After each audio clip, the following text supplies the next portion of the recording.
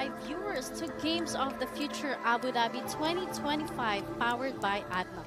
It's an international multidiscipline tournament where traditional sports meets esports on one global stage. So right here, right now, Mobile Legends takes the spotlight as top teams begin their journey here in the playoff stage here in Abu Dhabi. I am Alisa, your stream host, and joining me at the desk are two of the best analysts in the UAE. We have here Soldier and Groot, who will be breaking down the action and guiding you through the Mobile Legends playoffs. Hello, hello, hello, and greetings for the Digital Game of the Future Abu Dhabi 2025 powered by ADNOC. Welcome everyone. Good afternoon or good morning for everyone who's watching us on the stream or on the ground. Welcome. Hi, my name is Groot, and we're very excited today to see all the matches that we're going to learn from the most. And all the viewers, of course, will be watching and enjoying as well with us. Okay, so before we jump into our first match, let's just go back how we first got here. So let's discuss about the group stage. It began with 16 teams, and now we're down to 12 teams. So team, how do you think the group stage went? Were there any surprises for you, Soldier? To be honest, the group stage was a little bit unpredictable because some of team have a secret picks, pocket picks, and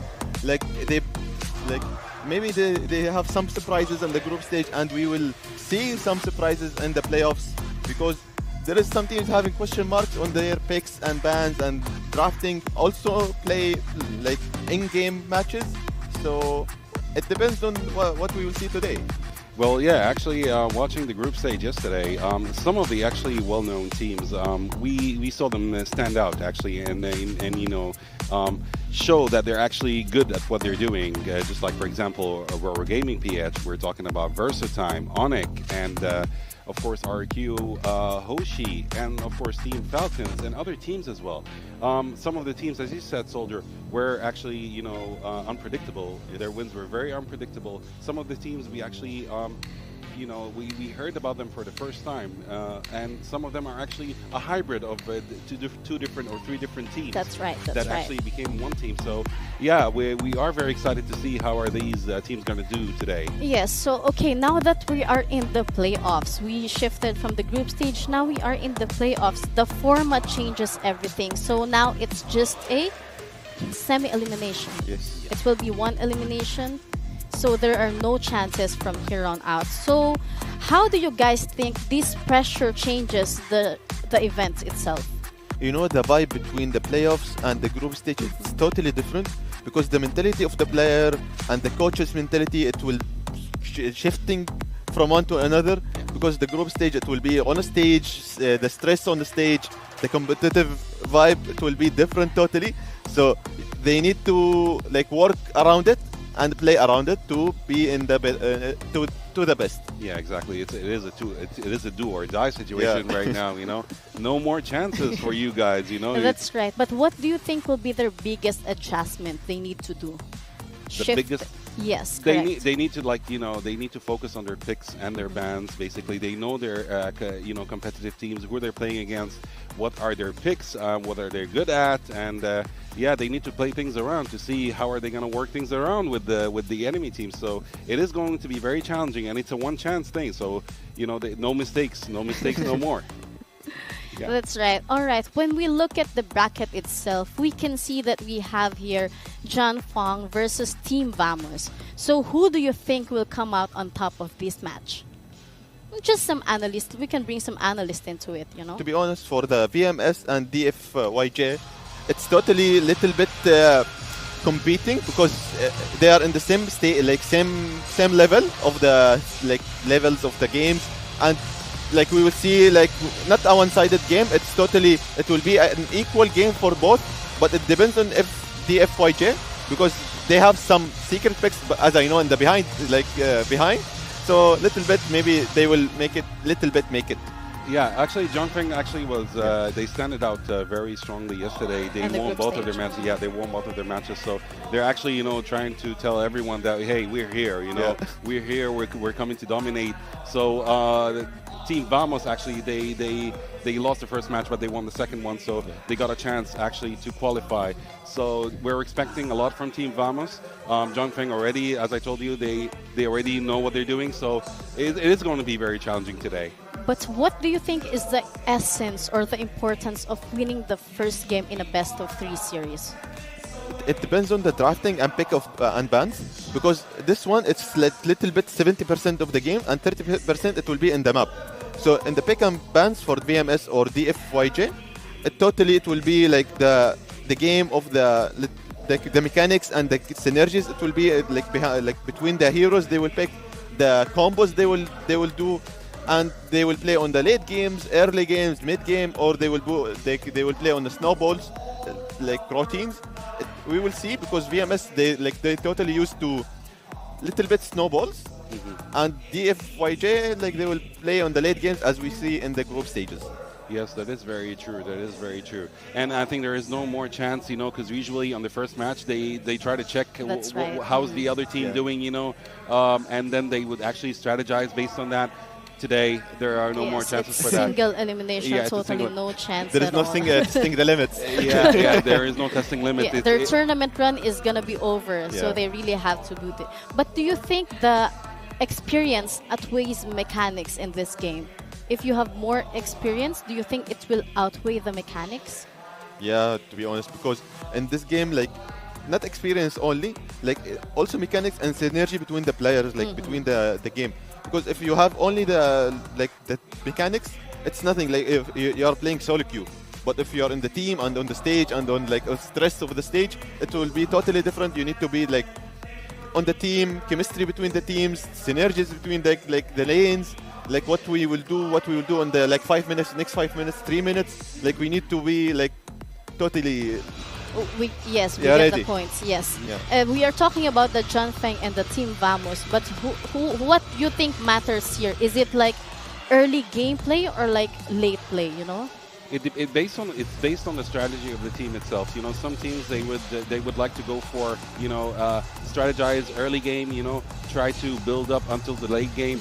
Other times they would actually want to go and finish this as early as possible, because they know that if they reach late game, it's kind of too late for them. Yeah, it becomes very hard for them. So that's why I said the draft pick is gonna say it all. It's gonna say if this team is actually going for it early or the late. They need to balance between both in some cases. So that's what we're gonna see. I hope so, and we are gonna expect good match today. We can just feel the vibe here in the studio. But one more thing I wanted to ask: what do you think our viewers should watch in the first 5 minutes of the games? They need to focus on the draft picks, because it will be the total, let's say, of the game, because it will count the ABC of the games, because we will see the synergies, or we will see the strategies they will choose for the total of the games. Maybe they will change it during the game, because it depends on the coach, because some coaches they will change the strategies during the maybe 10 minutes of the game, during. Or on the late games, they will change it little bit. We need to focus on the objectives, towers, minions. Depends. Yeah, that's right. That's what we need to catch on. That's what they need to watch out for, our viewers. Okay, in this, which role do you think is the most important in playoff stage? Which role? What I think is actually the roamer and the mid laner. If they're actually top-notch, even if any of the sides, either the gold lane or the XP lane, they have a disadvantage, they can actually cover them up. So roamer and mid laner are very important in each and every game. Because now that's the meta. It depends on the jungle and depends on the mid lane, the mage, and the damage dealer in the game. That's why all the teams are having some same strategies in the mid lane and in the jungle, the roamer, and they are focusing on the objectives lane, and they will see where is the advantage they will take. That is very true as well. That is very true. Okay, since we're talking about this, but do you think, since now it's single elimination, what are the mistakes that are hard to overcome when you are in single elimination? I think one mistake here can totally ruin the tournament.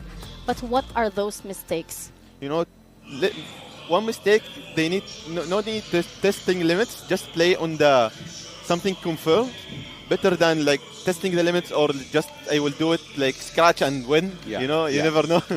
So 50-50, like you need, don't do it. Yeah. Just play on your strategy, play on your game, and play on your sense, and maybe it will win. Yeah, definitely. They need to strategize on each and every move that they make throughout the game, actually. Or else it's, no risk taken. No risk should be taken, Sometimes games can be actually, turned to the other team in a minute. One mistake can end everything for the team, So, and I know that both teams are not going to show all their cards immediately because they need to keep some for the finals as well, So, I'm excited to see actually what are they going to show us today, and what are they going to hide for later, Because this is a best of 3 game. Yeah. But I really think that they need to secure the first game. That's what I believe. Do you believe as well that? No, of course they need to secure the first game. Also, they need to secure the place of the quarterfinals because they will face another big team if they win, Yeah. So That's they need to be predictable. They need to be ready. They need to be very secured. Like, we need to win, and we need to be ready for the next match for the quarterfinals. So it will be hard for them. And also, I need to mention there is one team. It will be a dark horse. So they will appear from from down to up, and no one will predict it. Actually, we actually might expect a dark horse this tournament, Something that you don't expect. Yeah. As we were saying earlier, like you didn't expect them to go high on the group stage. Yeah. But okay, we are here now on the playoffs, and I wish the best for John Feng and Team Vamos. We wish them all the best. We're so excited to see what they will do today. But you were discussing earlier that they cannot show immediately their cards. Yeah, definitely. But this is the playoffs. Like, they really have to secure their spots. Do you think if they show their cards, maybe they can come up with other strategies? Is that right? If they will, like, if the games will go for 1-on-1 and there is the last game, they need to show like all the cards to win, like, and they see, and they have the time to have the new cards and the new strategies, because coach, they will not like have out of cards, Yeah. So all the teams have minimum cards for the playoffs, and for the quarterfinals they will make a new card because there is like 1 day, so they will make little bit like fast as possible, Maybe that might happen, but it's unlikely to happen because, as I told you, if they show all their cards right now in the playoffs, they might have something that they might show in the finals or not. But then this is a disadvantage for them if they have nothing extra to show. And some of the teams actually, they get stuck in the point where they have to show all their cards so they can actually qualify to the finals, But I think their coaches will do something about it. Yeah, definitely. They should. They will do another draft. Absolutely. They should, yes. They will watch the matches of their opponents and try to come up with some strategies. Yeah, that is very true. But looking at the brackets earlier, can we do some analysis? Like, you saw the brackets. We saw who is competing whom. So who do you think will come up on top? Like we have here. To be honest, for the first game, we will see, like, for VMS and DFYJ, we will see maybe DFYJ, like, they will win. You think it's going to be John Fang? Yeah, it will not be a little bit equal, as I said, but maybe we will see unpredictable things. Yeah. Also, for the next matches, it will be also and maybe one-sided, because in Mobile Legends we are seeing a lot of like one-sided 10 minutes game and it's finished. Yeah, that is very true. I believe Groot is Team Vamos. Maybe. He was saying earlier. I would say, yeah. I'm actually rooting for Team Vamos, But as Soldier said, John Feng is actually a very strong team, so I might expect him to win as well. But yeah, I'm Team Vamos this time. I'm Team Vamos all the way. I think they will give us a surprise. Hopefully. And that's what we love about here in Games of the Future Abu Dhabi 2025. Everything is just a surprise. If we're talking about, have you been to the other halls? They have their totally new experience. It's a that's digital, right. like a physical and digital together, mix and they it combine, together. and it's a new word in the English, digital. Yeah, it's digital right now. So I am inviting everyone in the UAE who's there watching right now to come visit us here in ADNOC. Because here, if you love football, basketball, you will have it all. I was there actually yesterday in the hall 10 where they do physical basketball, phygital basketball. That's how they call it. It's very nice. Yeah, it's actually the digital side of games right now is showing up a lot. Even it's so much fun. Actually, I went to the other hosts as well the other day. They're actually very exciting things to see. As a gamer, it's something new for me. It's Yes, a new and experience. you can and really it's fun. feel the vibe here in Yeah, ADNOC. exactly. Yes. So yeah, as you said, we're hoping like people would come and experience what we've experienced because it's so much fun and it's actually worth it. Yeah, it's worth it. I recommend Yes. everyone to come. Yep. They need to come. Yeah, definitely. Definitely, because it's very much enjoyable. It's for everyone. It doesn't have a limit of age. Yeah. Everyone can come. Children, your mom, your dad, even your grandparents can come. Yeah, there is fun for everyone. Actually, there is always a chance for fun for everyone. So, not a specific age. Anyone can come. Anyone can enjoy their time over here. So yeah, you're most welcome to join us Yes, in and we're ADNOC. just really excited here because John Fong and Team Vamos is coming up. I think they are preparing and they're very much into it. Yeah. I think they're kind of nervous right now. They're making their final strategies. To prepare before they actually join. Yeah. All right, I think we can now. The teams are ready.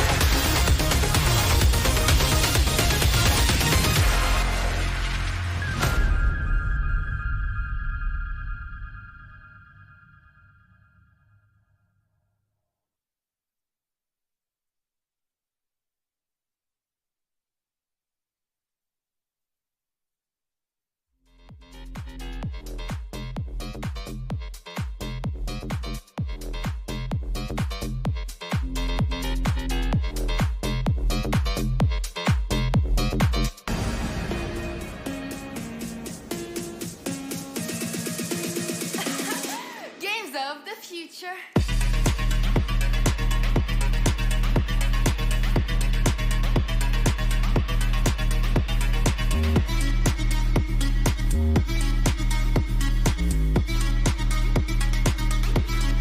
Here we go, Abu Dhabi for Games of the Future. Entering the stage first, let's welcome Team TFYG!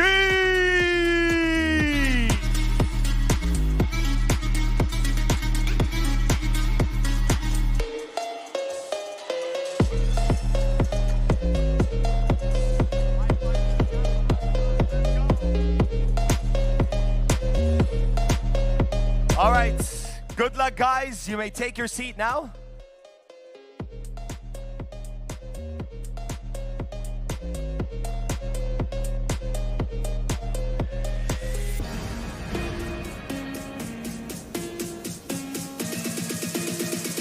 Games of the future.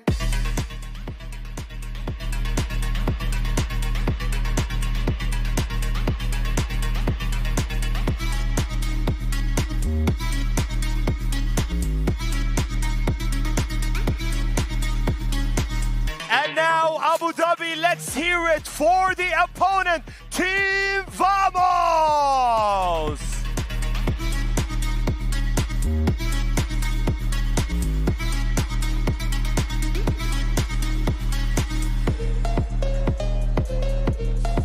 All right, guys, you can take your seat right now. Good luck, and let's get the competition started.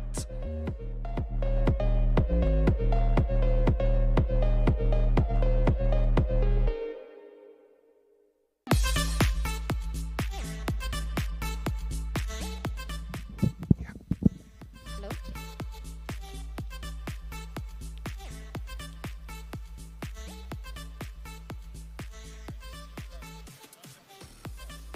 Hi, we are back again here in Game of the Future Abu Dhabi 2025. And as we can see, our teams are getting themselves ready. We have here Team Vamos and John Feng, our analyst on the stage. Can you give us something we can say to... We were talking about earlier John Feng and Team Vamos and how they are going to come up on top of this game. As we can see, we have VMS and DFYG, like totally two teams, and they have totally different strategies, different play styles, and different journey they start with it from the playoffs, like from the group stages. And DFYG, I saw a lot of games for them, and it was tough for them to come, and it was equal games, and it was 1-1. And then they come up and they have now in the stage, and they are together with us now and playing on the stage. They have the stress of the stage and the vibe of the competitive things.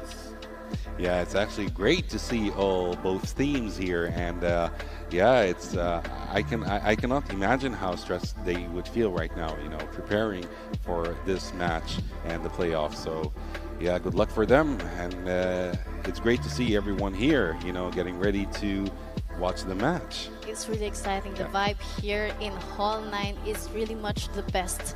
I think we have the best audiences here in ADNOC. Yeah. They're piling up right now, preparing to watch a great match between Team Vamos and John Feng. So good luck to everyone, and hope everyone would enjoy this match. I'm very excited about the cup. Oh yeah, I want to see it actually. Yeah, it looks great. Yeah. We have a lot of, I think, John Feng fans here, along with Team Vamos fans. Yeah, there are both fans from both teams actually watching, preparing, excited to see the draft pick and the match and everything else. Oh wow, this is, I don't want to imagine myself, sitting there right now, being in this position, stressed, in front of everyone. They would actually play offline right now. They're playing in front of audience, so it is very stressful for them. Yes, because as we said, this is single elimination, guys. Yeah. It's so do or die for them. the pressure is really there. It's do or die. Yeah. One mistake will say bye-bye to you. Hopefully But we not. wish both teams the best, Yeah, for sure. we wish them all the best. And they come up on top on group stage. So it's, they worked hard to be in this playoff. Definitely. Rooting for Team Vamos over here. Soldier, what are you expecting? Tell me. Are you going to win? We will see in the game. I Look, think in the paper, DFYG. But maybe in the game, it's totally different. Maybe. Okay, let's make it like this. I have here a John Feng who believes that John Feng will win, and I have here Team Vamos. Yeah, that is very So I true. think you need to...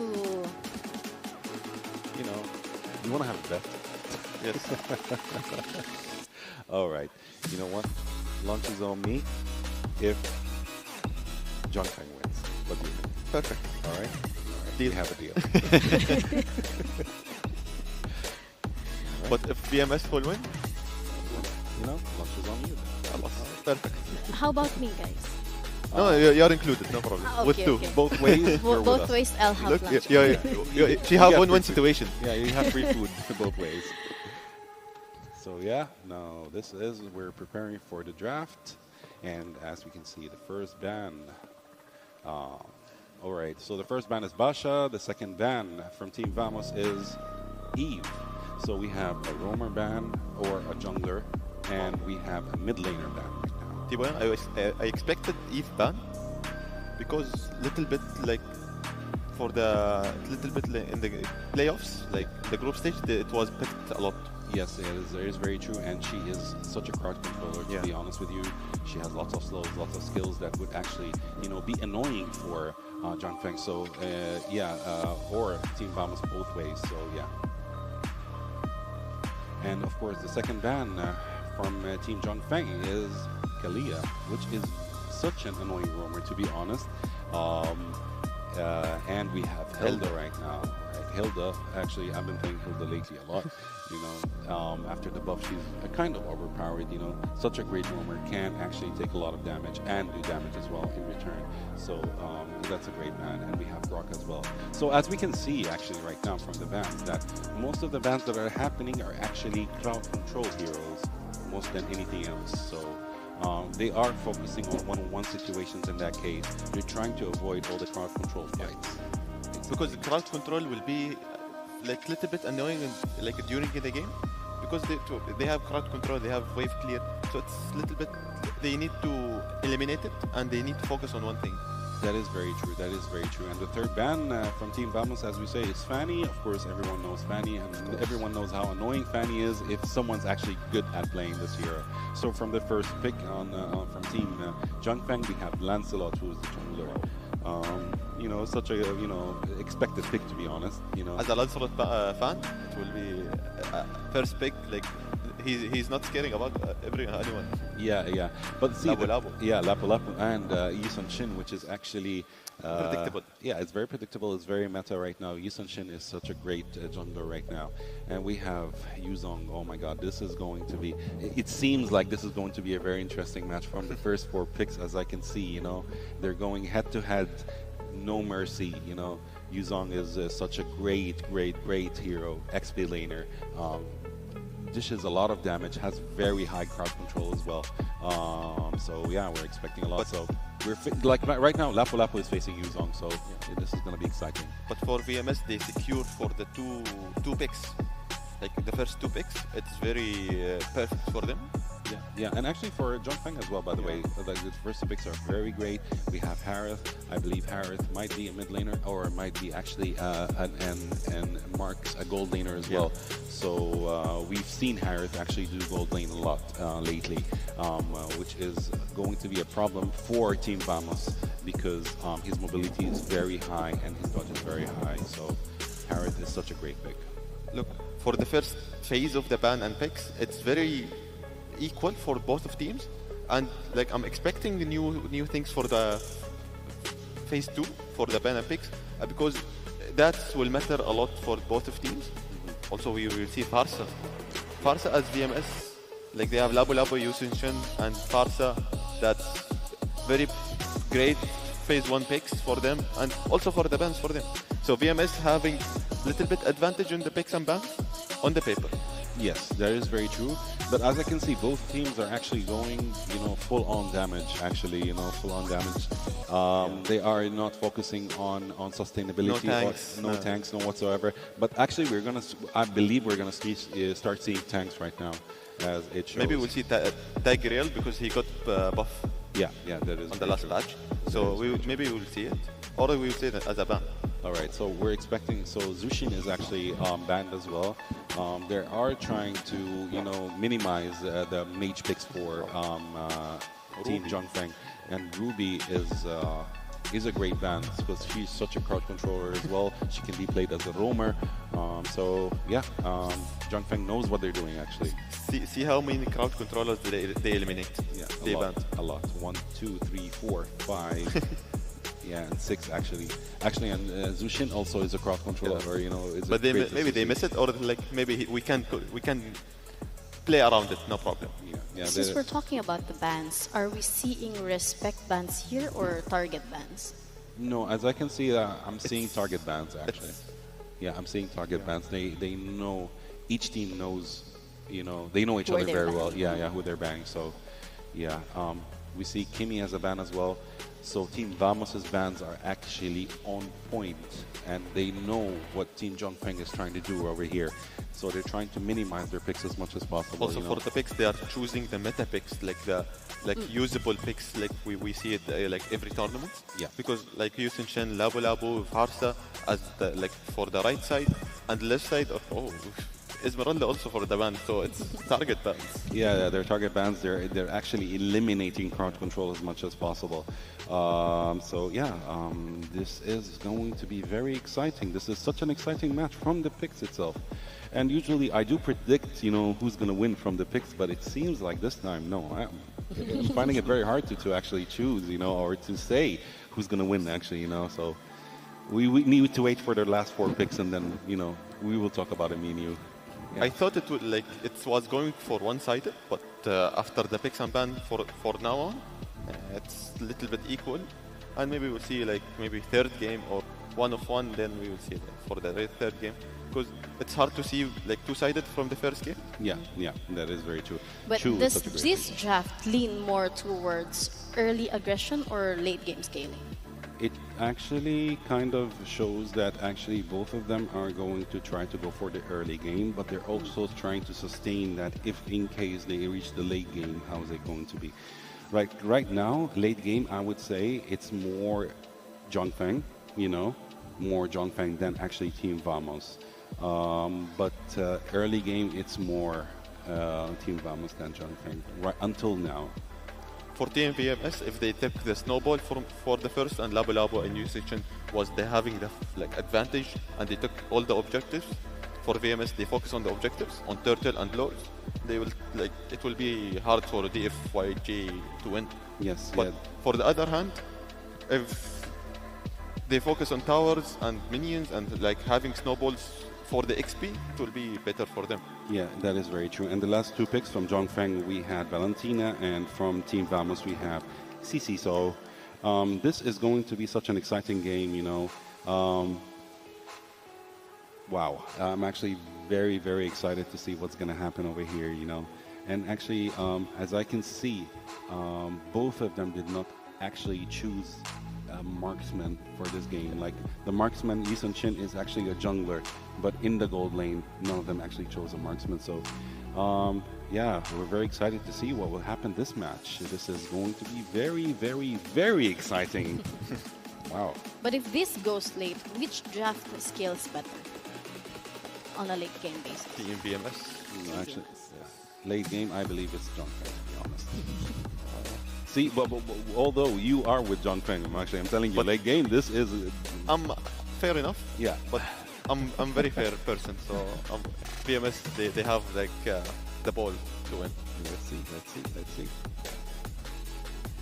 All right, we have a pause.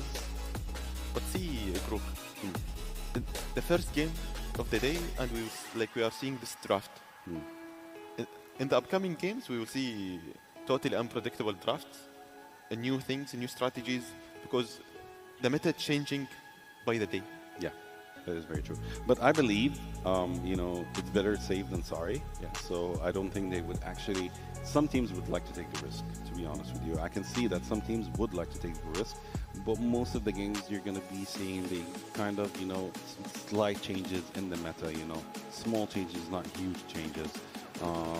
They would actually play with the same heroes because these are the meta heroes right now, But the thing is, it's not only about the meta, it's about how to counter the meta, And most of the players, casual players, I would say, they have a hard time countering the meta. They would just go for the meta. But these teams right now, those pros, in the stage right now, they know the meta, they know how to counter it, they know each and every detail, So, yeah, it is more fun to watch actually these teams, learn from them, learn from what they're doing and so on. So, yeah, this is mostly why I'm here, actually, analyzing and actually watching and learning what they're doing. But you are talking about risk. You need to be a little wisdom. high risk, high rewards. Yeah, So definitely. keep it. Definitely, definitely. I'm a risk taker, to be honest with Yeah. you. You know, I love going off meta all the time. So yeah, we're waiting for the teams to begin. So in these opening minutes, what should we be watching out for? In the Opening minutes. opening minutes, we're gonna see, like, you know, they're trying to test the waters. Both teams will try to test the waters, you know, see how things go. Who is actually, are they trying to finish it early game or not, you know, so they can actually choose to strategize whether to try to push it to late game or not. So yeah, this is what, in the first minutes, what we're gonna see, you know, or actually one of the teams would actually try to dominate immediately and show the other team that we're not here to mess around, we're here to win. So yeah. For the first 3 minutes, it will be testing the waters for both teams. Yeah. And we will see others. But in this first minutes, which lane matchup matters the most? Mid lane, For the mid lane and room. Mid lane. Yeah, jungle. Mid lane and jungle right now are the most important actually lanes right now to focus on.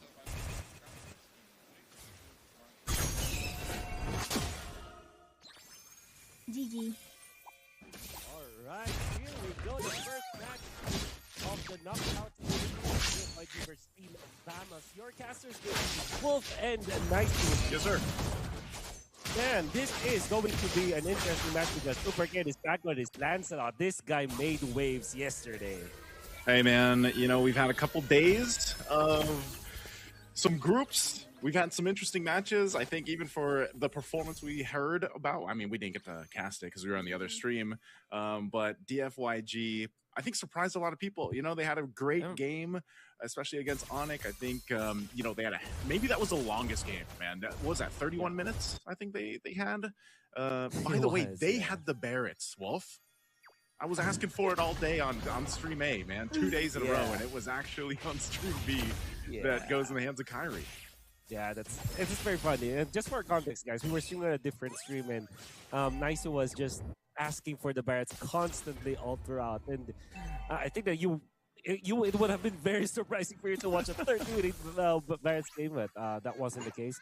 However, we have to focus on what we are seeing right now. I think the FYG have found a great awakening with Super Ken just being so comfortable in this kind of meta game where there is a lot of assassins that could be available, particularly his assassin Lancelot. So now, Turtle Fight's about to come in. All right, Turtle Fight for the taking. Super Ken to start doing his thing here. Dangerous Grasp, once again, part of this play into the objective. He's going to use that Phantom Execution. He'll secure it. Super Ken getting the turtle. Not sure if they actually want to fight this. It's either an airstrike drop down two, a little bit of knock into the air. Zorn quite low. That shot is so close, man. Being able to pump out the damage there, but no one falling. Not sure if Yone wants to actually potentially pressure that purple buff, but it looks like he's not going to. So good little take there. An advantage, at least for the turtle, for DFYG. This movement around with Super Ken to invade and actually poke and actually force the vengeance onto Natko. Long might be in range for get a kill, and indeed they will. What a rotation from DFYG. Yep, there's a kick as well coming through. Zed going to be the one to go down. It's a nice little trade cross map. Couple kills in the mid for that top. Long, Mr. Long, man. He's been part of this competitive scene now for a long time. He's getting a good look here. You know, maybe we get to see his Moskov too. I feel like that's his signature hero, the Moskov for Long. But he's got the Harith. And, you know, we talked about how the recent patch just a couple days ago changed a lot of potential what could happen, you know, in some of the lanes of some of the heroes. We got to see glimpses of it. The Tigreal yesterday, for example. I hope we get to actually see that pop up one more time. But yeah, so far, I think for Long, you just want to go ahead and get that power spike as fast as you can on a Harith who technically had a bit of a nerf, but warranted. I feel like I've had my fill of Granger Harith, man. I think we've had that for the better part of this year. Yeah, I agree with you. However, it seems like the FYG will still play this Harith. It's a strong lane. I would say Team Vamos will have a lot of answers to this Harith. They already have this easy, and it looks like there will be a cash in the bottom lane. Oh, okay. Pick one of that. But anyways, nice. A kill onto Vel is important for Team Vamos because the turtle is going to spawn. That's the second turtle of the game, and Team Vamos have already accumulated 3 kills. This progression that they are showing to us prompted DFYG to just give up the second turtle, and that will mean that they will be recovering when it comes to the overall gold. Yeah, part of this too for Team Vamos, right? A team that likes to play a little bit around the meta, you know, with some signature picks, like we saw, for example, Zorn with the Hellcurt earlier on yesterday. And, you know, the way that they play this kind of lineup, it's a little more traditional, right? It's kind of just going through the reps. They've gone through these reps many times. Zorn doing his thing here on the Cho. We've seen the Cho actually be quite deadly so far in Games of the Future for MLBB. You know, just in a couple days, at least over even on Stream A, we saw it pop up in almost every series. And the specialist Cho players out there like Zorn are able to do such a good job at setting things up for the team. And that's why Team Vamos, you know, they've slowly built into the lead that they have right now. It's nothing massive, right? So it's literally 100 gold, but the way they're moving around the map is that advantage, which is around Zorn. And not only that, but the advantage is also the fact that you have your early kind of boost on Farsa for Clockroon, man. This feathered airstrike is going to hurt. And there's the kick that I was talking about. Even with a revitalize, he's going to be bursted down, and that's what I'm talking about with this Farsa. It's easy. Yeah. It's you just kick, you drop down the feathered airstrike, and it's literally a kill. Yeah. And to add to that, Zorn has been so phenomenal with the Cho for a very long time now. One of the specialists, as you have mentioned earlier today. And that's interesting. The Valentina had to copy the ultimate of the Yisun Chain to provide vision, but also to get out. Lapu Lapu outplaying Vel once again. It's the second death onto Vel very early into this game. Big pickup there. Fight up here on the top side. Quacoon is going to try to flicker away. He does get away too. Oh, with 1 HP. Some way, somehow able to survive. Still in the mid lane. A fight breaks out as well. So despite all that, no one actually going down. I'm surprised Quacoon held on to that flicker for the longest time until he eventually burned it. This turtle is up. It's for the taking. DFYG's in position. Super Ken just around the corner too, alongside Arrow 404 for Team Vamos. Not sure if they have the space to work with, and Arrow 404 is a little bit too low, so they just have to give up that last turtle to DFYG. And Zed will go ahead and just jump on out. So I'm not sure if they're going to actually go for a play. Zorn, every time that flickers up, you never know. It looks like they're going to try to spot this out. Zed's not sure if he should leave either. He's like, are you guys going to be okay here under the turret? They jump in. Thorn Rose going to be used. Nice use of the puncture too. So they keep it from breaking out into a fight under the bottom tier 1 turret. Yeah. Good job, Zed, for staying in that area. Would have been very explosive for Team Vamos to have 4 versus 2 out there.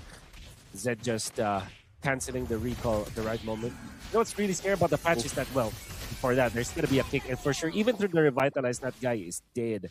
No ultimate onto the Gatachacha means that there's no defensive AOG that's going to happen.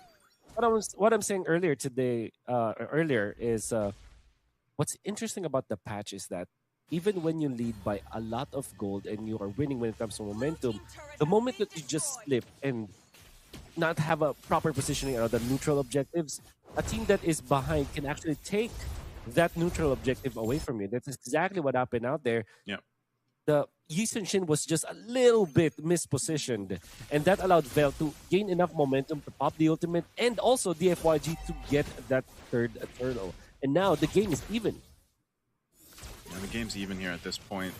Again, economically, they're doing a good job at maintaining things under control for DFYG, but I still got to say, you know, it's what I mentioned earlier with Team Vamos, it's the way they're moving around the map. They have, like, control to go ahead and go for these fights, despite the economic balance here between both teams, right? They built up a lead, but DFYG just really doesn't seem to be able to find a fight because of this. It's always the Gatakacha that's going to be focused by the kick. Zed this time around will actually survive. Doesn't pull the trigger on the Revitalize either, but he's going to get stunned now. Super Ken trying to get out. A feathered airstrike. Drop down. Popping the Revitalize this time. A couple shots. He's going to AOG defensively. But this is a clear sign now. Team Vamos can make their way for this Lord take. Fel's here. Yone has his own kick. Stolen from Zorn. They'll take him down low, and I'm not sure actually if Team Vamos can secure this as easily as they hoped. Yeah. So, Lord, and this is the dangerous grass. You also have to take care of that. Take note of that. And that also will mean that there is this little advantage that Aero 404 has over the FYG, which is the information that you get out of the Mountain Shocker. However, you still have to think about this Lancelot with the Thorn Rose and the Retribution play. And Super Ken was just so on fire with this Lancelot. This was the first big Lancelot for the FYG. You cannot blame them. Super Ken has been phenomenal the past few days with this Lancelot. So, gotta be mindful of that if you're Team Vamos. See how they handle this. Cisco gonna jump in again, using that Bravest Fighter, but they just call it off. Disengage from that Lord take mid lane. Take a little focus here. Those tier ones being up in the mid lane still really help keep things kind of under control and makes this space that they're fighting for a little bit tougher to deal with. Again, it's dangerous grass as well, so one of the teams have been playing around this bottom bush if they can. There's a kick from Yone, taking the medicine to Zorn. Taking a taste of his own medicine. Revitalize is going to be popped. The Feathered Airstrike a little bit out of range to deal with this team fight. Down one member. Team Vamos doesn't want to let up.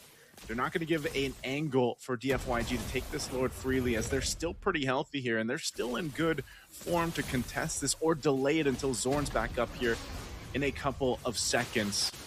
Bell will be spotted out of that brush. Super Ken's going to go ahead and start this up under half health right now. Arrow 404 making his way, but Yone is there to block him out and zone him out with Black Dragon form. So Super Ken will be able to get the Lord. A Feathered Airstrike dropped down, and Arrow 404 can't get away from the Shy Essences with a flicker forward from Sizka to clean it up. The 2-for-1 trade, but the Lord going to the hands of DFYG. Wow. That was actually a good start for DFYG, the way that they set up the trap for Zord, because they know that eventually Zord will look for an opening. But DFYG were ready. It kind of felt like it was already a winning team fight for DFYG. They did win on the Lord, but they've lost two of their members afterwards. The biggest trade, however, is the kill onto Air 404. So it would have been disastrous for DFYG to lose two of their heroes after the first Lord. However, they took out an important piece of the puzzle for Team Vamos, which was Air 404. Now they can collect more real estate around the map. Fortunately for Team Vamos, they have stellar defense because of this Farsa, and they will be able to defend. The best that DFYG could hope for might be to take out maybe all of the turrets in the bottom lane and maybe a mid lane turret. See if they can, man. It's kind of insane that off that Lord, they really don't get too much. You know, even Team Vamos still holding on to that tier 1 in the mid lane. So not a huge value on that Lord take, basically. You know, but they do kind of shift things a little bit in their favor if you consider, you know, taking care of that gold lead that they had. Super Ken's trying to get away here. He's Feathered Airstrike. He's going to bomb and weave through out of it. He's going to be fine, though. Again, the mobility with that Lancelot. Meanwhile, up top, Arrow 404. Bobbing and weaving himself. The jungler is making a move and a groove. There's a kick, though, on Vel. Vel trying to heal back up. Will be able to take a shot. Zorn, though, can't clean it up unless Sizka can. Sizka jumping in with the Bravest Fighter. He comes on through to slay down Vel.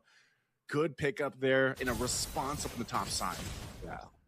Constellation Price, a tier 2 turret up top, which gives them a lot of value, obviously, but at the expense of the 4th death and a Petrify onto this Yu Zhong. Fortunately for them, they will have the Petrify as well as the ultimate onto Yu Zhong come the next Lord fight, but DFYG cannot afford those kind of mistakes. In fact, Team Vamos will be quick to punish as they have already set up shop up top. They have taken out the first turret, and then they're poised to take the second one. Zorn, even without any threat, have already planted himself out there to counter any kind of retaliation coming up from DFYG. Great movements from Team Vamos, and because of that, they have regained control of this game. Yeah, I'm not sure if Naka wants to force a fight here. Another Feathered Airstrike dropped down, but not going to be able to kill Zed now. A little bit more tanky this portion of the game here for Zed. He's dealt with such a rough early game. You know, the constant kicks from Zorn being kicked into a Feathered Airstrike. But now that he's got some of those defensive items, he's able to go ahead and hold on a little bit longer. And that's going to be so crucial with the God of Construct. You know, you need to be able to go ahead and use that Avatar of the Guardian. If not that, then at least provide that vision and even just catch someone with the Unbreakable. And again, for our viewers out there that, you know, might not be aware, that patch that dropped a couple days ago The Ganakacha now has to charge his Unbreakable a little bit longer to get the max taunt and the max range on it. Gone are the days of just tapping, you know, the skill 2, that Unbreakable, to be able to have that max range and taunt effect. Gonna be a longer team fight from the Lord. The slow push being set up top. I feel like Team Vamos are gonna have a better long lane control here. But the dangerous grass, Vel is already positioned in that spot. A kick again, taking out Siska. That's a huge pick off from Yone. Now fighting for the Lord. It's at a quarter of the health. They're still going to deal with Vel, though, in the Dragon form, but Super Ken will secure the Lord. And now Zorn trying to get away. He's got the shot since it's stacked up on him.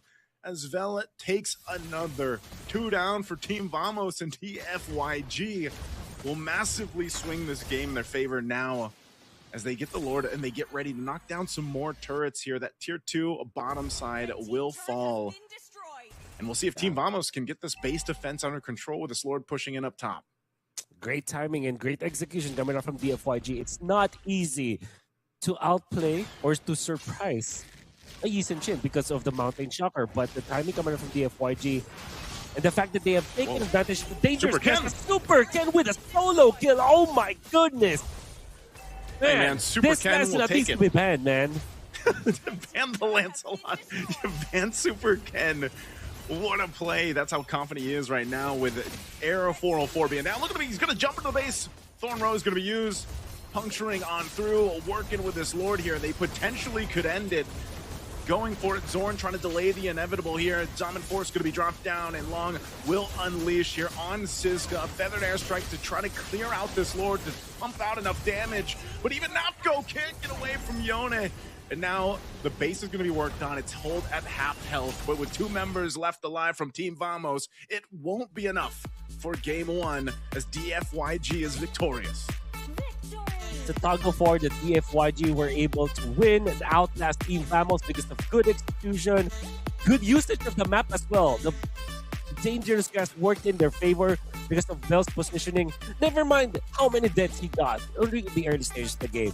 As long as you nail that ultimate and crucial Lord takes, you're gonna have fun. And we can see some of the highlights that we've seen today. Of course, accented by Super Ken's stellar performance on this Lancelot. Yeah, the Lancelot, I don't know. Maybe that's the answer. We'll ban out the Lancelot. But let's see what the studio has to say. Let's go ahead and throw it over them to break down game 1.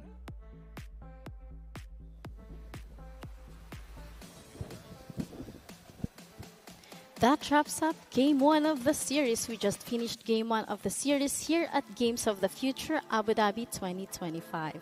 It's a strong opening exchange from both sides, and we are already seeing how this series might shade up. Let us start, Board. What was your biggest takeaway from Game 1?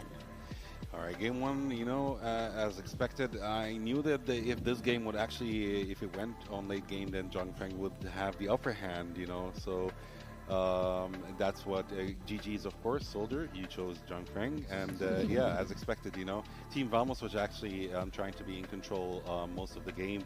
They tried to push it to the early game, but Team John Feng knew that you know, they had to actually try to take it to the late game, and this is where they had the upper hand. So congratulations to Team John Feng on the first win. Looking at the statistics, what can we say about this? To be honest, DFYG, they totally have playing on the snowball, and they win in the first minutes, and they have snowballs on the towers, minions and waves, and have focused on their things, and they got the win, and they deserve it. Yes, basically, yeah, they were focused on the objectives mostly than anything else. As you can see from the stats over here, you know, the total gold for the FYG was, yeah, it was a huge difference. The towers destroyed 7-3, Lord slain, 2 Lord slain. Actually, the first Lord fight was quite interesting because it seemed like VMS was actually going to take the first Lord, but Lancelot from Team DFYG actually stole the Lord, which was quite exciting, although it was a 2-1 kill for VMS. The Turtle Slain also, there was a challenge, there was competition on that, 2-1, and the buffs, of course, the purple-orange buffs. DFYG was basically in control of the entire match, but the kills went to VMS, but DFYG knew what they were doing. They were objective focused, they were moving in synergy with each other, most than VMS, actually. But where do you think the momentum really starts to shift? From the 8th minute onwards, it showed that actually the FYD started showing their claws basically, this is where actually the turn happened in the game basically. Yeah. When the snowball happens and the Lord stalled, then the shifting of the game starts for the FYG. Yes. They have the upper hand and they know how to deal with it. Exactly. How important do you think is this game one in a best of 3? It showed both teams what they're signing up for. It showed them that the enemy team is actually focused on one thing. It showed that both teams are actually, trying to get the win, and they're very professional at what they do. Moving on to the next match, I believe the strategies will change for both teams. Yeah, it will totally change. We might actually see Team DFYG trying to pursue the early game, and Team Vamos actually trying to get to the late game. This is what I'm expecting for the next match to happen, actually. Soldier, do you think this is more about preparation or execution? To be honest, for the first game it was executions more than preparations. But now for the two teams, VMS have one mistakes or one chance to win, and they get back to be a 1-1 equals. But for the FYG now they have relaxed a little bit because they have upper hand and they have one chance, like no problem to have a mistake, or we have testing limits now. They have they can rest. But for the VMS now, they have the extra or the double stress. Yeah, that is very true, but I don't think the FYG is going to take that risk, to be honest with you. I think they're going to still try to aim for the win, basically, because they don't want to take any more risks. Because if they lose the second match, they might actually lose the third, so this is actually going to be stressful for them as well. So I think they will actually go for the win for the second match. You were talking about the draft earlier. Do you think there will be big draft changes in Game 2? Unlikely to happen. I would actually love for a big draft change to happen, to be honest with you, but it's unlikely to happen. I believe there might be slight chances, small changes in the draft, but not major ones. Maybe for DFYG, maybe they will continue on the same draft, but VMS they will little bit changing, like by 50%, because they know their mistakes and they know like we cannot pick the same picks and the same game style and we will lose, like because you are repeating the same thing. Maybe they will change the cards, they will change, like maybe they have the pocket picks, they have the snowball picks, we don't know behind the scenes. So everything, it's cooking in silent. Yes, actually we're let's see what's going to happen on the second match, very excited to see. Earlier we were talking about the draft. You were voting for John Funk, right? Yeah. And you were voting for Team Vamos. Yeah. So was what you expected or not really? For Team Vamos, actually from the pick and the ban, I was expecting John Funk to win, to be honest. Unless Team Vamos would actually try to seal the game early. But watching the game, I knew what's gonna happen. I knew that this was gonna end not well for Team Vamos. The longer the game stayed, I was like, oh my god, okay, this is gonna happen. Soldier is gonna win. Lunch is gonna be on me this time. So and don't forget about me. Yeah, of course, you're a win-win situation, anyways, right? So as we can see here, Super Ken actually got 3 kills, 0 deaths, and 5 assists. So Super Ken, we want to say he is the MVP of today's match. It was a quick match and a quick MVP. Yeah. And still, maybe if he can continue on the same MVP for the next match. Let's see. All right. So we are going to have I think we have around a couple of minutes before the second match will start. The teams right now are resting, they're relaxing right now, prepping for the second match. Team Vamos is in stress right now, trying to figure out what they will do actually for the next match. This is the best moment and the best the total important minutes of the total of the games, because you will reset your minds, reset your brain cells, and you will it will focus on one thing, focus on the mistakes we have done, and focus on the advantage we can take for Team VMS and DFYG, how to get better and better and the best of the best. So they will continue on the same rhythm, same chemistry, same synergy. They need to continue because if they didn't continue, VMS they would take the advantage from them. Definitely, definitely, definitely, yes. And we want to also see from the people watching on our social media channels, who do you think is going to win in the second match? Is it going to be DFYG, and they will seal the win and, you know, guarantee their qualification to the finals, or will Team Vamos have something else to say? Do you think it will be more lane focused or rotation based? Actually, I believe it's going to be rotation-based mostly than lane-focused. Because as we saw from the first match, you know, they were trying to go back and forth on all lanes, you know, trying to push. Mid lane had the most clashes, actually. Both of the teams were actually trying to hold on to their mid lanes as much as they could until the Lord was stolen from Lancelot from Team DFYG. This is where things are starting to change a little bit. Team Vamos started losing ground, you know, losing most of their grounds, and you know, it made it easier for Team DFYG to move around in the map more freely, with more freedom and more confidence, actually. And I believe Team DFYG in the next match, they're going to be, you know, they're going to be very confident, but not to the point that, you know, they reach an overconfidence of that they might lose, actually, you know, because overconfidence might actually make you make mistakes, you know, in the end.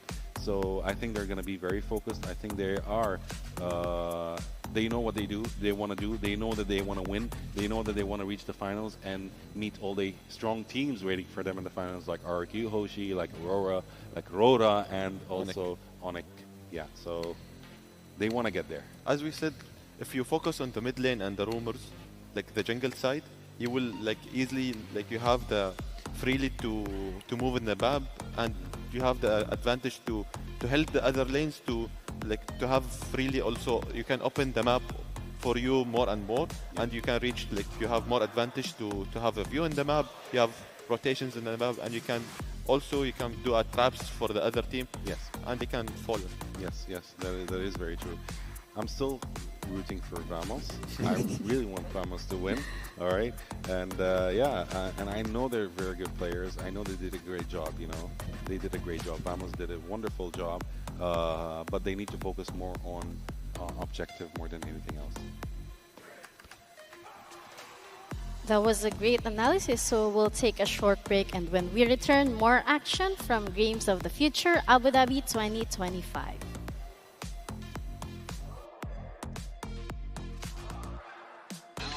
Abu Dhabi and UAE at the moment seems to be the epicenter of autonomous robotics and many other activities.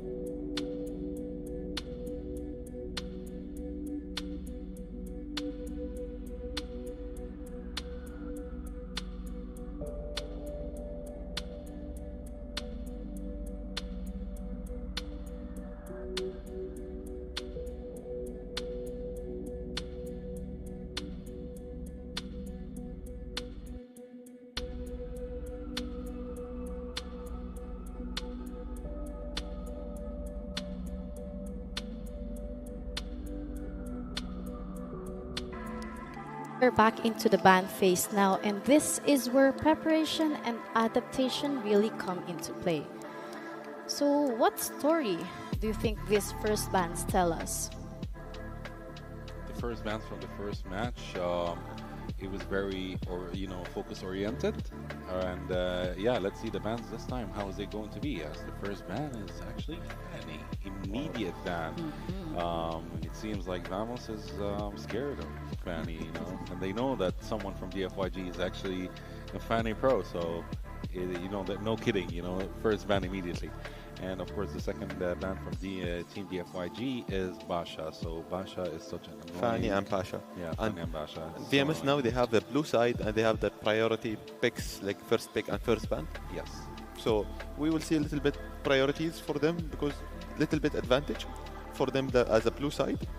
But DFYG, they have red side and they have like one game they win, but still we will see in the papers what will have in the ban and picks during the game. The first two bans, it little bit appears, but now, wow, for the VMS, they... You think these bans reacting to game one or just the overall meta? It actually looks like the overall meta because it seems like the bans are actually the same. Until now, they're the same as game number one. No difference at all, Fanny, Hilda, Kalea, and Basha. So, yeah, we're actually seeing the same bans. They're not taking any risks until now.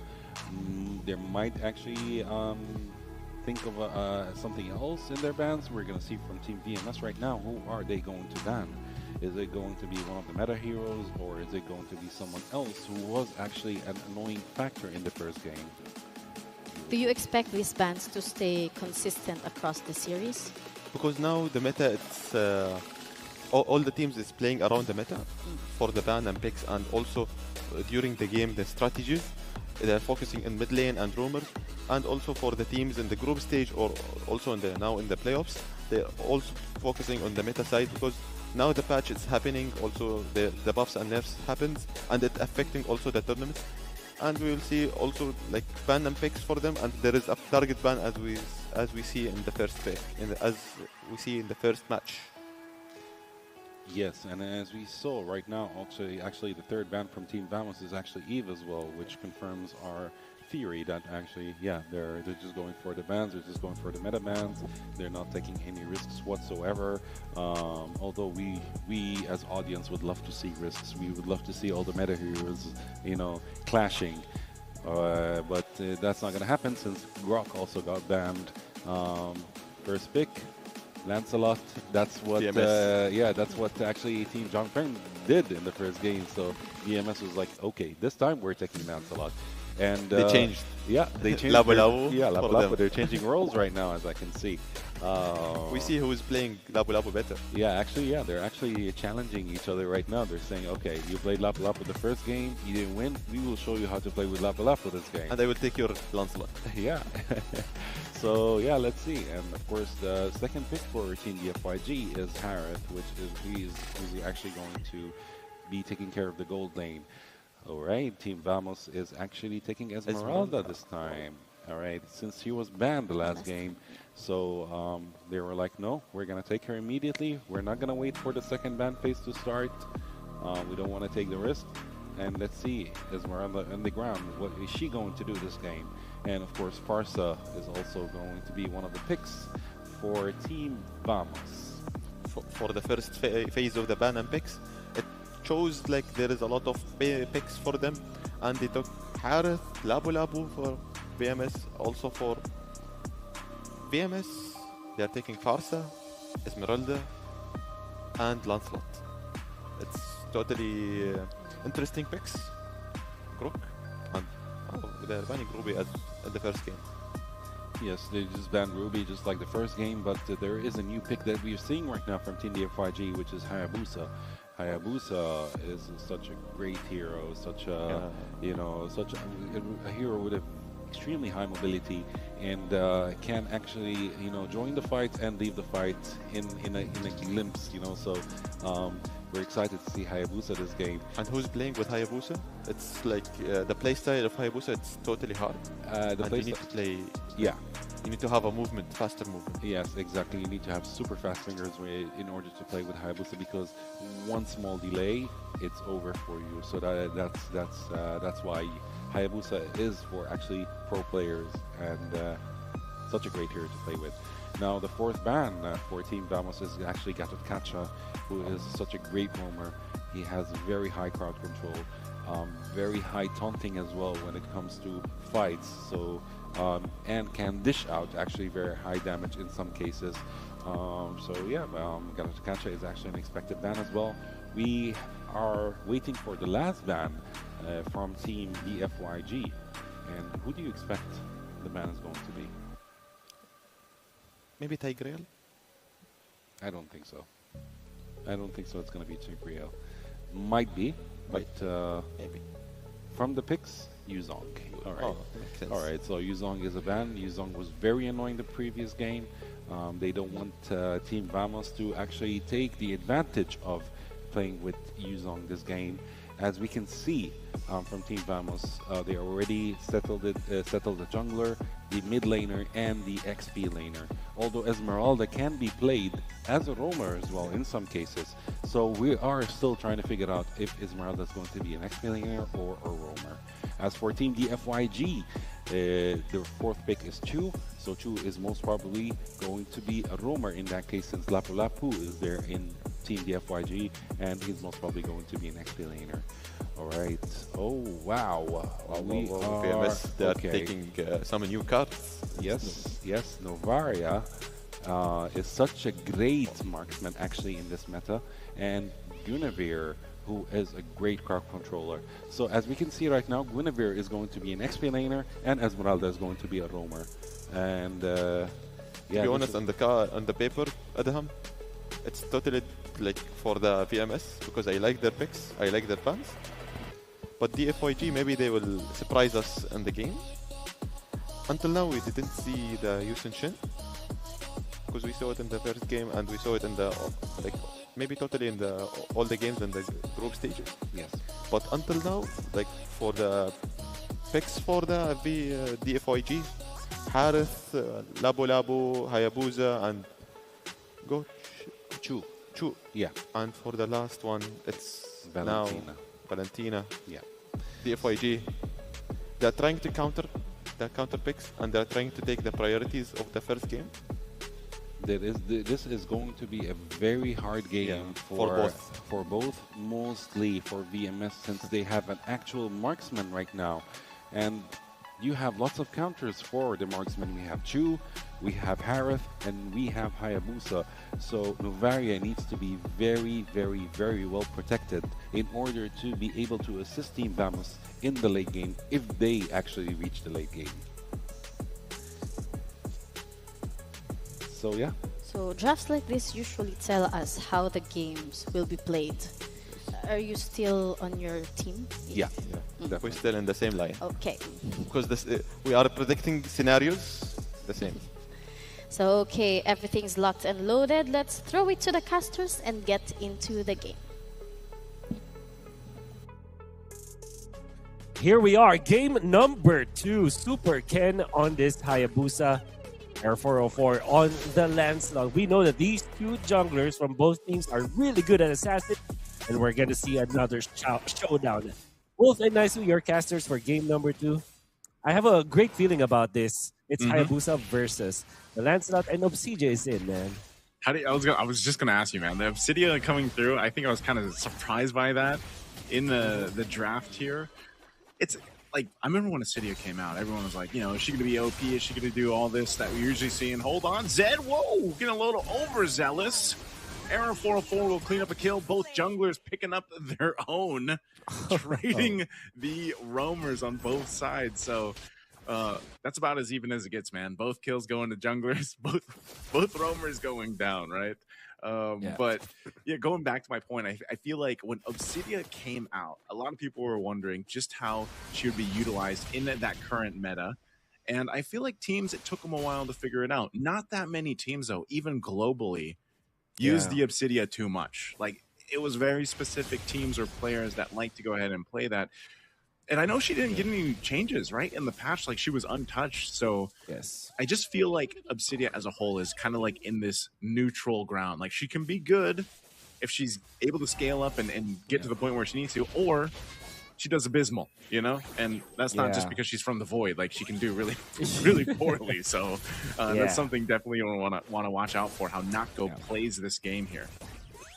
What I noticed is that in the past months, like the better half of the season, especially when Obsidia was introduced, it was the Granger Harith show, basically. I think it still is a bit.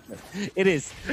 And the reason why that's the case is because you want to be strong in the early stages. Strong in the early stages here. Arrow 404 will be able to claim that first turtle. Is Vel going to push this for Zorn? Okay, he does it, but now Vel might actually get punished himself as he does. A little overextension there. DFYG, but they trade it. Trading that turtle, going in the hands of Team Vamos. So a kill plus an objective, and yes, as you were saying, Wolf. Yeah, I think the reason why people are not, I mean, at least from our region in Southeast Asia, and particularly in the Philippines, why there hasn't been much Obsidia is because why would you go for an unsafe pick when you can just pick up Granger and Harith, right? Yeah. And at the same time, because there are so many good assassins in the hero pool that we have, it's difficult to pull up a traditional marksman. Is Zorn going to be able to get away from this? Oh, no. Oh, my Super Ken goodness. goes back with a shadow, but he does get punished himself. And now Zed might be next. Uses the kick, though, just barely surviving. Good play there by Zed to stay alive. And this is Vel claiming a lot of extra gold up here on that gold turret. Gold plating up here up top. Oh. I wonder, like, for Team Vamos, what we do know is they have this Lancelot, I mean the Guinevere with the Farsa, which is such a great combo. If they continue on pressuring DFY3 and just punishing Vel, for example, the Lapu-Lapu, this will be a really good game for them because right now they're even oppressing this gold lane. If they still get this outer turret with shields, it will be massive, and I thought the Harith will be enough to defend. Okay, they will not push through. But that would have been a great way for them to kind of increase their gap, gold gap. If they're able to increase a little bit further. Nice initiation, a forward play, and a recall from Zorn too. After that, again, this Guinevere we have seen so much lately in the past couple days here, Wolf. Well, now it's in the hands of Zorn as a roam instead of in the jungle. So, yeah, great initiation. They're able to get this turtle as well. Clockhoon actually survives the shadow kill, so he's going to be fine. And now this is an aggression play from Arrow 404. Going to be going for Super Ken. Super Ken, will he be able to get away? That he does. A feathered airstrike drop down too. A little bit charged here with Falling Star Moon. They're going to go for Zed. Siska jumps in on the turret, but doesn't want to overcommit to this unless they juggle it around. A jump in from Zorn, and now Vel joining the fight a little bit late. Comes down with Land Shaker. Popping off here, but not enough damage on this Lapu-Lapu just yet. But look at this. Siska comes in, staying around in the mid lane. Will finally have to flicker out. There's the shadow kill. Clockhoon takes a couple of the hits himself to keep Siska alive. And now Super Ken could be in a bad position. Man. Team Vamos absolutely punishing DFYG. Great synergy coming out from Team Vamos. You see how they get in and out of the fight there. It seems like it looks like a rally, actually, like a badminton or a ping pong rally or a tennis rally.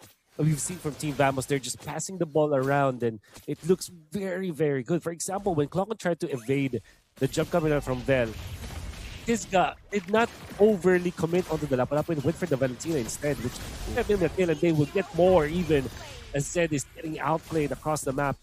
Clockhoon and Zorn are just so good at making the plays happen for Team Vamos. Good plays there.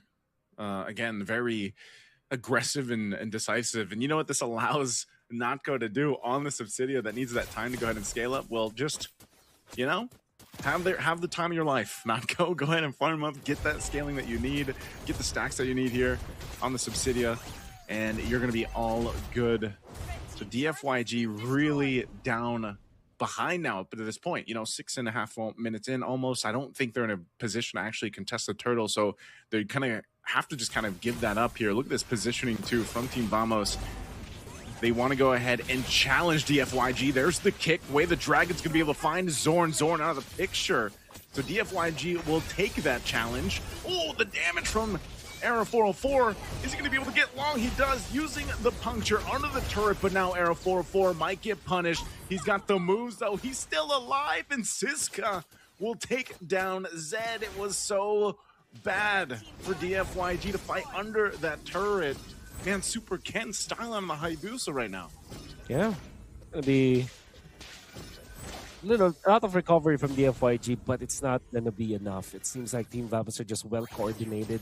The way that they are managing their abilities and their spells, They didn't even have to use the flickers, but just the fact that Zorn's spacing was great, is the way that he's finding the targets. Siska, not only is this Esmeralda a very good pick versus the Lapu-Lapu and the Harith, like it counters a lot from DFYG, but Siska's positioning and aggressiveness is just so much on point. He knows his limit, and he knows the proper targets to go to. He doesn't need to be in front of the Lapu-Lapu all the time. He can even pressure the Valentinas we've seen many times in this game, and now it has came to a point where Zorn is tanky enough to act like a pseudo Cho, or even a much tankier Cho in this game.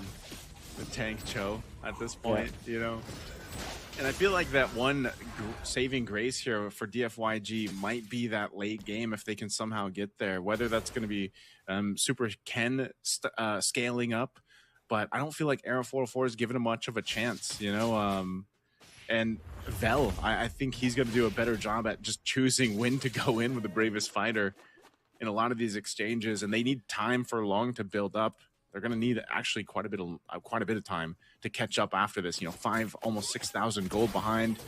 Here's a bit of the stacks too from Natko, and we haven't even seen that full potential just yet from the Subsidia, because it's definitely, you can definitely feel it towards the late game, but I don't know if DFYG is going to get there, man. It's going to be up to how they funnel some of the resources onto Long, because they really need to activate this Harith. Not only that, you have to give farm to Super Ken as well, because he is that hero that can output the damage enough to take out this Esmeralda. Oh no. That's Natko's time to shine. He pops out a ton of damage, and again, you really can't get away once you're tethered to that Obsidia. She's going to be dragged with you. So Team Vamos just taking more up to this point. Lord's going to be coming up here in a couple seconds. So now with Team Vamos healthily ahead of DFYG. Some big items being picked up here. They got complete control of this side of the jungle. Super Ken might not see his buff at all up to this point, as Lord is quickly dealt with by Era 404, securing that.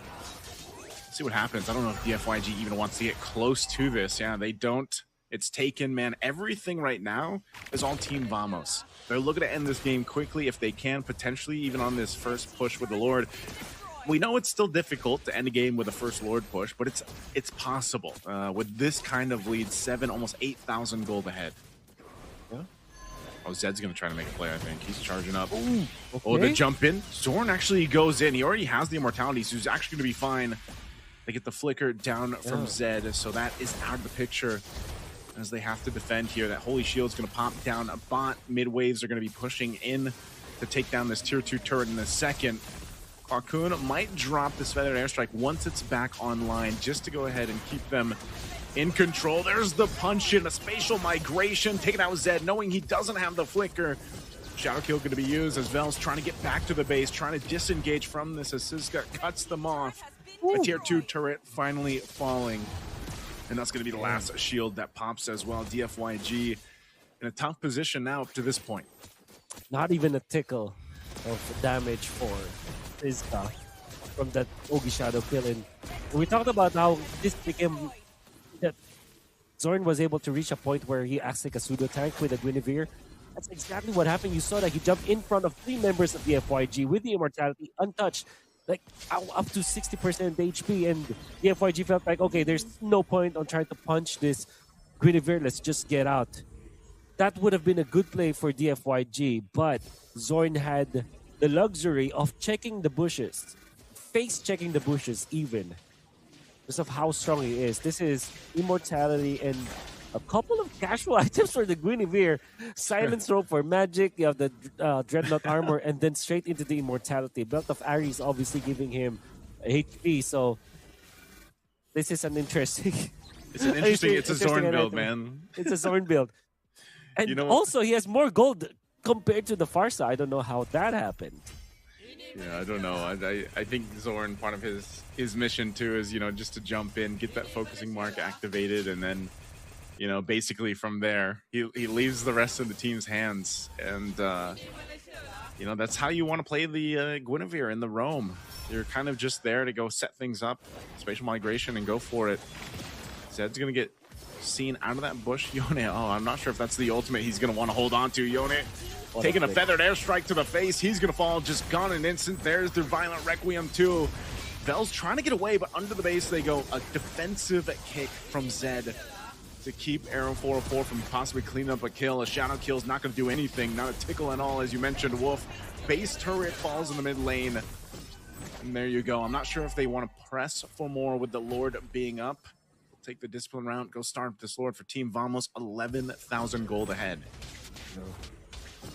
The walk of shame coming out from Ewon. The Valentina popping the Purify, double dashing, but the Flicker and the feathered airstrike coming out from Clockon was just way too much on point, and Valentina could not survive that. Even the Shadow Kill tried to defend the mid lane with that. Super Ken just cannot output enough damage to even be a threat for Team Vamos. This is looking to be a one-sided affair. Esmeralda from Siska is a good pick that cannot escape the Obsidia now.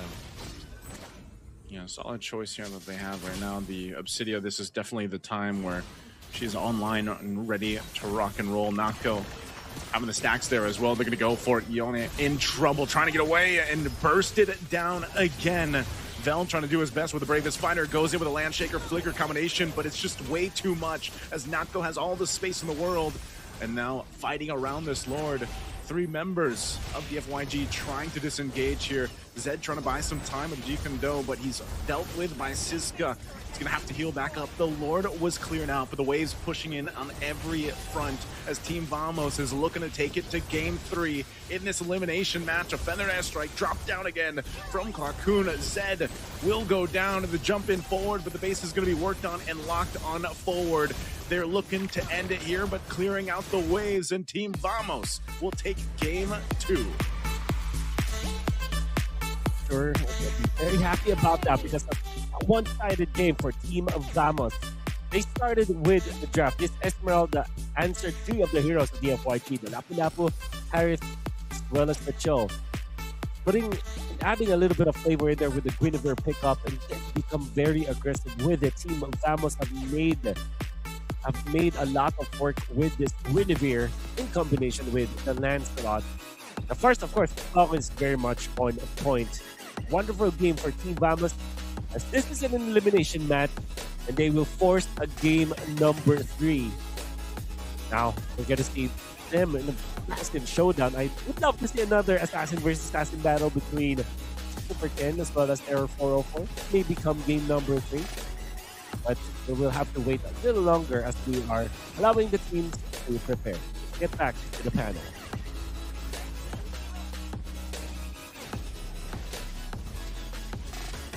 And just like that, we are tied 1-1 here at Games of the Future Abu Dhabi 2025. 1 game each, momentum splits, and everything now comes down to a decisive Game 3. Let's look at the big picture here. How do you sum up this series so far with it sitting at 1-1? To be honest, for VMS, it was maybe first game it was testing limits, testing the waters. They will see. Let's try this card. Maybe it will work, and maybe it didn't work. But in the game 2, they surprised us. Yeah, actually, Team Wow. Vamos, the second game, they were dominating from the first minute of the game. Although their picks were actually, kind of not so meta, I would say. But there were actually, they played amazing with these heroes. And EFYG actually made a lot of mistakes, I would say, in the second game. They had a strategy, but it didn't work out.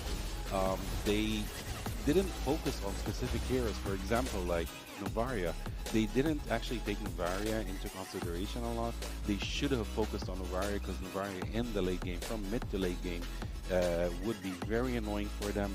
But Team Vamos was actually trying to push the FYG to the mid lane to forget about Novaria a little bit, so they forced them to forget about Novaria. Guinevere, on the other hand, was top-notch. Guinevere was very annoying to Team DFYG. She did a great job. So Zorn, I salute you for what you've done. To me, he is actually the MVP of the game, to myself, because he played the biggest part in actually making Team Vamos win this match. Okay, looking at the statistics right now, did you expect the response we saw in game 2? We expect for VMS to lose this game and it's have the lower hand. Yeah. But in the paper it was for DFYG, but in the game and the scenario it was totally different, because Navaria, it was a cherry on top of the cake, and she surprised us. And also the game of the style, it was totally different, because how they snowball in the first how many minutes in the game, and also they continue the snowballs. They didn't little bit behind. No, they continue on the snowball, and it becomes bigger. Yeah. And Team DFYG, they didn't, they cannot resist this, how much strong it's the snowball. Yeah, actually, Team VFYG did not expect this to happen. Yeah. We're talking about a huge difference in gold from the beginning of the game. No towers destroyed from VFYG, no Lord slain, no turtle slain. So it was complete dominance for Team Vamos in this game. And Esmeralda also did a great job. So Error 404 is actually the MVP of this game, who played with Lancelot. He did a great job as well. But his team actually did a wonderful job. Farsa was doing great in this match. I think Volcon was playing with Farsa. The team surprised me, to be honest. And if they play with this style for the next match, I think Vamos is actually going to take it. Unless Team DFYG has something else to say. The damage dealt from PMS, it was totally insane. Yeah. Because the damage dealer, it's from Falsa. We are seeing the blinks she's having, the snipers she's doing for the team, totally the controls for the Hamab. During the fight, it was totally perfect for him. Yeah. So PMS carry. Yeah, Perfect for her. They were amazing, actually. But this is exactly what we want from the series, right? Yeah. Although, by the way, if you noticed, actually, the most damage dealt was actually from a team member in Team DFYG, but the rest of the team had a hard time dishing out any damage. But when we're talking about the damage dealt from Team Vamos, it was actually spread out to 3 or 4 members of the team. So they were actually playing in synergy much more than Team DFYG. And also in playing in objectives, they were objective focused more on this game, more than the previous game for Team Vamos. So I salute them for this amazing game that we've watched. The chemistry they come up with this game, it was totally unpredictable. Definitely. Because I like the chemistry between them during the game, during the objectives taking, more than the FYJ. Yes. But in terms of execution, who's been cleaner overall? The VMS. VMS. Oh. VMS, definitely. VMS did a great job this match. They executed each and every objective that they've done perfectly, to the point that they didn't give even a chance to Team DFYG to even take one tower, which is amazing. But do you think that fights are being won through mechanics or coordination? Mostly through coordination. Because, one hand can clap in the end, you need both hands. So in that case, Team Vamos, they showed that they were actually you know, very synergized with each other in this game. They knew what they were doing. It seemed like they knew what they were doing. They knew their objectives. They knew when to start the fight and when to back out. So Team Vamos actually stood out this match compared to the first one. And the scenario of one-sided game, it was in my mind, and it happened during this game. No towers taking, no objective taken, and they have the full total so we can see target on who's the game. Yeah. more disciplined among the two Yeah. regarding objectives. Yes. And Guinevere actually was taunting the FYG a lot in this game. You know, I think he was trying to piss them off, you know, and they might have actually, you know, he might have got to their nerves, you know, in this game. But I know Team DFYG is way more professional than, you know, like they would actually not get like emotional throughout the game. So, but yeah, Guinevere was actually on point this match. But do you think any player under pressure right now? Of course, the whole team of DFYG. Yeah. Because now, not the whole team, because the two teams now only one mistake, like will get you down, or they will one objective that will make you up. Exactly. So it's 1-1, and now the winner will go to the next stage. So we will see more stress and more chemistry and more scenarios we will see in the next games, because and new hidden cards also. Definitely. You were talking earlier about MVP, so Yeah. meaning the most valuable player. But do you think this is a star player game or more like a team-driven game? It is actually, you know, I would say it's both. But I would prefer like the MVP would be actually the team spirit and the team playing game more than actually the star of the game. But we do have a star for each and every game. You know, the person with the most, you know, effective play, you know, throughout the game. So yeah, Error 404 with Lancelot, he actually did amazing, you know. But I would say that he couldn't have done it without this team. That's a great analysis, but we will be on break right now. Catch you after this. It will be the drafting. See you guys. Abu Dhabi and UAE at the moment seems to be the epicenter of autonomous, robotics, and many other activities.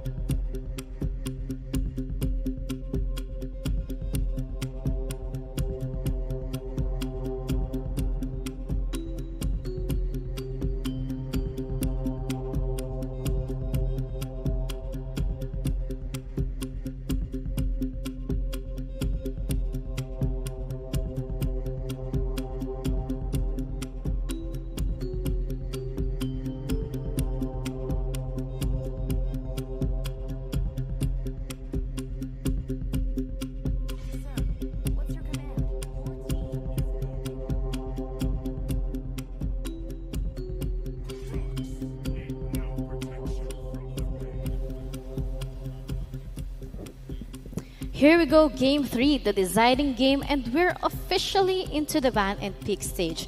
Everything we've seen so far comes down to these next few decisions. How much does the pressure change the ban phase in a deciding game? A lot, actually, a lot, because the ban on the picks is actually takes around 70% of the game, basically. Soldier might, do you agree with me on that? Of course, 70%, as I said, and the 30% it's the scenarios in the game and the strategies. Because the only strategies that's happening during the game, that's the thing. And as we see in the two games in the back, we see a lot of strategies and a lot of switching and chemistries in the game. Because BMS surprised us with the chemistry between them, and the collaborations happens. That's the thing they won. As we can see in the pick and bans at home, it's happening like the same picks and bans and the meta bans, also a little bit of the target bans between the two teams. Yes. But as for the bans, as you can see right now, Soldier, Lancelot joined the ban list this time. Yeah, finally, you know, because I think both teams, they realize that whoever picks Lancelot is most likely going to win, you know. And now we're seeing some actually heroes from the ban list joining the game this time. And the first pick from DFYG is Hilda. And oh my god, Hilda is going to be so annoying for VMS. I can tell from right now, you know. I know how annoying Hilda can be, actually. For the first pick, as Hilda, it will be annoying, and it will be a little bit pain in the team. Yeah, definitely. So we're going to see right now from Team Vamos, what are they going to do regarding this Hilda pick? how are they gonna try to counter it? How are they gonna try to overcome this pick, which is not going to be easy. We are expecting a Yi Sun-Shin and a Yu Zhong, so this is very exciting from Team Vamos. As I can say right now, from now, Soldier, I can say that this game is going to be on fire, actually. Yu Sun-Shin, we didn't see it in the second game, and we saw it we see it in the third game. Yeah. Because Yu Sun-Shin, it's a mark in the team, like it's adding an objective thing in the team who's picking, and giving a chance to having advantage and having snowball. Soldier, after the first 2 games, do you think there is a must ban hero? Yeah, of course. The must ban, it was Lancelot, because who's picking Lancelot, he's having an advantage of winning. And also we are seeing also Labu Labu again for team DFYG. They are not surrendering. Like, we will take it again and we will teach BMS how to win. Soldier, do you think we're seeing player-specific bans now? Specific bans for players, we can see Farsa, we can see Ruby, as we see it in the two games. Also for the Harith, we can see it. I can see actually Vamos is actually kind of comfortable right now with the Guinevere pick. Although the FYG is actually, they picked Hayabusa again. Although in the second game they had a hard time, Hayabusa had a hard time. But I believe since Lancelot is banned this time, Hayabusa might have a chance to actually show up this game more than the previous one. So yeah, we'll see. And as you can see, the 4th ban for Team Vamos, they're still banning Zushin. They're not giving a chance to Zushin to join the game. I don't think they will ever. And as we can see also from Team DFYG, the Ruby ban is a must for them. Yeah. They know how annoying she might be, especially because Ruby can actually counter Hayabusa a lot. She might stun him, and then they might actually gank Hayabusa. So they had to ban Ruby. They didn't want to give a chance for anyone to counter Hayabusa. Because Hayabusa, it's the point on the TFYG, and they need to trying to eliminate anything annoying Hayabusa and anything like trying to encounter Hayabusa, and they are banning counter picks and also target picks. I'm surprised they actually banned Lunox this game. There might be a reason for that, and most probably because of the crowd control factor of Lunox. Although on the other hand, I'm still having questions about the Hayabusa pick. Yes. Because most of what I'm seeing right now from Team Vamos is crowd control based heroes, and Hayabusa wouldn't do a great job with a crowd control team, focusing on crowd control. So it's kind of surprising. What are they going to do with Hayabusa this time? And what are they going to target?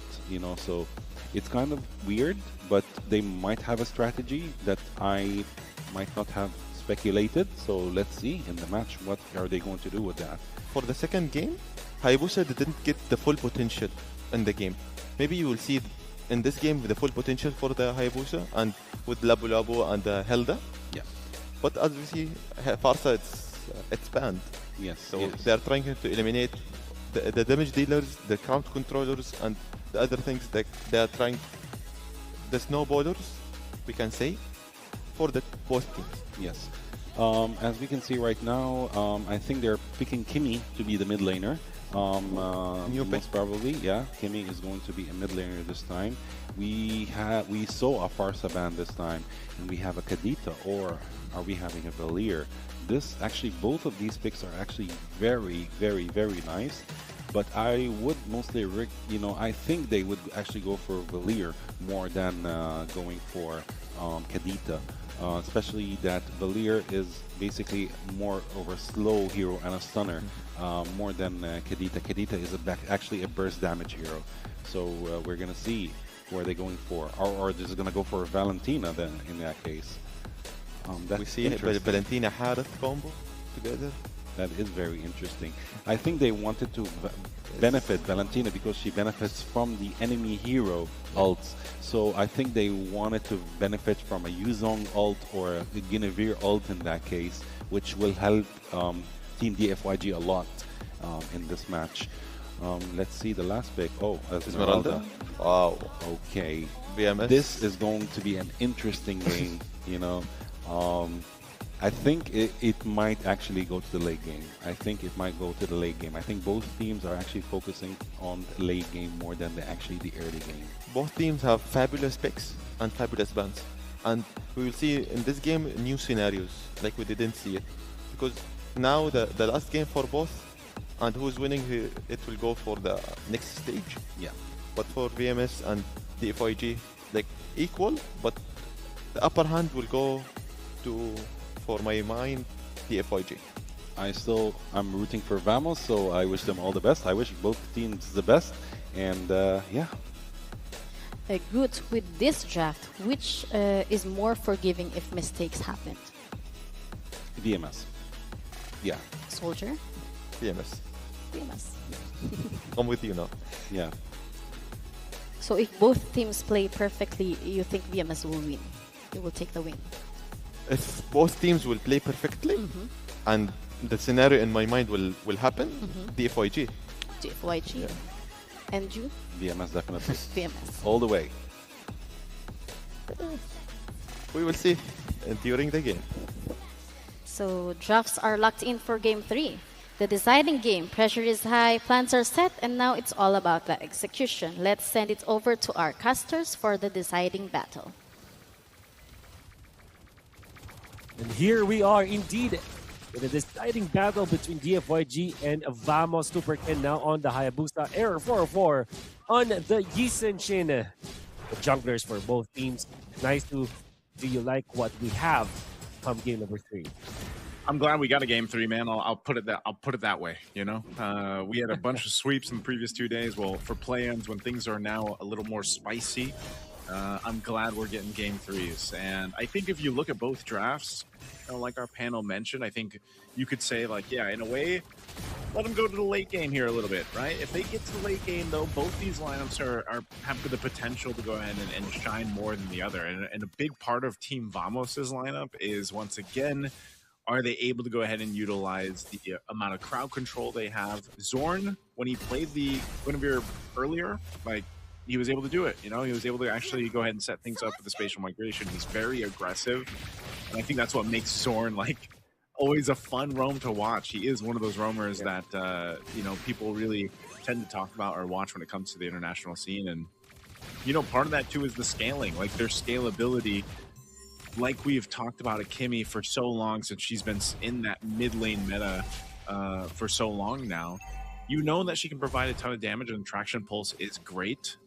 I think for Team Vamos, though, it's also just making sure that the early game doesn't go to DFYG, because Hayabusa, for example, or even a better game with the Lapu Lapu for Vel could actually be quite devastating in these earlier fights, depending on how they go for it. A Dragon Form is going to be used.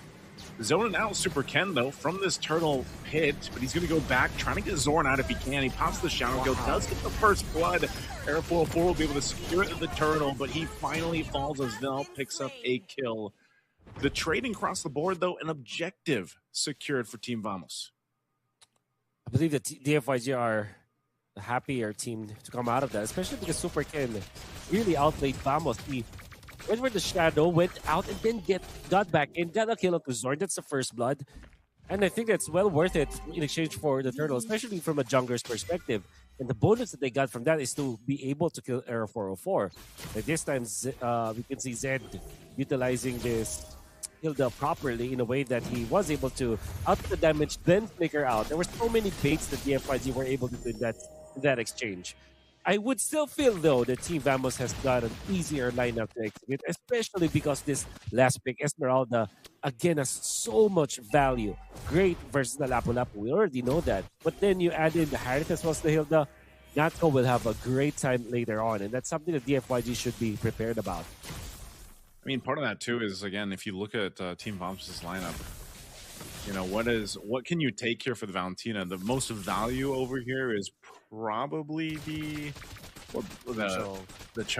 Black Dragon form, or what else could you take that actually would help DFYG's case when it comes to having a Valentina? Yeah, I think Just the dragon form, no? dragon form. Yeah, but problem is if you overextend, it can actually work badly for you. So you gotta be careful there if you're E1. E1. How, E1, yeah, right. And Super Kid is still very impressive with his jungle though. Yeah, I think of this too as just the amount of time that we're seeing it take for a Harith to build up now, scale up. I would say majority of these Harith games that we've been watching now for the past couple of days here, Wolf, it's I don't know. I don't know if we're still going to see Harith picked up a ton as the days and weeks go by here. It just seems like it does take a little bit too long to build up. Air 404 is going to be able to secure this second turtle pretty easily. Whoa, a mountain shot. Holding on to the Black Dragon form, doesn't even get to use it. E1 deleted quickly under the turret too. Putting some pressure here in that tier 1 mid, but man, Team Vamos still have an easy kill and a pickup for an objective. That's a problem with somehow a double-edged sword to copy the usual ultimate because you're fairly weak and you don't have the double dash anymore for the fight. That's why he was knocked down even after popping the ultimate, and also didn't have the purify. That's why Team Vamos have picked up a great kill. In fact, Vamos are leading with 600 gold. As we mentioned, they have an easier lineup to execute. Natko already has the enchanted talisman. It will take only a while before we get to see him with the Oracle, which then makes it so that DFYG will not have enough of a firepower to eventually take out Natko. DFYG needs to really ramp up now. They really need to make a play. Otherwise, Team Vamos will just easily take over this game. We'll see what happens. They know it's just a very small lead for now. DFYG still potentially can turn it around here. Not letting that play out a little bit further. So, I don't even... I think for the third turtle, DFYG, if they can kind of get into the position where they have a favorable one, and maybe that's a kill off of Super Ken if he's able to get a shadow kill off of this, just like this against Air 4-4. Wow! Happens as soon as I mentioned it. Now Black Dragon form going to be used to pick up E1. And Super Ken's pretty low, so they might still put pressure on the purple buff here. A spatial migration combo from Zorn. They're going to put it for Zed. Double kill for Sizka. A massive pickup and just a great game for Sizka already on this Yuzhong. It's so devastating to deal with the Yuzhong scaling up this fast. Yeah, this is back-to-back games coming up from Sizka. He's played so well. Actually turned the fight around. That would have been great. Or Super Ken is able to get a pick off, but in comes the fray. Air 404. Ooh! Esmeralda misses, and Super Ken collects the kill before getting out. He is taken out eventually. And it's the 4th straight kill for Sizka. Might not have the Yishin now, but with the turtle up, it will just kind of take it. And Sizka's eating good, man. 4-0-0. He's gonna scale up so much faster than you traditionally would on Yuzhong here. And once that petrify is available, this should actually be a pretty easy turtle for them to take. He does pop it. E1 using the Mountain Shocker actually going to force this fight. Anyway, Air 404 actually dies, so a good play there. But now they got to deal with Sizka jumping in for E1. He's going to chase him down. The shot assist is there, but Super Ken actually going to be able to join the fight instead. No. Now Natko will kill Long, and they're still going back and forth. Sizka, though, he's going to have to be careful not to take too much. He'll heal back up a little bit. This turtle's still for the taking, but Super Ken will go grab his buff. Clockhoon picking up that Sky Piercer now, though. So all of that might have gotten DFYG their first turtle of the game, this last one, as it's secured by Super Ken. Pretty scrappy fight for both teams, as Air 404 was left alone. Sizka went for the dangerous grass play around the turtle pit, where he popped the ultimate but did not find anyone. Had it been that they connected with the Mountain Shocker Extra Vision, then Sizka would not have wasted his ultimate on essentially nothing but grass. Could have been good for Team Vamos, but there's just some miscoordination out there. That's why Air 404 eventually got taken out. But Natko punishing Long once again. Long popped the Salmon Force in front of the Esmeralda. One of the capital mistakes, cardinal errors that we can do against the Esmeralda as the Harry. Zorn setting things up again. Zed, quite tanky though. Should be fine. And that's why we see that Esmeralda pop up so much, from draft to draft.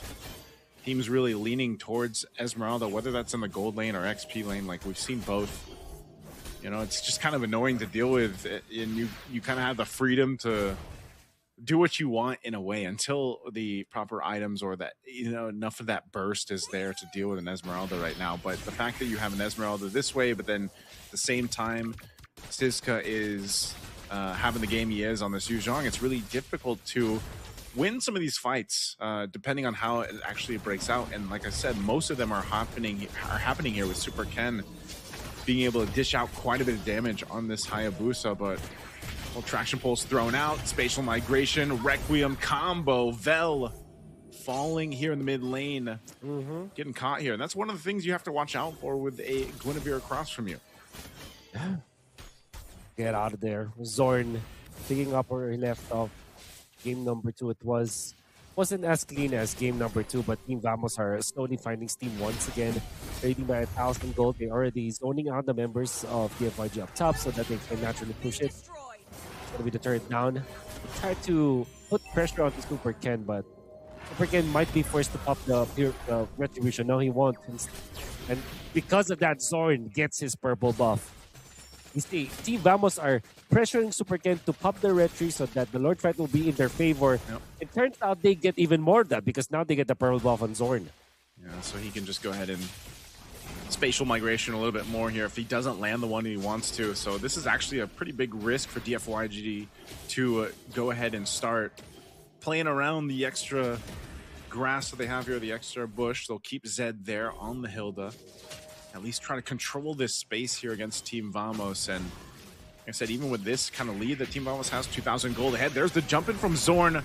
Requiem going to be used as well. And now it's going to try to get away, but Vel will flick around forward and not go chasing him down. A sliver of health. And also Zed trying to run away from this. Not go will be able to hold up that front side. This is an opening now for Team Vamos to go ahead and secure this Lord, unless somehow, some way, Super Ken can get in position to potentially steal this. He does jump in, gets thrown into the air, knocked into the air. Again, a petrify from Siska.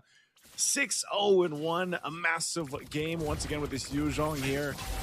Lord secured, team fight secured for Team Vamos. Oh, Team Vamos out of the trap. DFYG sprung it so easily. They know that eventually when the Lord is too low, DFYG will do everything just to get that retribution up. Super Ken making that play with the dash, of course, with a shadow kill, but because of that, you can see that Team Vamos were so much prepared. The stun was already waiting in the wings. They know they have the knock-up. They know they have the control against Super Ken. Not only did they get the Lord, they also get 3 kills on top of that, increasing their lead to 4.6k at just 11 minutes in. They might even be able to push the bottom lane turret easily. See how they handle this push with the Lord. Again, both teams here facing elimination right now through Games of the Future, and Team Vamos with a healthy lead in this Lord pushing in. They might just win it even off this first push. A Black Dragon form going to be used by Siska just to keep them at bay. They secure themselves that base turret, now knocking down at the tier 2 in the mid. They still have the work to do up top as well, so DFYG will go ahead and defend, take out the Lord. And Team Vamos, despite this lead, will take things a little bit slower just to stay disciplined, take out these tier 2 turrets, potentially take some base turrets down too, or at least do some damage to them. But right now, they're just happy with the one push down on bot. 12 minutes and you get the inhibitor. I think that's a big reason to be happy for Team Vamos, but job's not done yet. They really need to just secure this. We'll be waiting for 70 more seconds before the next Lord spawns. And I think the next target now for Team Vamos is to deny that purple buff away from Super Ken. They have positioned their pieces around it already, just waiting for it to spawn. Eventually, the Yi Sun-shin will get to that position. While that's happening, Zorn is actually scouting out where the FYG members are. Yeah, they have, I mean, even for... Look at the position from Esmeralda, the extra push from Dangerous Grasp. Oh, no. Yeah. Notgo's, though, he's going to be fine. Again, there's so much this Esmeralda can do. You know, it doesn't really... like, if you are going to wait patiently in one of these bushes here, the Dangerous Grass, like, Notgo is the guy to go give the information. Doesn't necessarily have to be Zorn here, and that's one of the advantages of having this Esmeralda. on this lineup. You know, you can kind of do this all day, man, and that's what Natko wants to do. Very different, you know, than every single time that you see these gold laners do get a chance to play the Esmeralda. Maybe it's a little freeing for them. Like, they're like, okay, yeah, I get to play a very different game than what I normally do in the gold lane with a traditional marksman. Yeah. Team Vamos, Iridian armor up on Natko. They will start the Lord very easy, very quickly. Zorn already started them out and into the prey. Okay, Lord secure though, so that was all a distraction. They'll just go for the reset, get ready to march towards the base here of DFYG once again. And I don't know, Wolf. I think, you know, with this case in game 3, 7,000 behind, and really Super Ken's kind of initial advantage that he had on the high boost, especially early on, has kind of waned a little bit. And now, you know, you're looking to see where that point of contention is going to be with this composition. And unfortunately, Long just isn't there yet. Black Dragon form going to be used, pushing them off of this top base turret as the Lord has to be dealt with on the bottom. A stun with a Petrify too. Vel is gone so quickly once again. Lord finally being worked on, but he did clear out the wave. So DFYG, just with the health, or just with the life of Vel, they stay in the game off that Lord push. They still have a few pushing waves powered up for Team Vamos. They're going to go for this mid turret, Natko keeping them cut off from that turret, and Zed might gone a little bit too far there as Clockun picks up a kill. Base turret's going to fall. They have that one cannon minion. They're going to lock onto the base, and they have to do everything they can to stay in the game. DFYG will be able to take out Siska. That's a big pickup and a successful defense for DFYG to face off against Team Vamos, staying in this game 3. That's enough for Team Vamos to just get out of there in this elimination match. They're literally one win away from advancing into the quarterfinals, and seems like they are leading by so much that they can afford to prolong this game even further. And to be fair, I would agree. I think it's much better for them to just get out. Natko has to get away from this though. That's the flicker. Whoa, the damage! Clockun with the Wind of Nature too. He's almost able to get away.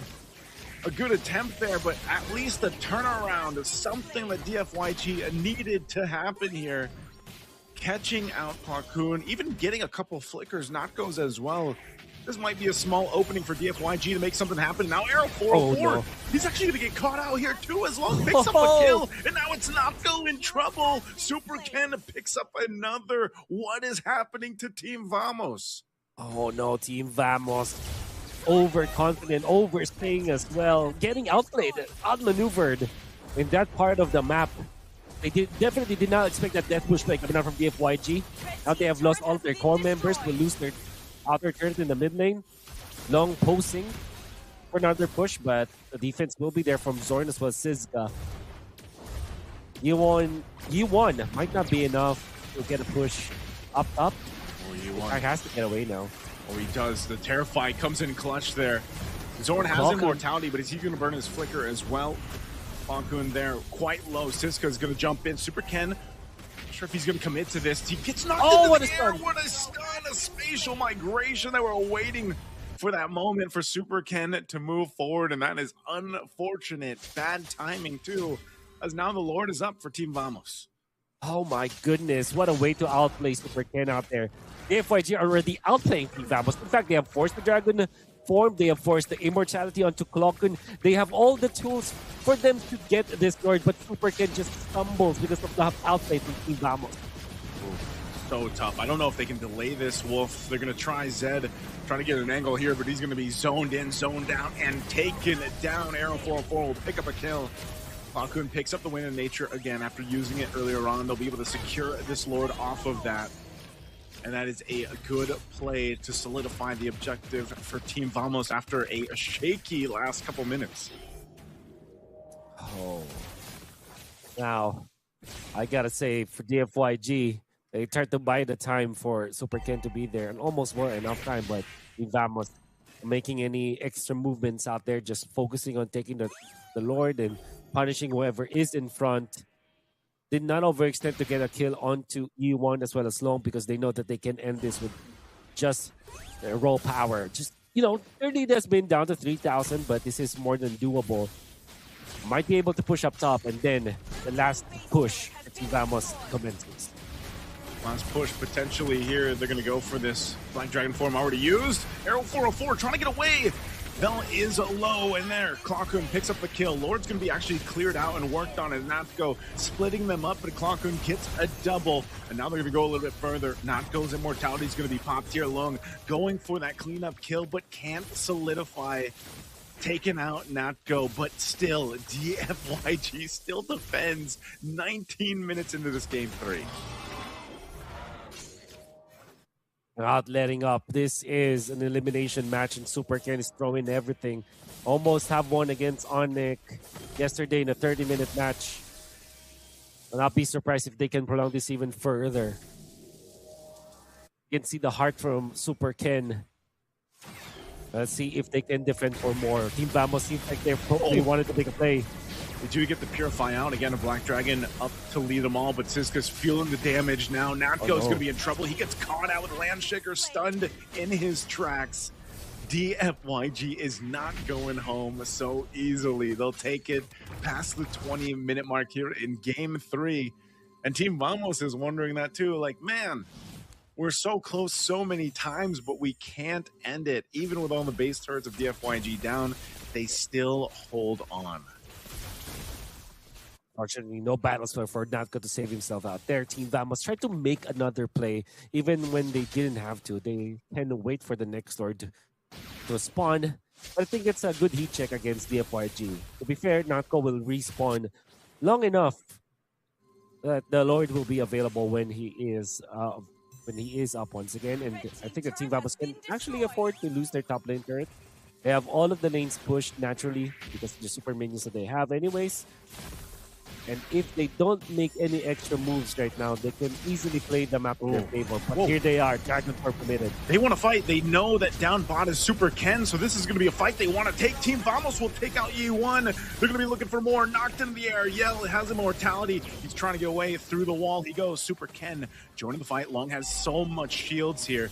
This is Natco, though, leading that charge. A Mount Shocker is going to be able to find his Zed. Zed bobbing and weaving, but will go down to Error 404, and they'll make their way to the Lord to solidify a potential Game 3.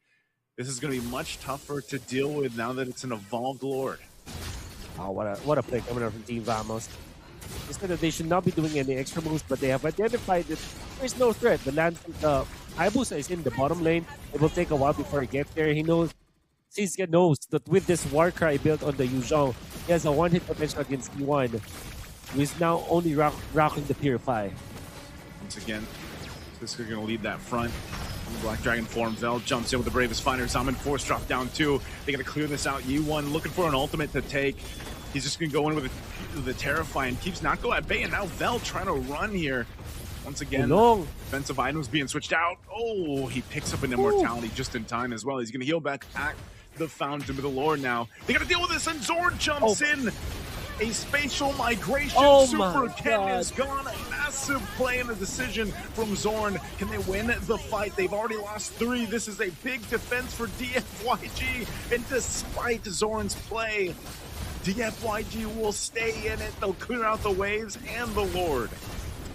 Was the massive play coming out from Zorn. I thought it was instrumental to the victory of DFYG, but if you think about it, the Hayabusa is not that important when it comes to the defense. It's more of a distraction at this point, and when they tried to go all in, they got caught into the backlines with Vel dealing the damage, and as well as Valentina. Valentina, we have already forgotten how much damage this mage can actually deal in a team fight, and we are reminded of how strong a Valentina could be, especially when he's dealing AoE damage. E1 salvaging this team, and Super Ken might have been a great target for Team Vamos, but they were so tunnel vision into taking down that Hayabusa. The moment that Zorn caught him, and everybody from Team Vamos just went in, took the beeline towards where Super Ken is. And what generally happened was that we're clumped up together. Vel managed to land a good ultimate combo, dealing enough damage to an AoE, and then of course E1 was there to clean up. Man, look at the items here. There's so much juggling between these, these Winter Crowns, the Wind of Natures, of course. But hats off to DFYG. staying into this game for, you know, multiple minutes now, 8+ minutes up to this point. When Team Vamos first entered the base, you know, and you got to remember they were at one point down what, 7, almost 8,000 gold. That's right. In this game 3, and yes, the gold doesn't really matter at this point. It's more so just switching in those defensive items when they need it at the right moment. But what DFYG has been able to do is stay in the game and now actually be in a position to potentially contest this Lord. The biggest thing for them is they don't want to get caught in a position they don't want to with what's across from them. Again, that is still Sizka for the most part, right? Sizka and Zorn. They got to be careful. And Zorn and Ken. They're going to go for the backside. They're going to go for this back lane push. E1 popping the winner crown. Super Ken takes out Nasko. They're trying to get away. A couple flickers burned here too. And 404 is gone. This is a massive turnaround for DFYG. They're going to go for Sizka. He's trying to run. They can actually start up this Lord. He's doing what he can. Sizka actually still alive. And it's DFYG to chase down. Meanwhile, Zed chasing Zorn. Sizka finally goes down, but they get 4 kills for DFYG. And with a full force team, they can run it down mid with this wave pushing in. This is massive. What can Zorn do? But just watch. A shadow kill going to be used, but with this wave pushing in and the full team. Oh, man. With E1 clearing out the waves, DFYG did that. They did the comeback. They made it happen, and they send Team Vamos home in Games of the Future 2025. And they already knew nice, so they took out their headsets because they know that with TikTok timers up and available, they cannot survive. E1 was ready for that play. Oh my god, the Winter Crown to eliminate the Team Vamos. What an outlay. Oh my goodness, the FYG. Man, what a that's playing here, Wolf. It's unfortunate for Team Vamos that they had control of for so long. And then here comes DFYG. You know, they stayed locked into it. They had some rough here in the start of the game and everything else, but they managed to pull in and turn things around. What an amazing series we had here just to open up today. No room for errors for anyone, and that also applies to Vamos. Super Ken and the gang fought tooth and nail for this one, and they have outplayed Team Vamos. What a great play. I'm sure that the panel has a lot to talk about. Back to you, panel. Question, right? You guys fell through in the second match, right? You've lost the second match. How did you guys recover back up to win the third and call it a night for you guys? I just tell to my friend, just keep focus at the game 3. Amazing, as easy as that. Now, you guys are heading into the quarterfinals. Obviously, a pretty huge step for you guys. You're probably going to be competing with a very strong team. How do you guys prepare for such a match? How do you guys prepare for a big match like the one that you're going to be having tomorrow at the quarterfinals? I think just play and trust my coach for draft winning. Amazing. That is the right answer. Do you guys feel confident that you're going to take the win tomorrow? Yeah, confident. Amazing. Well done. Congratulations. One more time, everybody. Give it up to Team DFYG!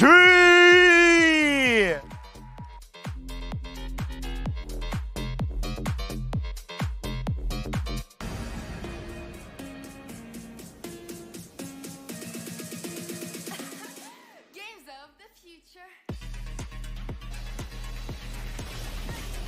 And that's it. Game 3 is done. The series is decided, and what a way to close it out. DYFG secured that win. A full 3-game battle. Momentum swings, pressure moments, and ultimately a winner emerging here tonight.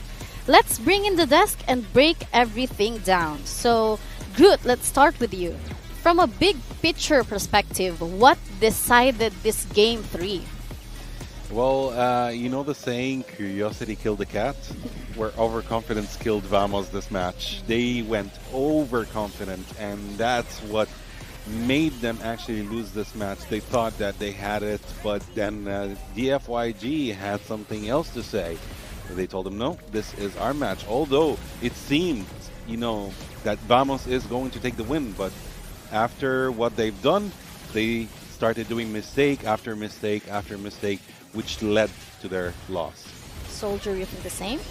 To be honest, Team Vamos have the ego thing happens in the game, but the FYG tried to play on their mistakes, around their mistakes, and they took the game from their hands, because Team Vamos having the potential in the objectives, having the advantage also on the lanes, having the potentials also in the map.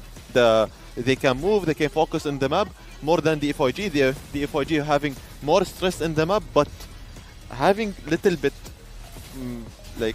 overconfident kills you a little bit, because the FYG they play on the little bit relaxed, trying to be confident on their games, without rushing. No need to rush. Just play our style, our scenarios, and our thing and our chemistry, and it happens. And they took the win, and they deserve it, because I like it when they play on their mistakes. Yeah, this is the best thing happens during the match 3. Yeah, because Team Vamos they didn't notice we are doing mistakes, because they are doing mistakes after mistakes after mistakes, because they're repeating the same things after and after. Yes, that is very true. That is very true. And this is what made the FYG actually steal the win from Team Vamos. As we can see here, there is not much difference in the gold, in the total gold.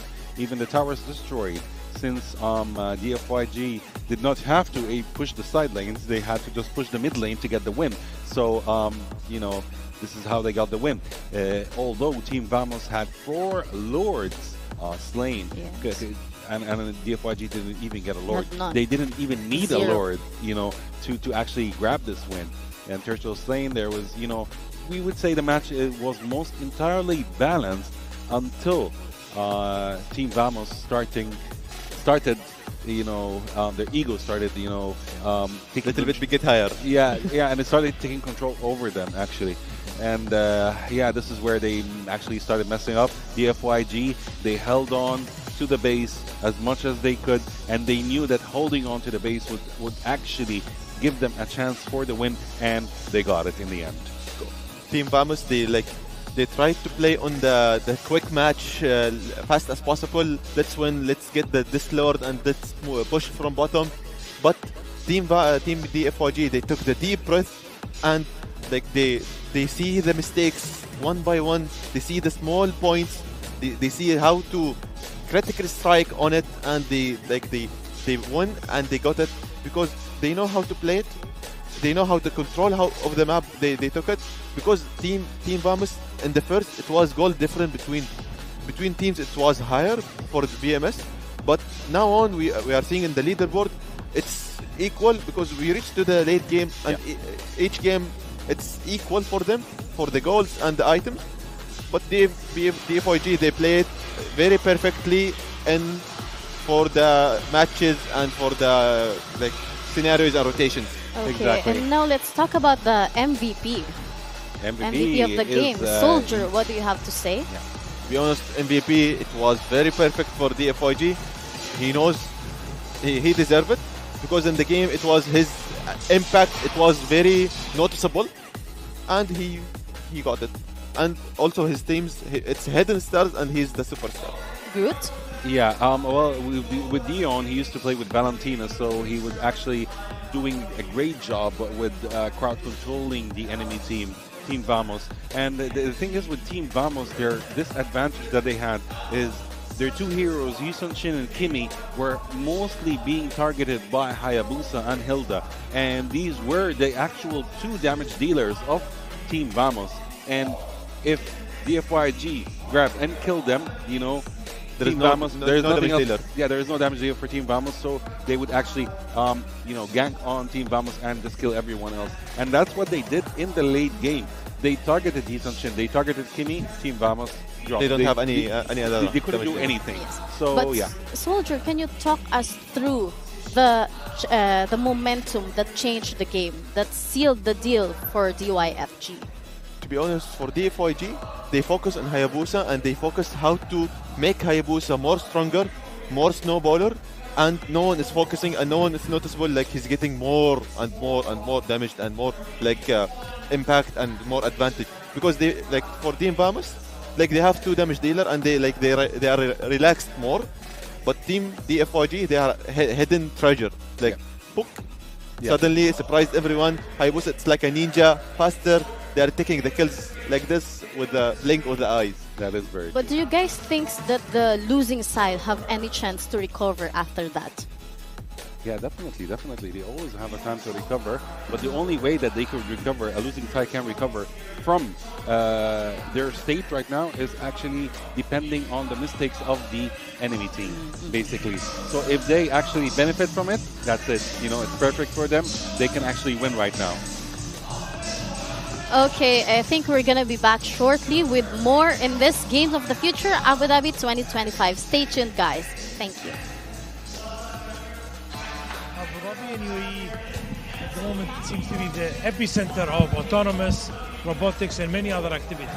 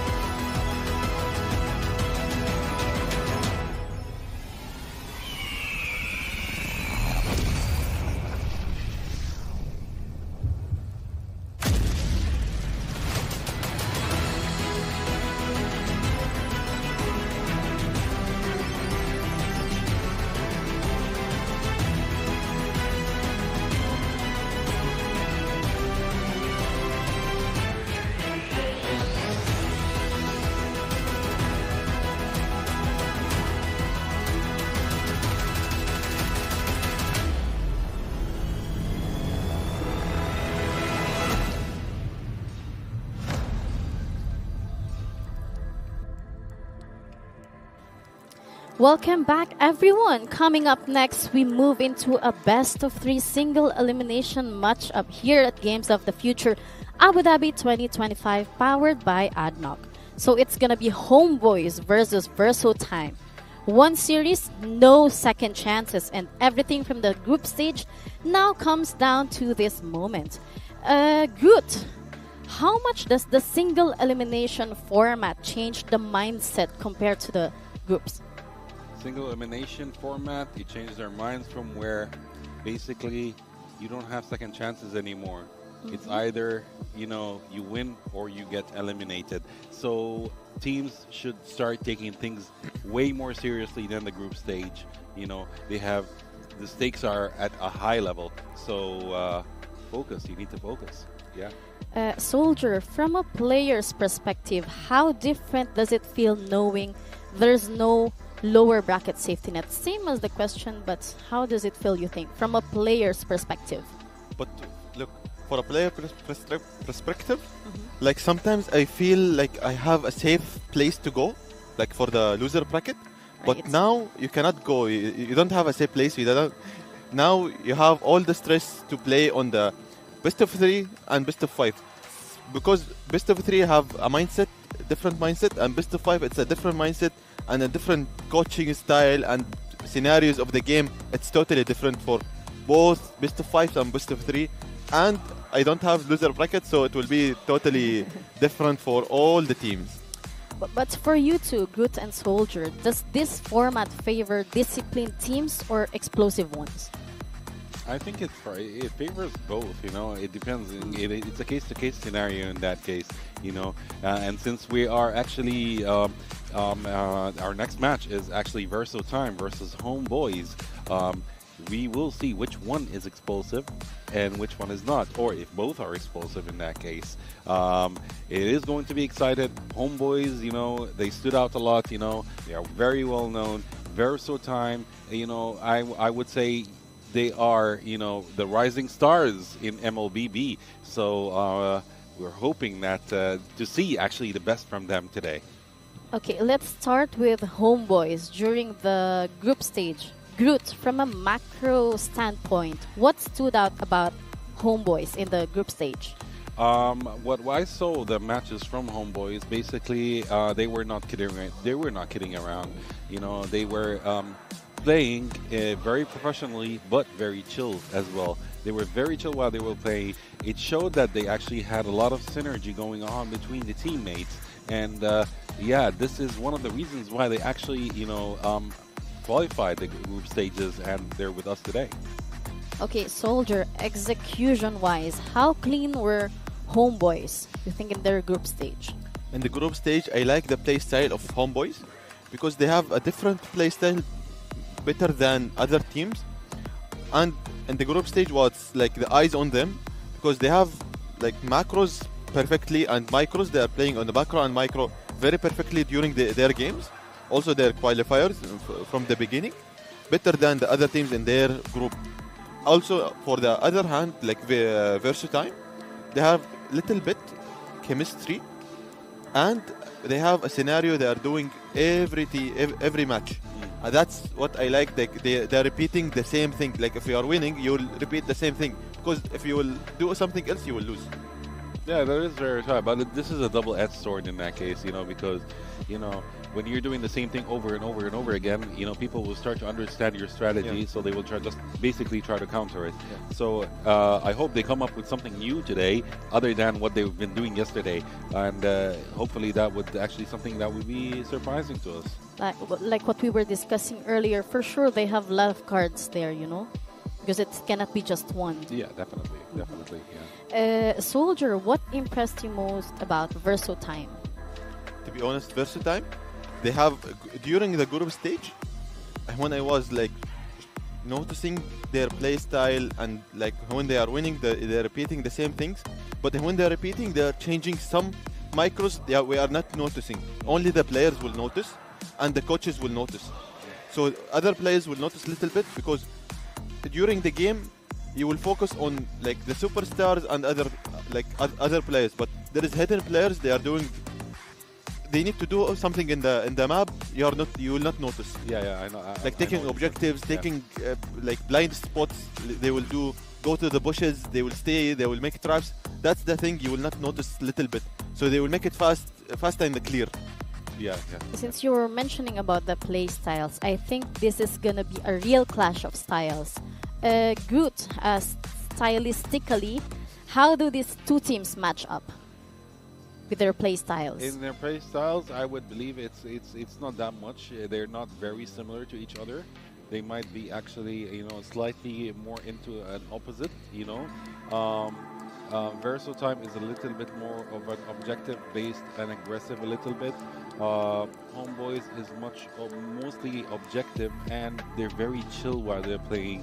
They know what they're doing, And as what Soldier said, is Versatile is focused on some players that are actually not showing, in the game itself, but they are playing a huge part, in what they're doing, in making their team win as well.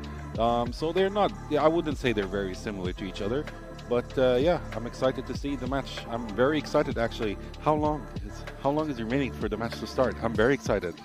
It's coming right up. Just some few minutes it will come up. But Soldier, do you think who has the clear win condition? For the clear win competition, Homeboys.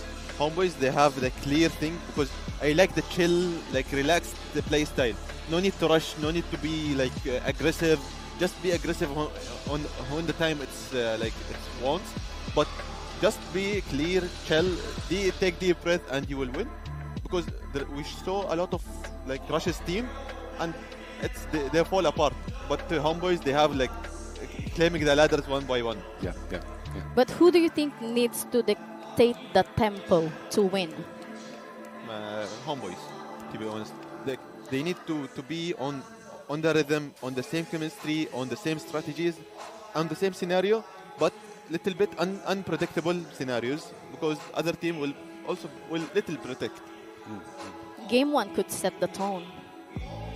I think whomever will secure the game 1 will continue. So I'm thinking this is going to be a 2-0.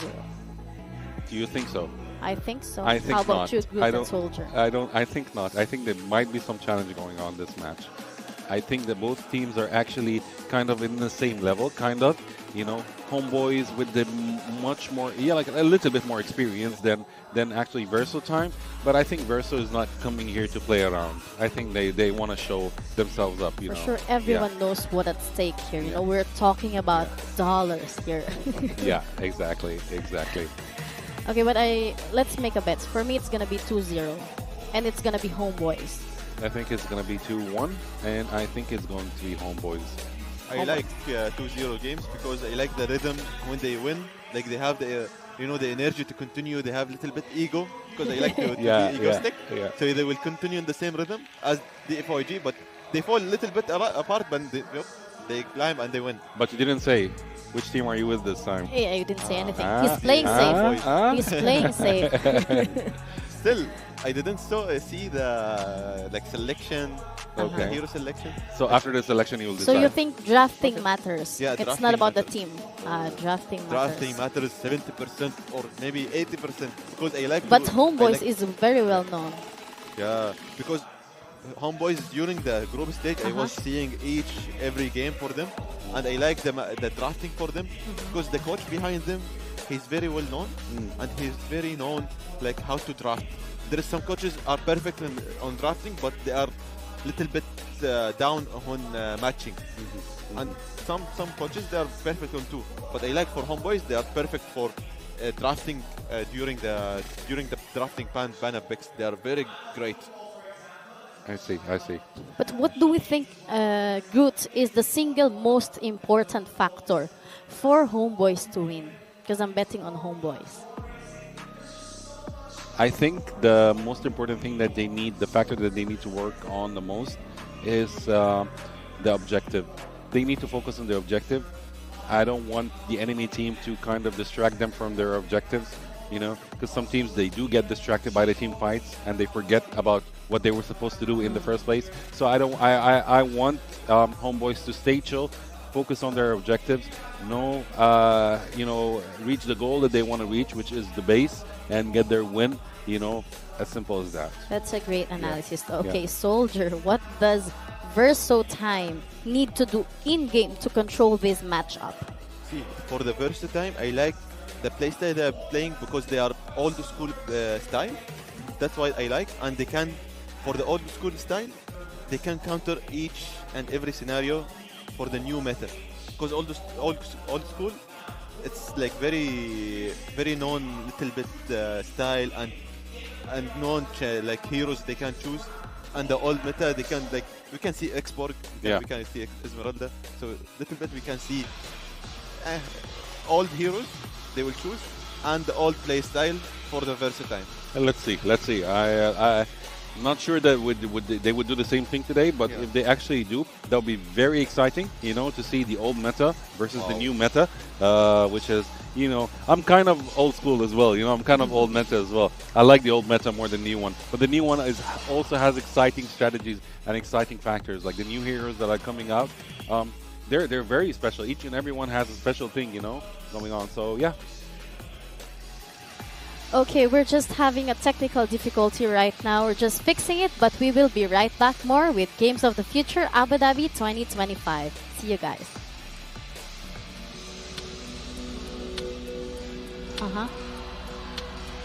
Oh.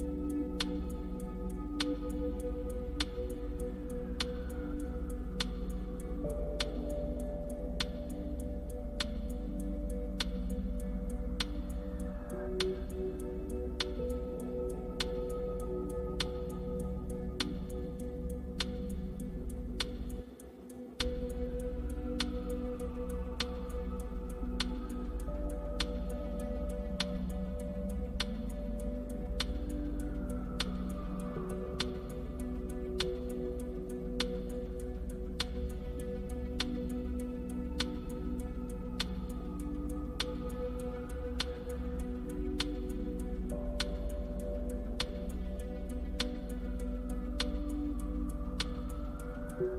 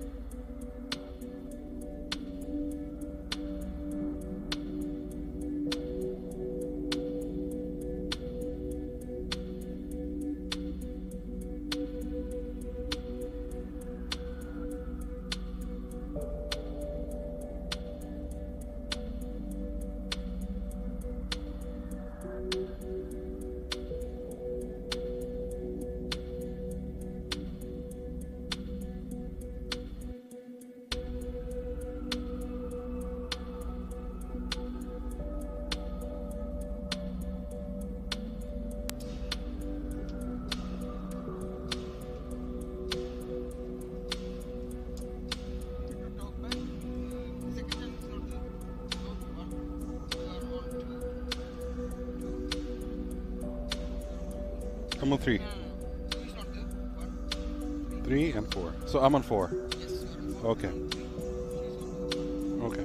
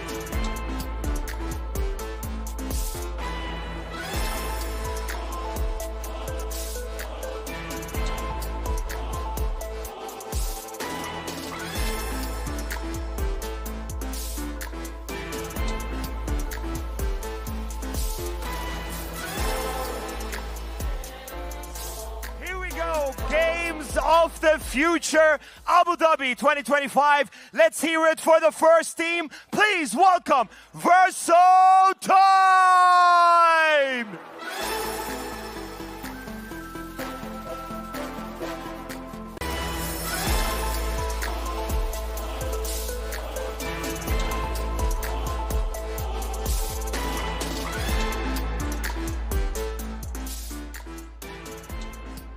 You may take your seat right now. Good luck.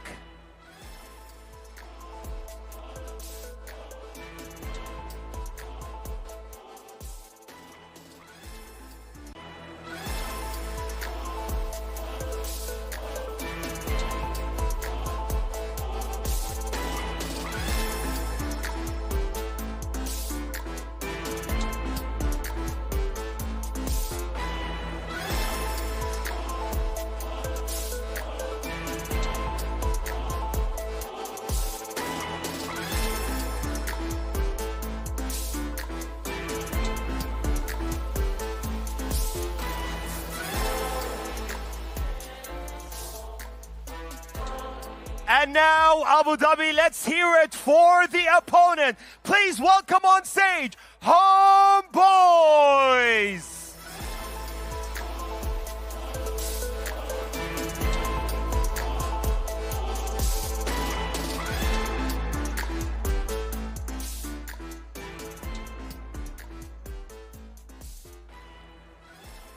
All right, gentlemen, this is your time. You may take your seat right now. Best of luck to both teams. Let's get started with the competition, everybody.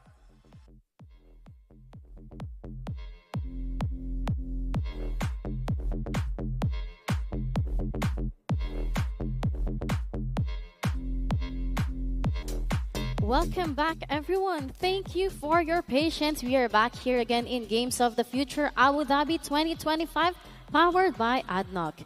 And we are fully back on track with our Homeboys versus Verso time. So, Groot, after a technical pause like that, do teams usually stick to their original draft plan, or you think they make last-second adjustments? No, I don't think any technical issues would actually make them have a second thoughts about their draft picks.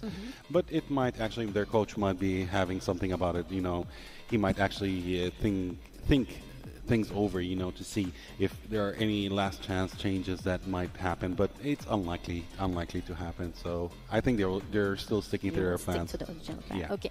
Soldier, as a player, how important is it to mentally reset after a pause before drafting? It's an advantage for them because they will think more and they will they take deep breath more because you have more time to relax, more time to refresh your minds, refresh your thoughts, your ideas with the coach, and you will just wrap it up and you are ready for a stage. Okay, so we are fully back on track, and the ban and pick stage for game 1 is now live. So Homeboys versus Verso time. So as we can see right now, the first ban is actually from Verso team. We're waiting to see if it's going to be, a similar meta ban, or there is something else on their minds based on their knowledge of Team Homeboys. What do you expect, Soldier? Do you think it's a usual bans like the previous game, or are we seeing something new here? I think Verso, they will open with the respect ban because they need to know, eliminate the tempo from Homeboys. Yeah, but as we can see, the first ban is basically Fanny, which is actually a usual ban because Fanny is actually, a well-known hero. Yeah, it's a meta ban. It's a meta ban. Whoever picks Fanny usually is going to be extremely annoying to the opposing team. Wow. To be honest, Homeboys and Team Verso, they are targeting ban because it's a respectful between of them. Yeah, yeah. And Eve. We're seeing Basha, we're seeing Eve. Until now, we're seeing the usual bans. There's nothing random about this choices. Yeah, there is nothing random. It's basically the usual bans. They're banning the top meta heroes, basically, which are, they would give the opposing team a very strong upper hand. And we see Zushin as well getting banned. Although Zushin actually lately he got a series of nerfs, but she's still very strong in the meta. She's still considered as a very extremely strong crowd control hero. So right now we're not surprised, nothing surprising so far, but we are hoping to see something exciting from both teams and new picks and new strategies. Of course, the third and the final ban for the first stage of Verso team is going to be Kalea. And then we are moving up to the final ban of Homeboys. Both teams are drafting around the meta. Yeah. Because like we are seeing Fanny, we can see Eve for the blue side, and the red side they have also the the objectives to pick two for the blue side. Exactly. As I can see, nothing surprising so far. Still. Yeah, nothing surprising so far. I'm waiting for the surprises. Yeah, that's what we're all waiting for, actually, and all the audience over here are waiting for, to see such a strong match. And the last ban for the first stage is actually Grok. Still nothing surprising. And of course, the first pick, Lancelot. Like first pick? It's a usual pick. It's It's an expected pick. Why not? It makes my life easier. As a Lancelot player and as a team in general. So a Lancelot pick is very expected. But are they going to actually? Homeboys are going to actually choose something else? Yeah, but does this first pick reveal too much of the game plan or not? Not really. It's actually a safe pick, I would say. Doesn't show much, but as I can see, the team Homeboys didn't hesitate and they just picked Hildy immediately, and Lunox. Lunox actually is such a great pick in this game because Lunox can actually act like a crowd control hero and as well as a burst damage hero. So she can play both roles in that case, which is going to be such a wonderful pick for Homeboys. And are we going to see any counters from Team Verso, Soldier? To be honest, the first pick was a power pick for them, and keeping Homeboys guessing until what is the second phase will happen, because in the first phase of the ban, it appears like they pick Lancelot, and they're targeting we need Lancelot because it's a win condition for them. Yeah, that is very true. We're seeing Kimmy right now. That might be a pick from Team Verso. Are they going to actually lock in that pick, or are they going to change any, the pick in the last second? We'll see. We were seeing Gatotkacha and we were seeing Kimmy. So Kimmy is most probably going to be in the mid lane, and Gatotkacha playing the role of the roamer. Oh, the new hero, Sora. Let's see. This is Are we going to actually see Sora today? Well, one of the surprises, so we need to see it. Well, that would be very, very, very surprising to see Sora, being an actual hero in the tournament today. To be honest, Homeboys now, they scales better with the draft until now, with the 3. But we will see more in the second phase for them.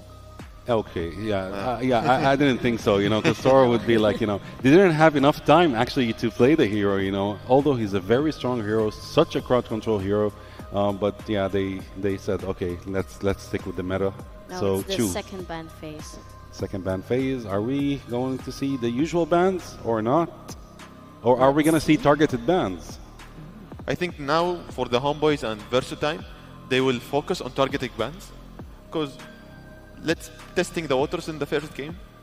After that, if it goes 1-1-1, then they will appear the new cards they have. That is very true. Oh, we're seeing Arlot. This is actually a targeted ban. Wow. This is not a meta ban. This is actually a targeted ban. So, Groot, what do you think? What synergy are they trying to remove now by banning Arlot? Arlot is such a a crowd control hero. Is such a strong in his XP lane and in also helping the team in team fights. So it would be a great problem for Homeboys to keep Arlot on check in the game, as we can see that Gatotkacha Kimi and Arlott would synergize pretty damn well with Lancelot as well. So they didn't want to take chances. All right. I believe Ruby might be in the ban as well. We might see that, but we're seeing Verso is actually banning Freya as well. So they are focusing more on the XP lane right now. They know, both teams, they know that the XP lane is such a dangerous lane for both teams. So they are actually trying to make it easier for them, you know. I'm still expecting to see Ruby, because Ruby would synergize pretty well with Team Verso's picks. So yeah, Ruby crowd controls with it really gives an advantage for the team, and like it didn't get banned until now. So I think we will see Ruby with it, because in the first games we didn't saw it, and it was targeted. Oh. Interesting ban, use on. Yeah, it's all three bans right now, the three final bans that we've seen, they're targeted and they're actually all XP lane bans. Now this is the last ban for Team Verso. Are we going to see another XP lane ban, or are we going to see something else? I believe, Soldier, it's going to be another XP ban. What do you think? Because who controls the XP lane, he's getting an advantage, to be honest, during the game. Because XP lane, it's very important, and it gives you more advantage on the game. And wow. Okay, they actually went for the jungle ban. They actually went for the jungle ban. They said enough XP lane bans. Let's go for another level. Let's ban the jungle. And they actually gave Homeboys right now Ruby. No, they're not gonna. They might not pick Ruby, most probably, because Chu is there, Hilda is there. Yeah. But what they did is they put Homeboys into pressure, all right, with not knowing right now what to choose. They minimize their choice of the jungler, and Team Verso might actually go for the Ruby pick. In that case, they might go for it, or they might have something else. There are different heroes that they can pick. Suyo, okay. Good. By picking Suyo, what kind of composition is Homeboys building toward? Basically, they're focusing on the target kills, basically. So one hero kill, which I think Suyo is going to be mostly focused on Kimi and Lancelot in that case. But we still need to see the entire draft pick, so we can actually know if this is the actual target that they're looking for, this is the actual objective for picking Suyo, or is there anything else. They picked Lapu Lapu. I think Ruby is out of the picks right now. I don't think any of the teams might pick Ruby. For the last pick, actually, they're going for Ruby. They're going for 3 Gatot Kacha, Ruby, and Lapu Lapu. So we don't have an actual gold laner who is a marksman. One of the heroes, either Ruby or Lapu Lapu, is going to be handling the gold lane in that case, which is, I believe, Verso do not want to take risks of Homeboys picking Ruby in the end. So will this work out for them? Look, for the blue side, the last pick, it's complete the puzzle. Like it was a missing piece. Now with Ruby, it's a complete puzzle. We will see a new scenario of the game, like 3 Ruby, Lapu Lapu, Lancelot, and one team. Oh, it's an interesting game. Xborg. Wow, Xborg. It's a common sense they choose, because Xborg in the meta, and to be honest, I like the playstyle of the Xborg. During the game, like it gives you a comfortable things. Yeah, actually what it seems right now is both teams are playing on the late game. It's going to be a long game because not much heroes can dish out damage in the early game for both teams. What do you think? Who has the upper hand in the draft pick? Look, for the upper pick, the blue side. But whoever controls the objectives, who wins during this draft? Because this draft, it's like executions. Who execute the objectives, who execute the towers during the game and have more control in the map, more vision, more like easier moving in the map, they wins. Exactly. Totally. Exactly. But that if is it's where the both of you are playing, which draft would you rather play, Homeboys or Verso Time? To be honest, I will go with Homeboys. I would go with the Homeboys as well because, yeah, honestly, we go. We agreed. Although, by the way, Verso's draft pick is quite amazing, but it's relying on team fights. it's completely relying on team fights. It's not relying on team fights plus single fights. So Homeboys has the advantage of the team fights. Okay, drafts are locked in for game 1, so everything is set. Let's send it over to our casters. Thank you so much, panel. And nice, we are seeing Yu. Do you like seeing this hero at all?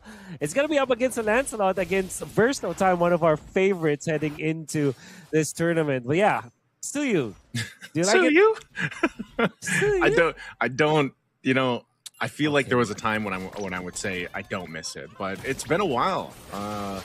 He kind of fell out of the meta for a bit, you know, especially after the technically that nerf that was warranted. I feel like there was just so much that Suyo could do that it was just too overpowered. But it's nice to see. Fits in the current meta still. You know, other than that, oh whoa, I thought he was actually he didn't take that, right? Okay, he was just there. Very aggressive start on the Suyo, and that's one of the things you can do. You know, you can continue to be aggressive if you want to, go into the enemy side of the jungle. But even so, it's still really good to be able to go toe-to-toe with someone like a Lancelot. And, you know, when you look at this lineup from Verso Time, that's... Oh, wait, he did take the orange. Because Xeno doesn't have it. So, he, I guess he retreated that. Yes, he was actually able to do it. All right, that's good. Okay. Last night I was able to see a Malaysian team in the grand finals just recently. It was the Southeast Asian Games. We actually saw the Suyu being played twice by the Malaysian team. And first one, they almost won. The second one, they totally lost. And it was up against Lancelot too. I mean, both games. I have a lot of reservations with the Suyu pick. Maybe Amal can prove us different, but Versatile Time with this Lancelot, it's gonna be a good game day for them. Yeah, there's already a delay here, though, too. Phantom Execution going to be used by Xeno, but no contest for the Turtle. This might be a bad fight for them to take. First blood, though, going in the hands of Izanami. They're trading it out 1-for-1 so far, but it's still going to go as Reza falls. Castle on the other side. Just bodies dropping on both sides. Oh! I thought he was going to take that, too, man. But luckily, Xeno secures his purple buff. And it's a trade across the board, but the Turtle goes to the hands of Homeboys. Yeah. So it's still even though, Wolf. Despite all that, because of those kills, Versatile Time keeps things under control. Yeah, much more manageable for Homeboy, especially because Amal has a distinct XP lead over this Lancelot. That's why they got the turtle. But my oh my, I don't know if you've seen that, but Castle was able to take down a member of Homeboys through the wall just because of how much range there is with the first skill one. Yeah, that skill can go through the wall. A good kick here. Not sure what Daniel's going to be able to do. If he can actually get away from this, he can. Oh, Traction Pulse, nice block there. It doesn't follow through. An AOG too. Not going to catch Daniel with this one right now. Homeboys get some extra gold up there on that top, but it doesn't really convert to too much just yet. They're still going to go ahead and rotate into that next objective when it does come up here. One of the things that I was really impressed with by Verso Time, you know, from their recent tournament all the way to their performance in group stages is, again, they are a team. Oh, I don't know if March is going to be able to survive this. He does flicker. Oh, last insanity from Mel Cutie. We'll be able to pick up that kill, and that's why the panel mentioned, too, hey, they love the export. I think a lot of people do. He's reintroduced into the meta, and you can't deny the amount of pressure a Last Insanity Ultimate can do. Great start for Homeboys with this early game. They're winning all of their lanes. Well, specifically that gold lane. The jungler is having so much fun, and Melkitty will secure War Axe very early into this. Export will now be able to activate it come the second turtle fight. If Versatile Time will even oblige to fight here, because it seems like the positioning from Xeno kind of tells us that they are not even interested in taking this turtle. Oh, boys are still fishing for kill. Oh, Versatile March, he has the sustain. Because it's a Ruby, because you got the Brace White emblem, because you're just the way it works. But they'll trade it, though. Another turtle secured for Homeboys. A lot of attempt there down in that gold lane right now. The Daniel carrying out for the members of Versatile Time are, for some reason, Versatile Time are still leading by a significant amount of goals. 100 at this point. That tells you that The side lanes are doing okay despite the death on. Oh, Daniel goes in with a kick, man, right for Zeno. Revitalize is going to be pop 2, a defensive AOG on out by Boro. So they're just trying to like not get picked off like that. Like we've said, the Cho has popped up so many times throughout our series of games here for the games of the future. Yeah. And we always say that, well, if you can get the AOG out defensively and it's not used as offensive, plus the Revitalize, that's a bit of a win there for Homeboys right now. Especially because they want to push the bottom lane. The fact that there's no AOG for this defense, seems like Versatile will not even try to defend this. They still are holding on to 800 gold as their lead. And Lapu-Lapu Castle is getting gold up top as well by pushing the turret. And even when the Homeboys are, it seems like they're doing the right moves here. Versatile still finding some ways to eventually get back to the fight. In fact, Zeno has more than recovered when it comes to the farm. He's now level 9 Toriko with ADNOC. Oh, sure if this is going to convert too much. A Landshaker able to get the stun. Daniel, he gets pulled though with the I'm offended. A great pull once again from Verso March.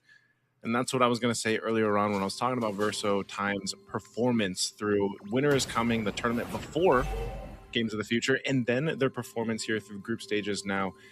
They like to go ahead and play with these comfort picks. Verso March on the Ruby, he's had a bunch of good games with this hero alone, sometimes even single-handedly turning fights around, just because, again, you know how powerful an I'm Offended or just a Ruby combination can be for a team to set things up. And, you have Castle to help with that. There's a kick from Daniel, though. Able to force a fight again. Last one standing, able to get tons of stacks on Verso March. He's gone. Kojic on the run. Zeno's going to be able to get a kill. The Turtle goes for a reset, and the Flying Clouds will bring Castle back to the fight. Kojic should be able to get away there. There's cutting him off from the re-entry, but looks like it's just going to go ahead and dissipate back to a reset. With Turtle still being up, last one of the game, Reza starts this up. Amal now joining this, they should be able to secure it just because, again, Zeno is down. As they do, Amal securing that. 3 for 3 for the Turtles, but interestingly enough, Wolf, this entire time, despite all these Turtles going over to Homeboys, Verso Time has maintained a bit of a lead. Really what's interesting right now. In fact, Zeno is 4.6k compared to 4.7k of Amal. Did have the triple killing spree up for Zeno. Zeno. Mind games coming up from Daniel. That was just a sick move coming up from the kill. And well, Zeno will not die or anything, but the fact that they forced Phantom Execution with Rico's out there, it makes sense to the Homeboys. Yeah, we're down by 800 though, but we're fine. Oh, but okay, he's not going to go and push the trigger a little bit more. Traction Pulse was thrown out, but nothing to follow through, and they'll just disengage. They don't really need to force anything with this while they wait for that Lord to come up in about a minute here. So if we look at Homeboys' lineup, then, it's more so just going ahead and playing for that scaling that they're going to have, especially with Izanami on this Lunox. Man, I feel like every single time we have a Lunox pop up, that's the case. Nice kick, though, but it's Castle. Bravest Fighter is on out. The last Insanity, though, was able to clean him up. And under the turn, Reza, hungry for a kill, will finally kill Kojic. And right now, Homeboys just seems to flip a switch, garnering themselves 3 kills. What a great start from Daniel there with the kick. Yeah, massive start for Daniel. And, of course, you can see Reza just focusing onto Kojic. Eat a whole combo of Hilda, and then of course the kill onto Castle started it all. Earth down. Look, man, the value from this last Insanity from Milk Beauty. Flying Clouds going to be everybody back. They're going to be forced to fight most likely as Castle jumps over the Bravest Fighter, and the Lamb Shake able to find 2 on the stun, even with the flicker. A great play and projection there from Castle. Not sure if they're going to be able to look for more. Amal should be able to get out of this with that kit for the Suyo, and they'll maintain that mid lane, but the Lord is up. Dino might go ahead and decide to give this a call to take it. It's only Milk Cutie down, though, but he is a big part of the damage. Unless Reza gets taken out as well, and that's exactly what happens. Another pull from Verso March. Now with the numbers advantage, they still got to watch all fronts here. They are starting this Lord. It's at half health. Daniel and Izanami on this other side. the opposite side here. They're going to go for the sandwich play. Daniel goes trying to get Zeno. Zeno's so low, but Izanami is able to secure the Lord for Homeboys. And that is a tough one to see as Verso Time. They fought for it, man, but they unfortunately lost the objective. My God, Izanami will eventually be the MVP of this game if Homeboys eventually wins. Because you saw that in the first turtle fight where they were able to shut down Zeno, it's actually the Lunox pump, the Ruby DD play coming up from Izanami that we have not seen in a while. And this time he waited for the opportune moment. We can see through the replay. He's waiting and looking for Zeno, and they were able to eventually take him out. He just focused the Lunox pump, the Ruby DD play onto that Lancelot. And because of that, we're able to get a kill. Izanami is cooking right now. Okay. World's going to be cleared out pretty quickly here. Verso Time, you know, despite how that team fight went, they're not too far behind. This is the first time in throughout this game, though, where Homeboys has now bought themselves a pretty healthy lead. You know, 2,000 up at this point. I'm not sure if they're going to be able to get this tier 2 here, as the clearing is still really good, too, for Verso Time. They're able to go ahead and kind of maintain these waves. And Homeboys has to be really careful on how they approach Verso Time, especially if they're going to do it under these turrets, right? Even when later we get to the holy defenses being up, they have to be crucial in how they approach it, just because, like I said, Verso March, that Ruby can always mess things up for you. And even a Traction Pulse. So there's a lot of options that Verso Time could go with, but right now Homeboys has been fighting really well, and Izanami is actually one of the better performing Lunuxes that we've seen so far in the past few days here. It's going to be up to how they scale up. Because I think that for now, you can really say that Homeboys have the lead. Eventually, there will come a time where Verso Time will have their one-shot potentials as well. Zeno will have so much damage with the Lancelot. You can see the Kimi scale up later on as well. And the question is, how can they survive Izanami? Because now, even with this item choice from Izanami, the Lantern is going to be so important against the tanky heroes, like a Lapu-Lapu, for example, or even like a Kacha. Eventually, Verso Time will have to itemize this system. Maybe your Winter Crown, Athena Shield, perhaps, Radiant Armor somewhere out there, but we cannot leave Izanami just really hit him. That is a good play, by the way, from Castle. Oh, the flicker forward. As soon as you mentioned, Castle flickers forward, Landshaker Zip, but now they're dealing with the last Insanity once again. They disengage.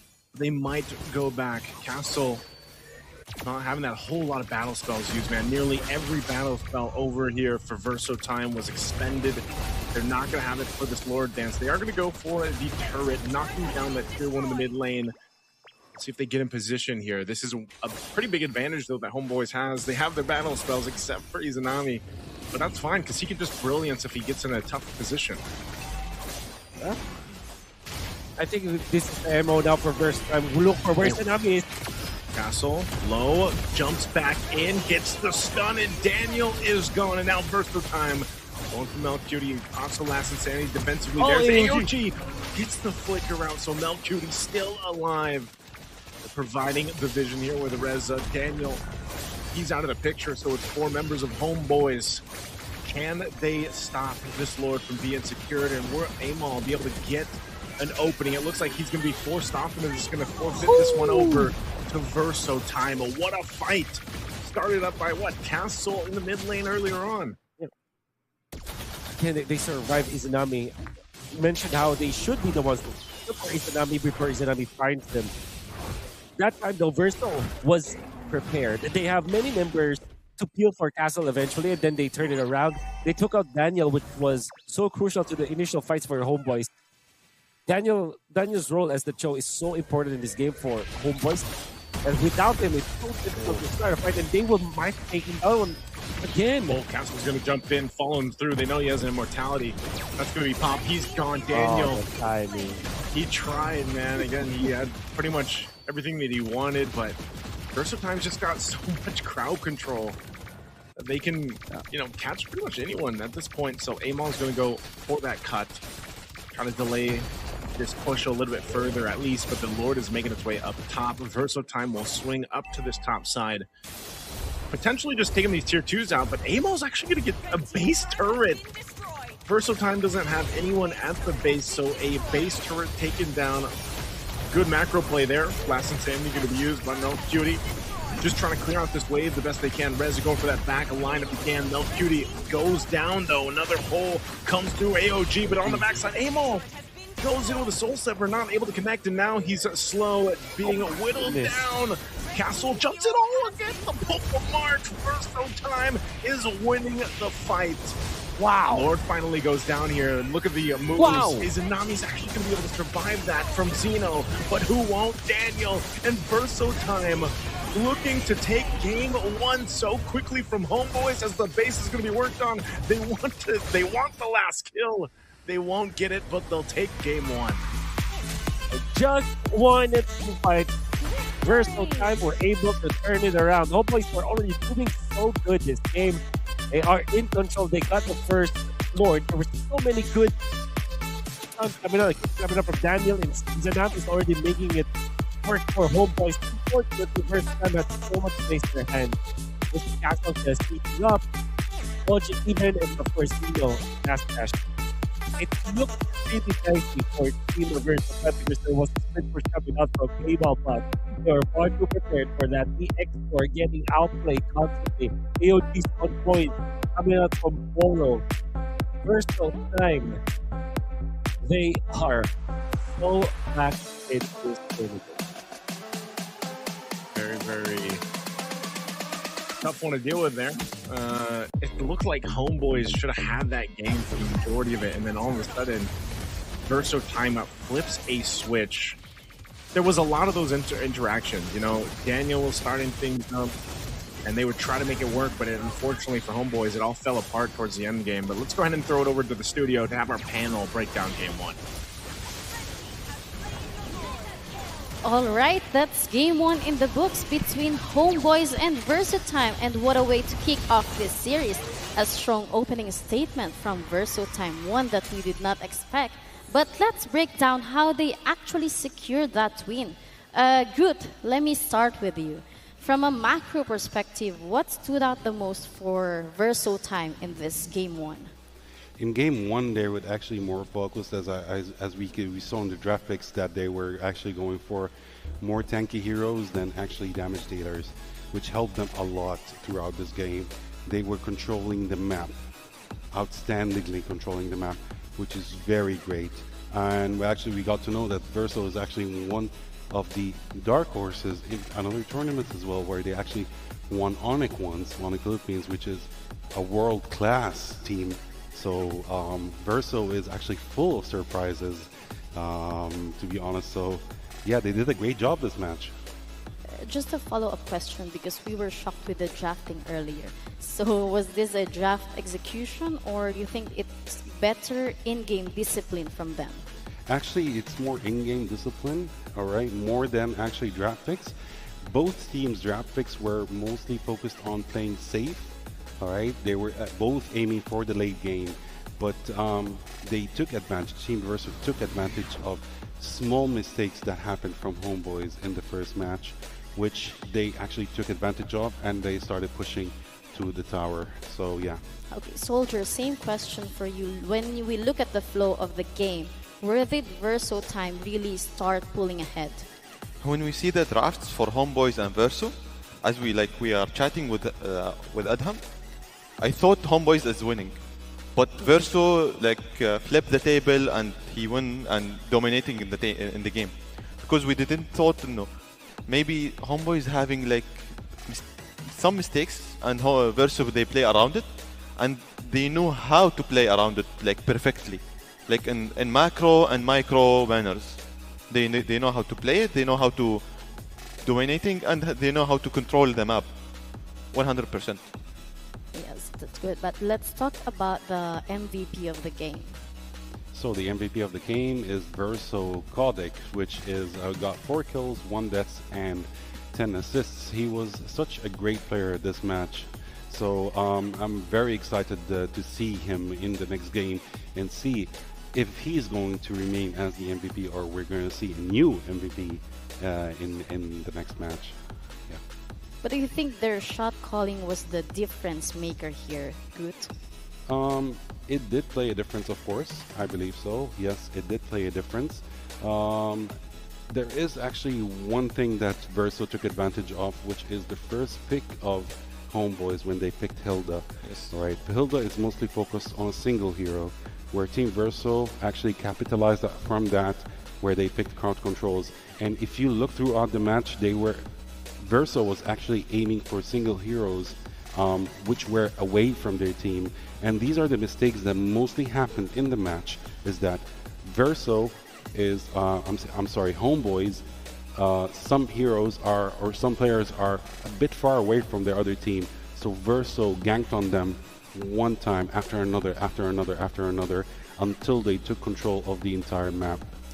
Okay, Soldier, I know we did not expect this win. What surprised you most about Verso's performance? We see a Verso impact on the map. It's very different on the paper, because in the paper we see like Homeboys is drafting well, having heroes pool more perfectly, and we thought like maybe they will win the early game and they will take advantage on that. But in the game it's different, totally different. Like we see Verso, they are taking advantage on the early game, they're taking advantage on the objectives, and they're taking advantage on the map and how like spreading in the map, and know how they are taking advantage on the mistakes of the Homeboys. That's perfectly, you know. All right, there are plenty of insights here, but we're just going to take a short break while both teams get ready for Game 2. Don't go anywhere, the action continues. Abu Dhabi and UAE at the moment seems to be the epicenter of autonomous, robotics, and many other activities.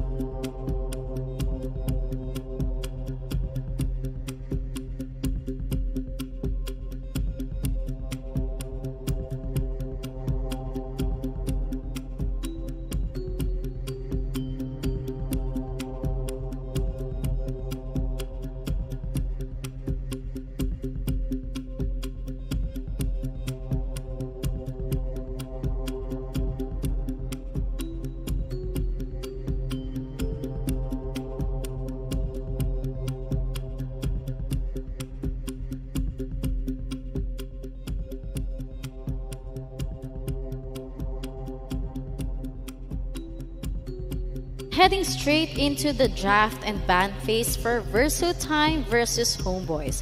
Versotime took game 1 and now the pressure shifts. Can Homeboys respond or will Versotime build on that momentum? To Groom, after winning game 1, what kind of bans do you expect from Versotime here?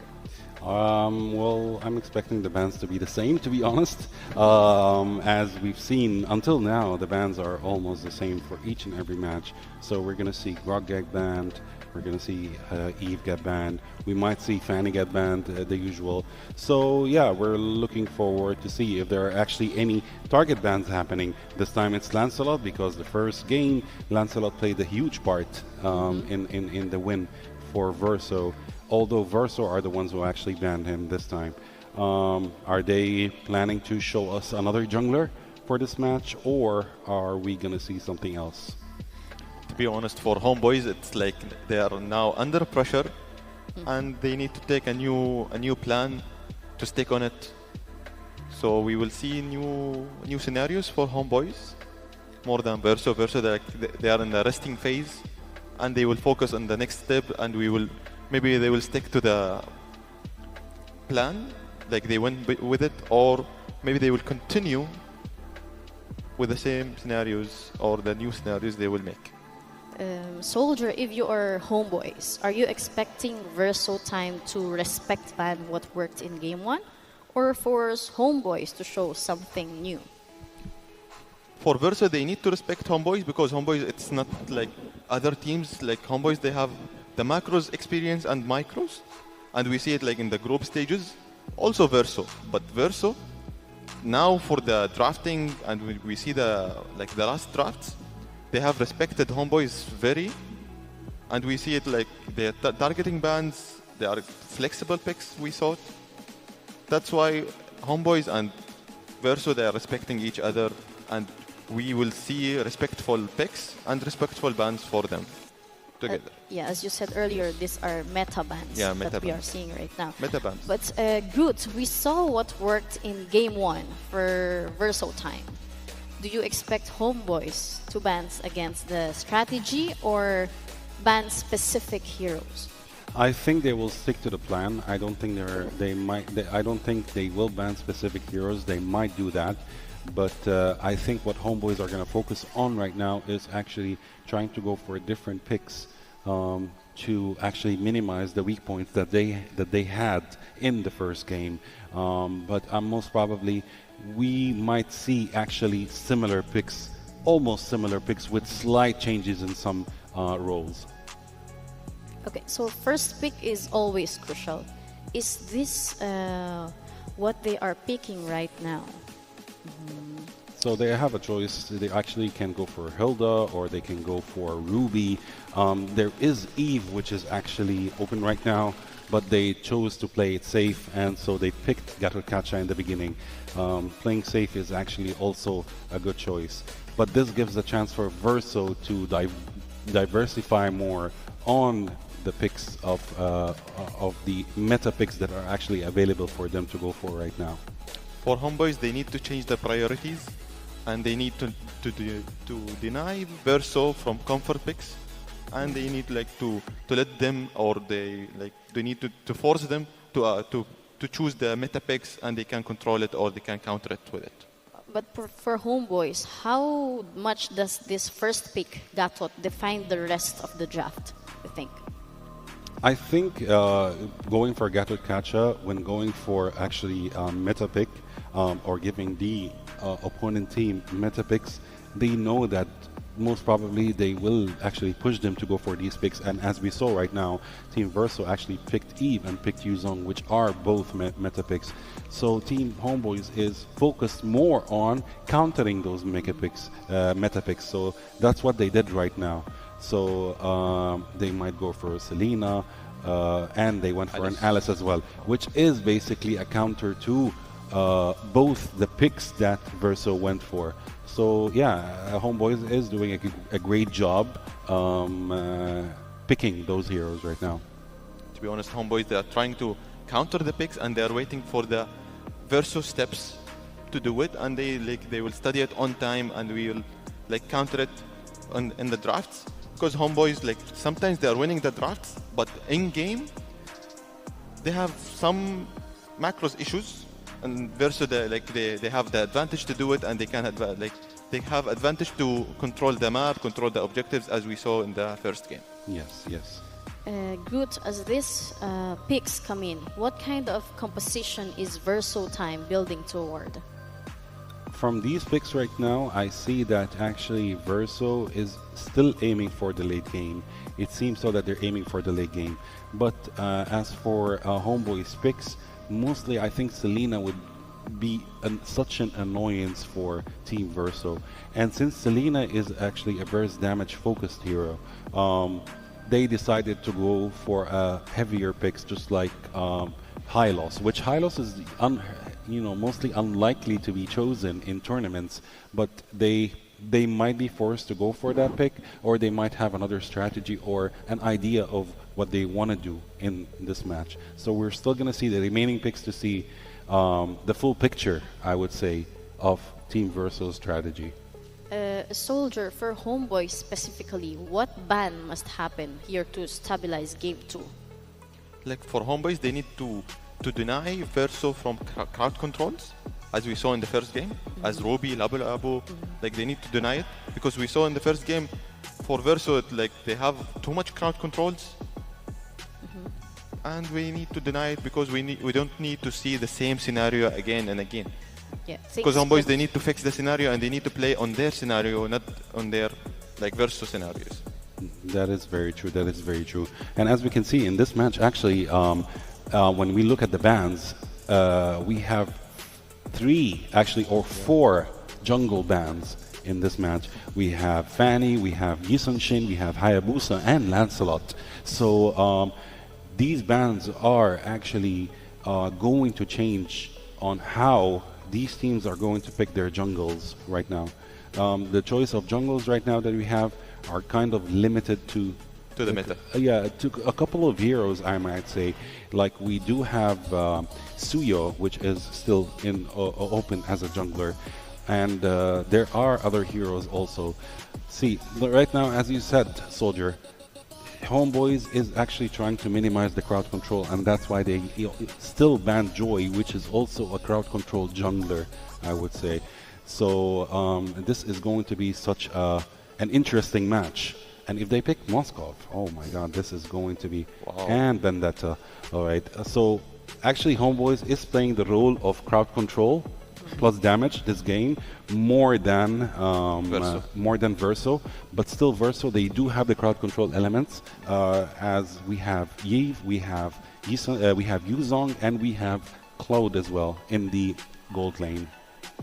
To be honest, I like Homeboys. They are trying to deny Verso from the some of picks, but for Verso, like they're trying to play around what they have on their hands, because we need to win this game, because we have 1 game left and we will qualify to the next stage. Yes, that so is. they are trying to play on the new scenarios. They are trying to make like new strategies during the draft, because in the draft now on the paper, for me, Homeboys as in the first game, because they have the priority, they have the advantage more than Verso. But good, do you think they're drafting for comfort or out of necessity? I think Verso is drafting out of necessity. They're forced to go for their picks. Although, on the other hand, there is one pick from Homeboys which is going to be a problem for Homeboys themselves, which is Selena. Selena is going to have a very hard time with Claude and with Eve, because they're using their Purify skills. And we have crowd control heroes which are supporting Claude and Eve also. So I don't know what is Selena going to do this match, and Izanami needs to be out of this world to come up with something to face the picks from Verso, to be honest with you. So I don't know. I'm excited to see what Selena is going to do this match in front of Verso. We will see early tempo from Homeboys, and we will see late games from Verso. That is very true, yes. Yeah, this is where the drafts either become very clean or very forced. Until now, the puzzle is completed, and the game will decide who's gonna win and who's gonna dominate in the game. But on paper, who won this draft? For me, homeboys. For me, it's Verso. Oh, now, For me, now, it's Verso. now we are different. different. Yeah. So yeah, we're excited to see what's going to happen the next match between Verso and Homeboys, and I'm excited to see what's going to happen. You know, in those 10-15 minutes, I would say the next 10-15 minutes in this match. Who will it be? Verso for you, Verso, right? yeah. And we have Homeboys. Homeboys. Yeah. What about you? I'm gonna play it safe. All right, no, fair Who's enough. gonna win? She will cheer for us. Yeah. All right, drafts are locked in, heroes are selected, and it's time to see if the preparation pays off. Let's send it back to our casters for game number 2. Here we are. Game number 2 of this best of 3 series already. Daniel. Starting to pressure Daniel. And Daniel gets out, but my oh my, a Fredrin versus a Benedetta jungle.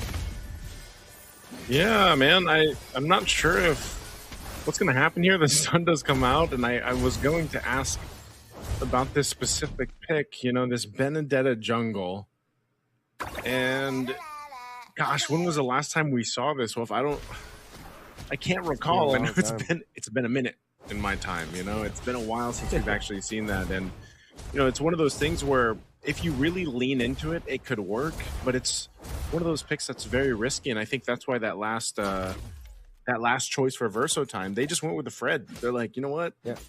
We can play this safe. We can actually dance around these objectives and extend it if we want to, and play into a Claude late game power spike that you know, we should have. And they've got a great front line. They've got a great initiator too. But Castle got the Yurjong, and that's something that Homeboys is gonna have to work with here. Arrow thrown out there in the mid lane, but nonetheless, no follow through just yet. So I don't know, that's one of my main stipulations with this. I think Verso Time actually has a pretty beefy lineup that can scale into late game really well. But it's up to Homeboys to make this more damage-centric lineup in the early game work for them. Yeah. The way that I look at this draft from both teams is that Verso Time have created a holistic composition as able as the good with while Homeboys Oh! Throne of Ruin with the Gleam. Bursto Boro gets the turtle. But Zeno's going to fall in the fight. Castle picking up a kill himself, and Reza trying to get away any way he can, but it's a double for Castle.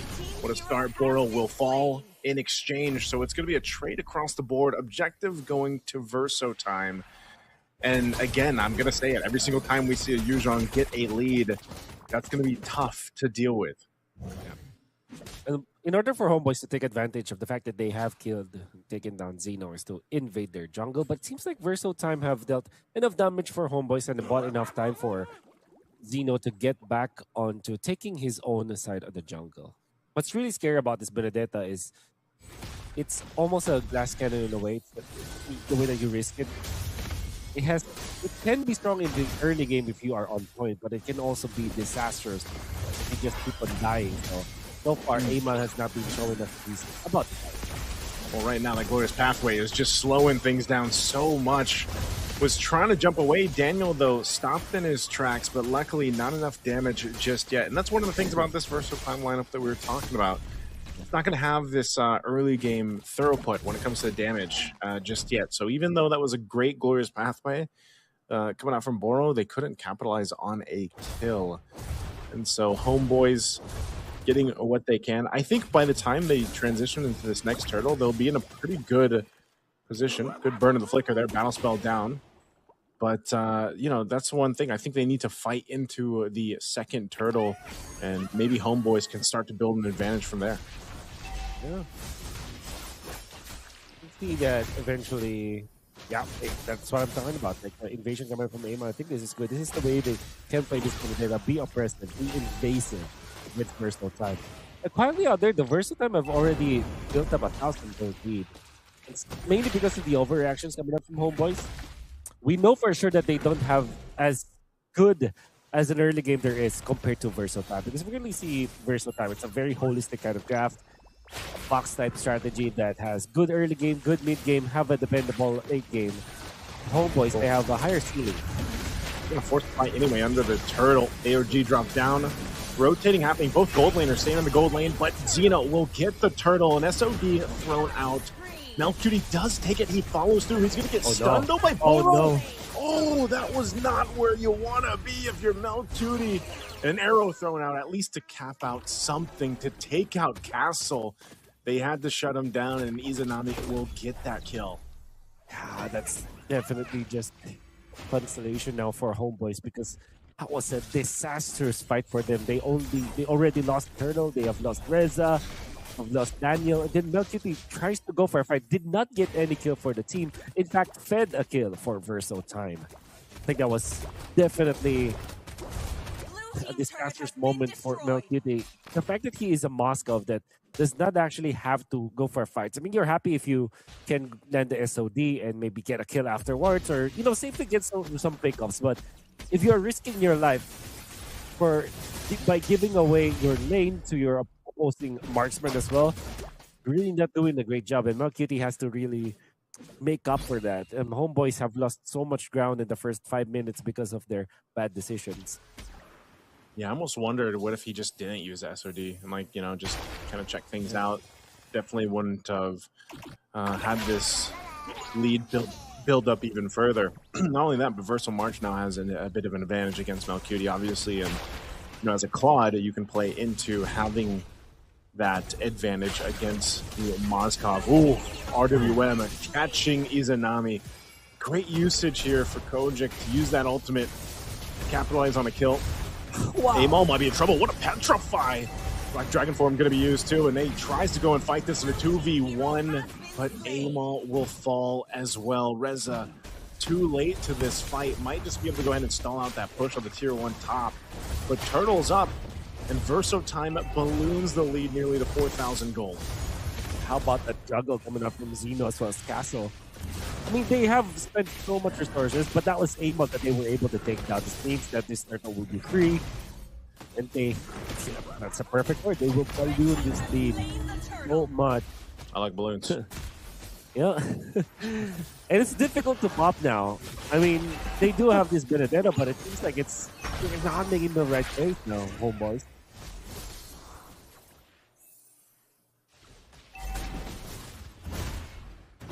Yeah, this is one of the things here, Wolf, is, again, they're going to go switch the lanes up. They get more space to work with as the turrets fall down. Oh, Castle might be caught here in a bad position. It's actually still going to be able to survive it with the heals from, again, this Yuzhong kit when you have this. And it helps so much when you have this type of lead, this kind of power in the early game. Now in the mid lane, he's caught once again. Daniel trying to get away, but he can't survive it. Verso Time taking the pickings here, even though they're revitalized just to top everyone off. And also Verso Time, they'll make their way towards another turret if they can get the tier 1 turret down in the mid. It's almost nearly a you know, free positioning to deal with the next Lord when it comes up at the first Lord. Wow. You're gonna fight for it. That's exactly what they want to do. Like Dragon Form already going to be used. Amal trying to get to the defense, trying to disengage Reza as well. No one falls. A bit messy, and at least up top, Melcutie will be able to push in a turret up top. The tier 1 finally falls. Looked to be a really good pincer coming out from Verso Time. Members of Homeboys were just mobile enough and tanky enough to get out of there. Good news, like I said, Melcutie is able to farm up top. However, Xeno already prepared for the storm.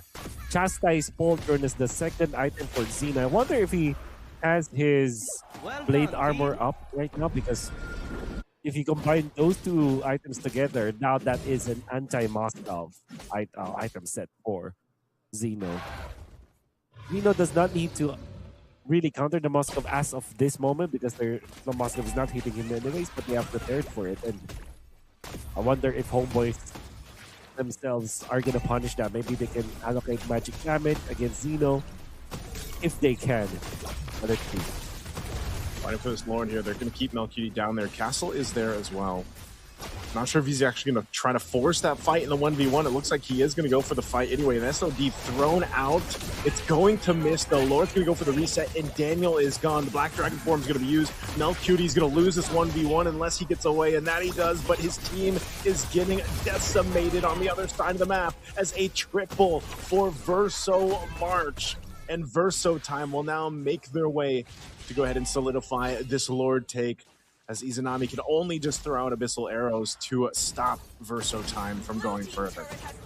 Homeboys might not have faced the Dragon Yu Zhong in that Lord fight because Mel Cutie was fighting up against Castle. Almost died, but fortunately had to flicker. Even after the ultimate and Petrify commitment from Castle was scary that he did not land the SOD, so he cannot get out from the Yu Zhong, but eventually he was able to get out. However, Homeboys, they were taking care of this Fredrin, but they forgot how to control March. March had a triple against Homeboys, and there's so much damage that's coming out from this Claude already.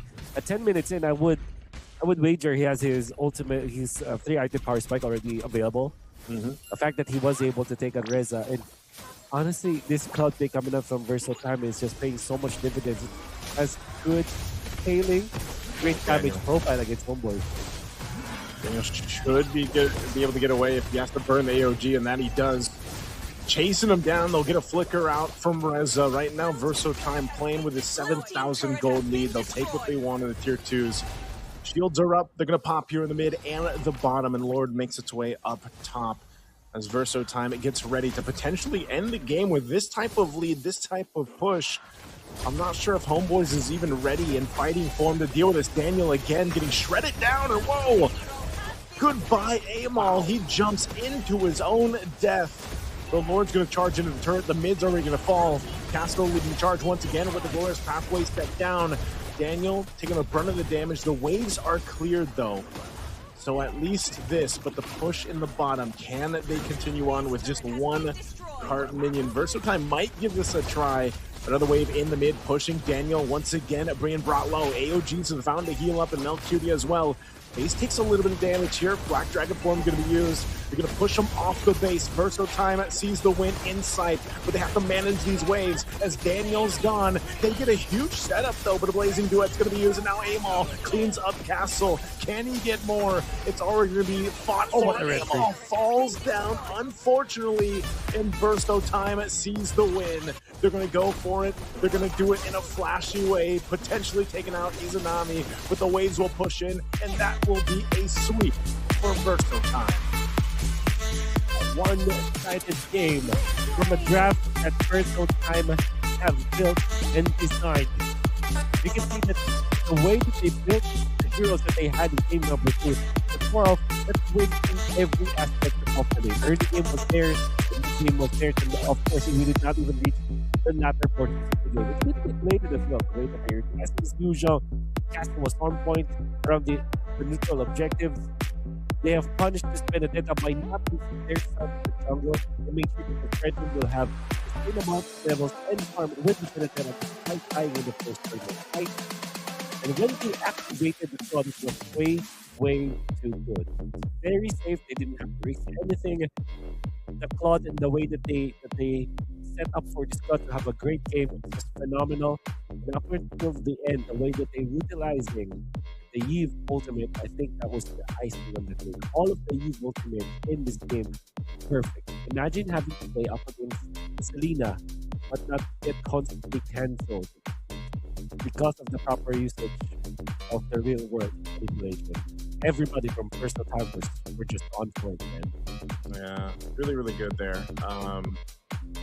Again, it's been that's been true, you know, ever since I think a lot more people were able to go ahead and tune into Verso Time in their recent tournament here before Games of the Future, and they stay true to that. Everybody make some noise. Who is the most talkative person in the group? Amazing. Well done. Congratulations.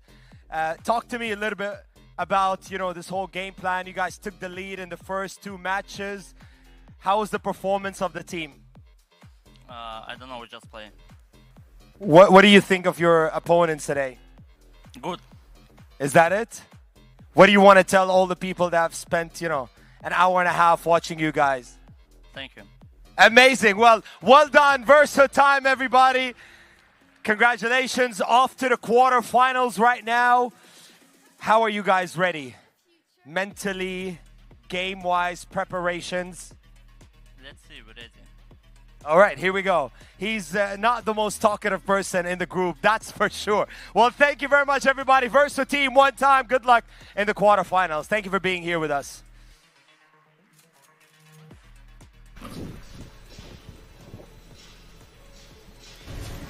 Welcome back to the desk. Verso Time have done it. A clean 2-0 sweep over Homeboys and a very convincing close to this best of 3 series. So game 2 showed composure, control, and confidence from start to finish. So let's break down how Verso Time secured this series, what went wrong for Homeboys, and what this result means moving forward. To start, Good, starting with you. Compared to game 1, how did Verso Time elevate their performances compared in game 2? Well, it all started with the draft picks. You know, I had my concerns with Homeboys picks. And it showed in the game. For example, when I talk about Selena, what is Selena going to do this match? She did nothing, almost, because she was facing tanky heroes. And another mistake that Homeboys have done is that they were banning a lot of junglers that they might have taken advantage of. Which is, you know, they got stuck with the Vendetta as a jungler pick, which is unlikely to happen, you know, in tournaments, but they had to do it. They had different picks that, you know, they would go for, but they banned it all. So they did not have advantages at all. Verso, on the other hand, in the draft picks, took advantage of Homeboys' mistakes in the bans and the picks, and they used it, you know, for their benefit. But Soldier, can we say that Verso won this game due to draft advantage? To be honest, Verso win like in a draft and in the game itself. Because Verso, they are focusing on how they are taking the kills under the towers, they are roaming the ganks, and the objectives they are taking, they are focusing on totally on the whole map better than Homeboys. Homeboys, they are trying to defend, they are trying to resist that snowball from Verso, but Verso, like, they are dominating from the drafting until the map, until the end of game, because it's a one-sided, because Verso, like, they know how to play it on macro and micro manners more than Homeboys. Homeboys, they didn't expect that from Verso. They thought maybe we will win one more game and it will be 1-1 and we will have one more advantage, but Homeboys, like Verso, sorry, it was like a surprise from them, and they surprised everyone.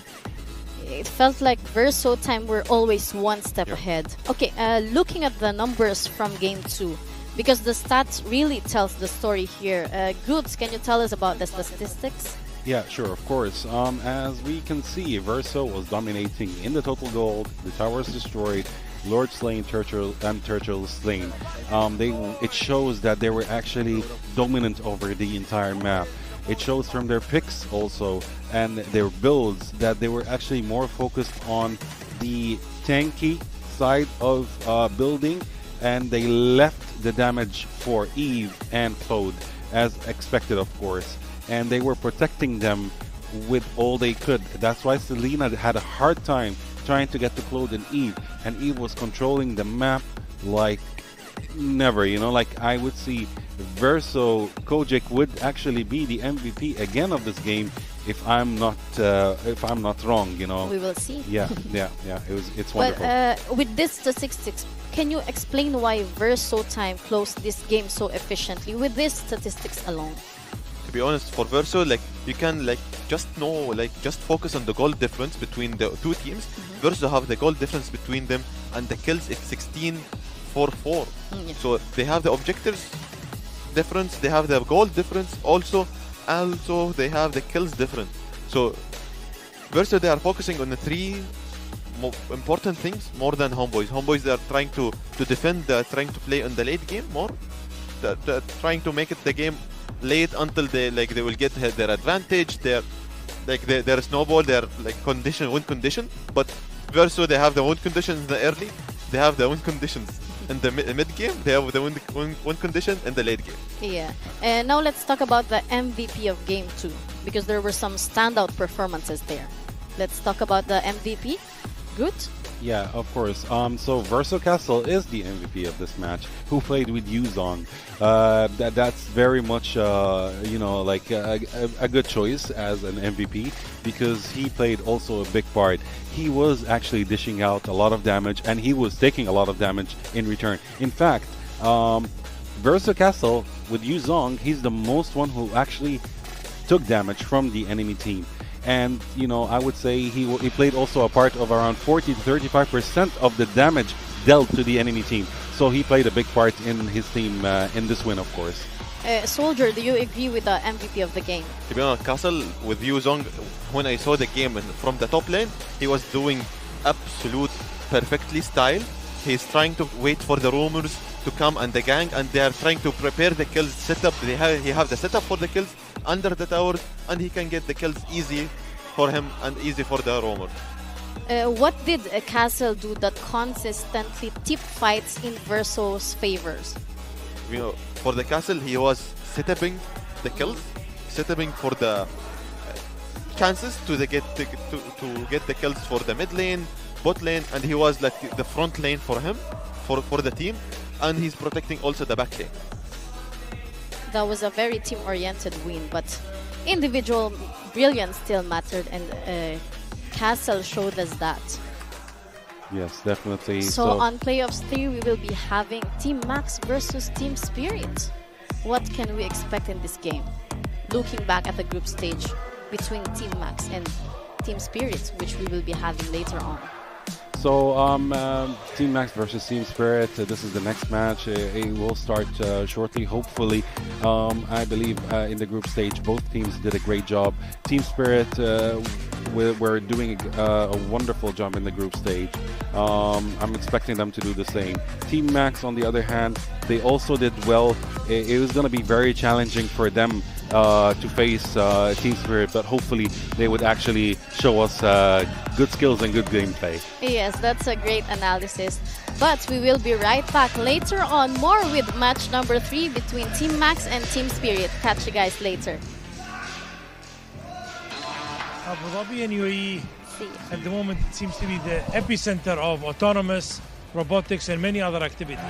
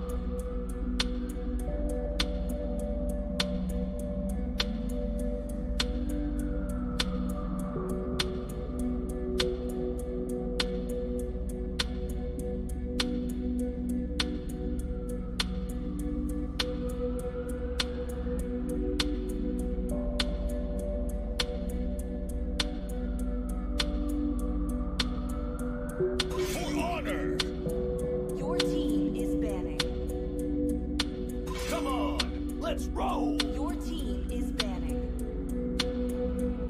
As fleeting as a snowflake's breath, Is banning. as timeless as a glacier's heart.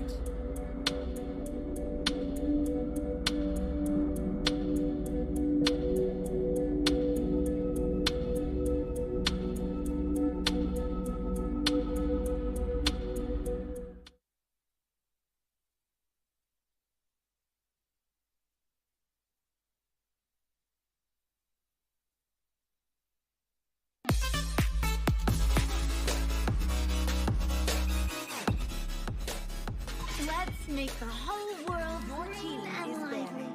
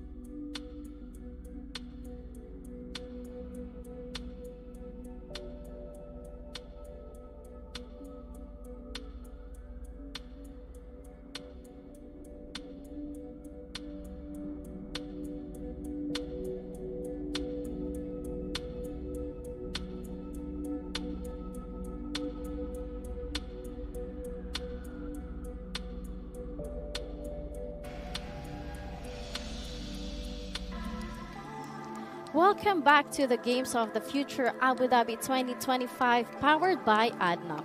We're heading into match 3 of the day and this one is a do or die. Team Max going head to head against Team Spirit is the best of 3 single elimination. Once again joining me at the desk are our analysts Groot and Soldier. So Groot, I'll start with you. When you look at Team Max versus Team Spirit, what's the biggest contrast between these two teams coming into the series? I think this match is going to be very challenging for Team Max in front of Team Spirit. It's not going to be an easy match for them, but I'm also expecting them to do a great job, hoping they would do a great job in front of Team Spirit, and hoping that we would see actually different picks, different metas. Sometimes, you know, it's preferred to go off meta. It's way more fun than that. Soldier, do you agree with this assessment? To be honest, for Team Max and Team Spirit, they like the early skirmishes. They like the early fights. They are like, they need to fight until like we need to win fast, ASAP. But for Team Spirit, like Team Max, they are like trying to play in the macro, in the earlies. They are trying to set up the games one by one, ABCD. Yeah. But do you think this is more about draft execution or the in-game decision-making matters here? Look, it depends on the Team Max. Team Max, they're having their focus on the draft because we saw it in the group stages.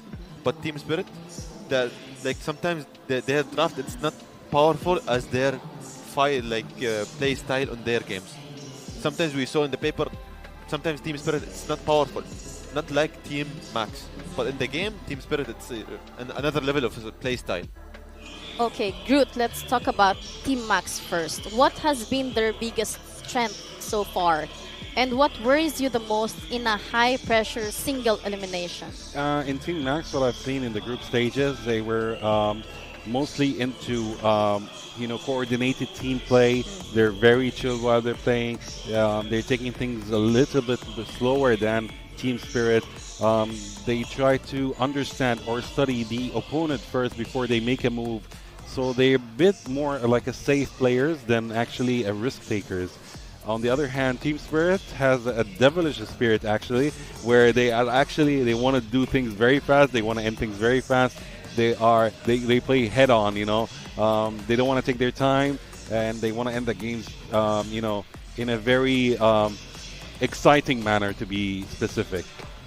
Okay, Soldier, if Team Max wants to win this series, what must they absolutely get right from the game 1?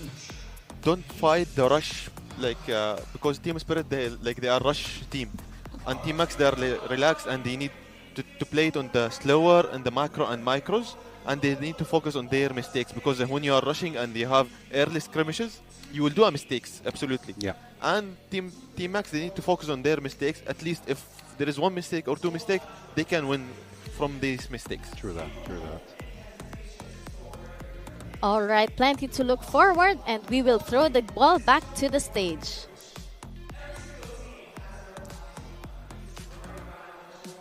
Talking about a prize pool of $900,000 that could truly change your life.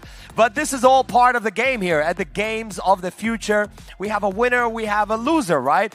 But I love the concept that Games of the Future is bringing to Abu Dhabi for the very first time. You know, forget about the old way that we're looking at sports. This is sports reimagined, combining the physical world with the virtual world, all together under one roof. We're here on the MOBA stage, right?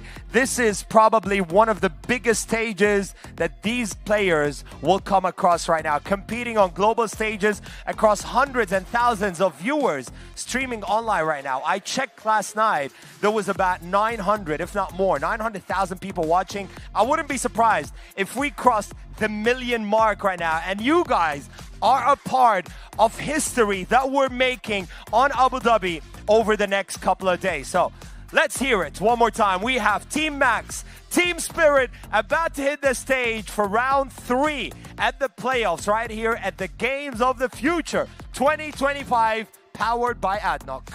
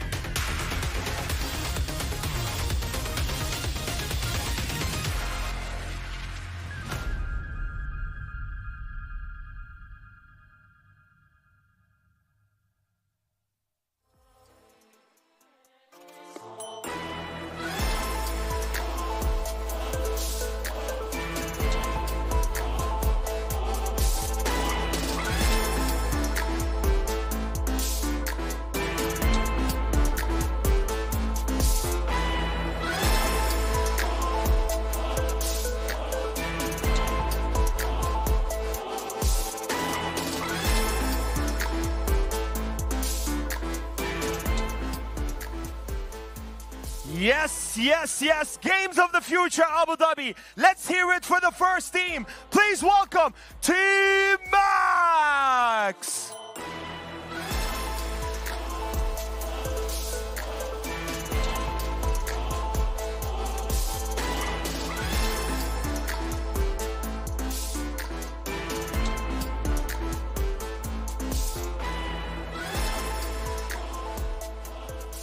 That's right, this is Team Max. You may take your seats right now.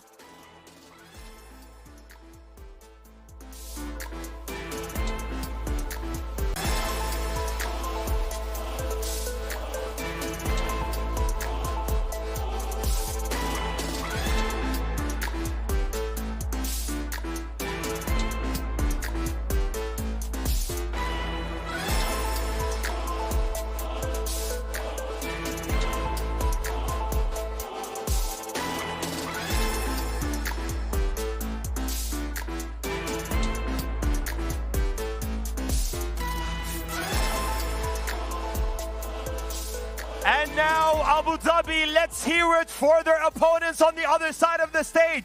Please welcome Team Spirit.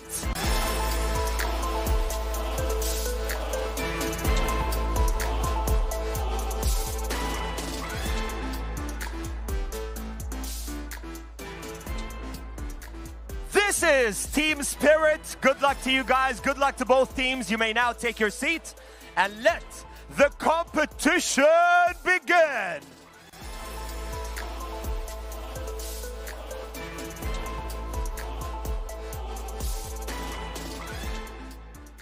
Welcome back to the Games of the Future Abu Dhabi 2025 powered by ADNOC. And as promised, we're jumping into the draft for Game 1 between Team Max and Team Spirit. So this is a best of 3 single elimination. So every ban and every pick matters right from the start. So good, let's start with Team Max. In a high pressure Game 1 like this, do you expect them to go for comfort bans or respect bans against Team Spirit? I know we've been seeing meta bans right now, but... Well, actually, I believe in the first game, it might be, you know, playing safe, you know, meta bans. Team Spirit is very excited, huh? Yeah. Feel the vibe That's here. the spirit. So, yeah, I'm expecting the first game to have the usual meta bans to see how things go. And then moving on from that, we might see maybe other bans and picks in the second match onwards, as we've seen in the first 2 matches, you know. So I think they were playing safe in the beginning. Okay, Soldier, from Team Spirit's side, what are they most likely targeting in this first ban phase?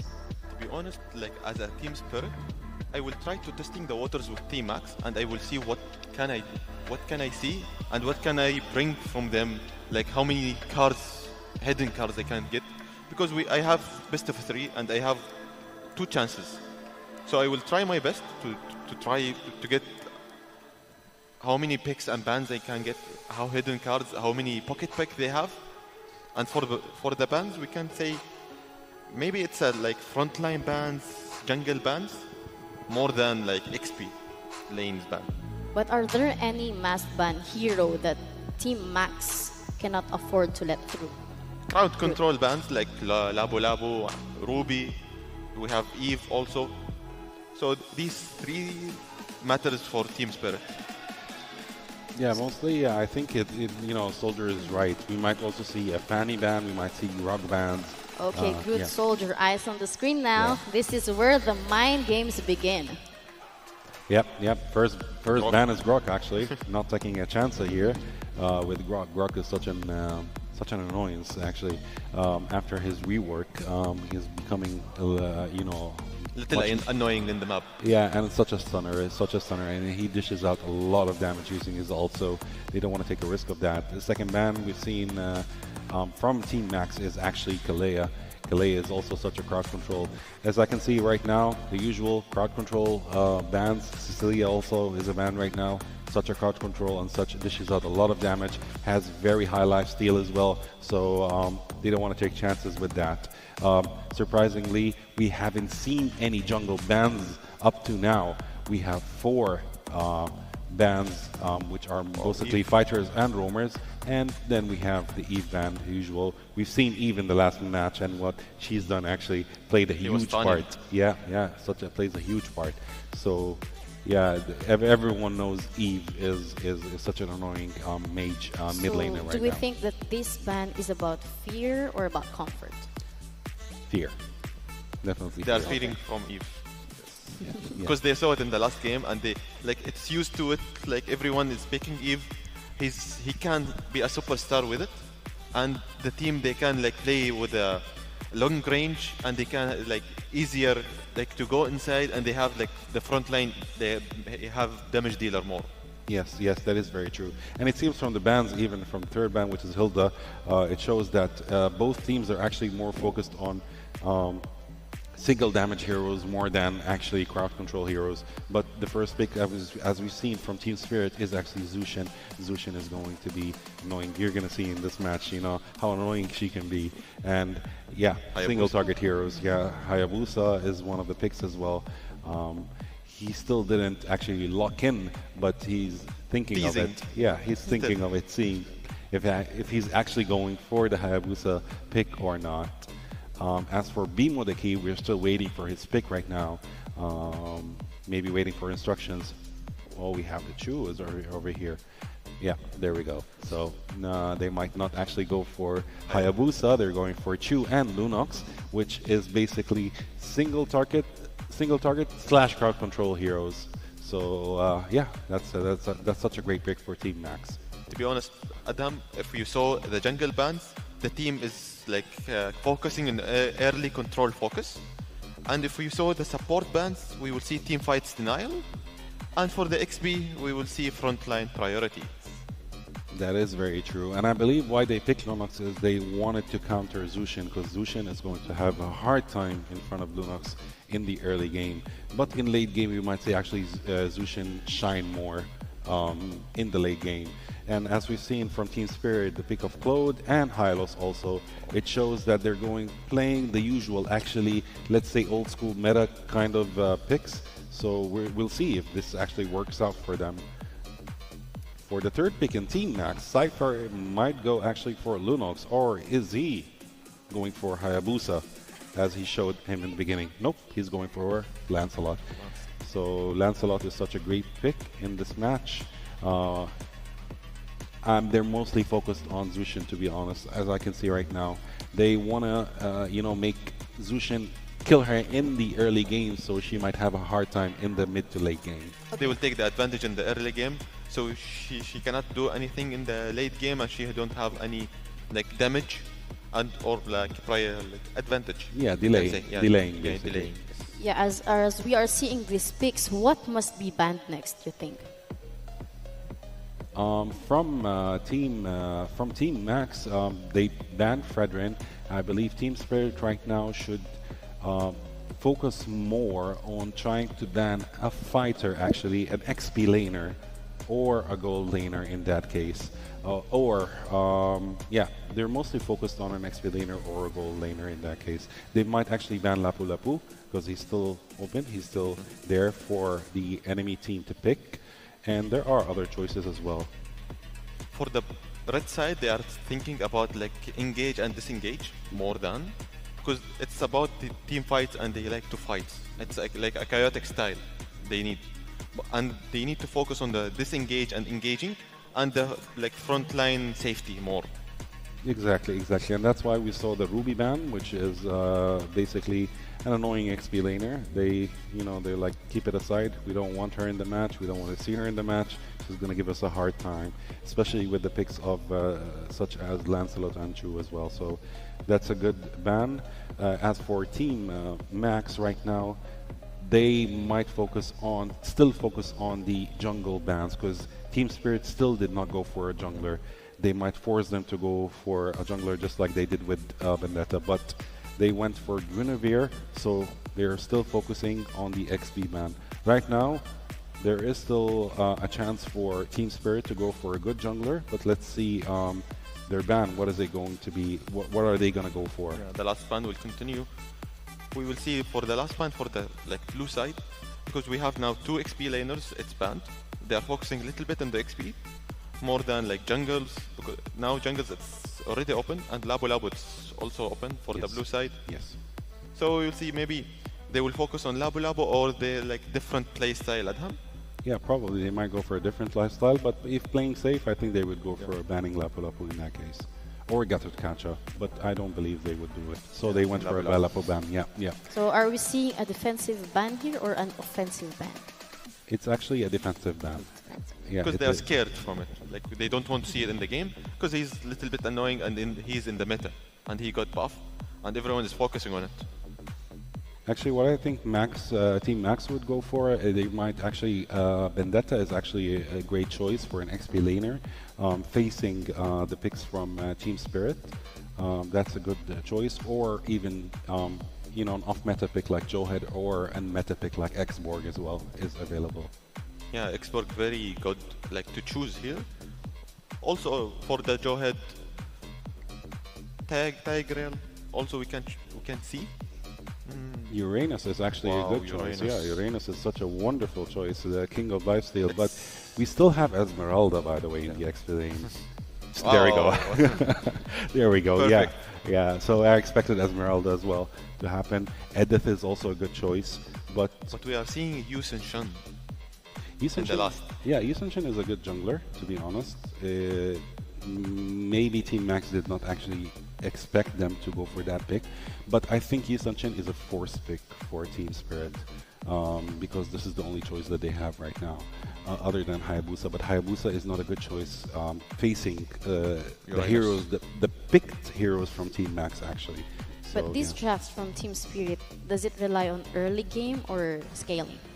No, it's mostly scaling. It's not early game. These are not early game picks. I think both teams are actually looking to go for the mid game, not late game, mid game. Yeah. Because Yusen, you need to wait until like mid game until he will get like his complete items and he can make the more damage. Because the red side he can like little bit counter it during the farming, during the roamings. But Yusen he can little bit farming and he can focus on the jungle side better. Yes, that is very true. I believe Team Max will go for a marksman to face Claude. They're still not sure what to pick, I believe, so there are lots of choices. What do you think, Soldier? Granger. As we said, marksman.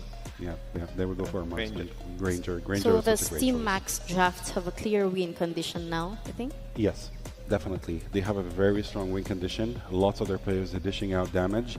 Although on the other hand, they're not very tanky compared to Team Spirit. Team Spirit, they have more tanky choices, but they also have a lot of damage dealing. So we're going to see a lot of kills this match. We will see a lot of like playstyle from Team Spirit because, as I said in the beginning, it's a chaotic style they like. That's why they picked tanky and damage dealer.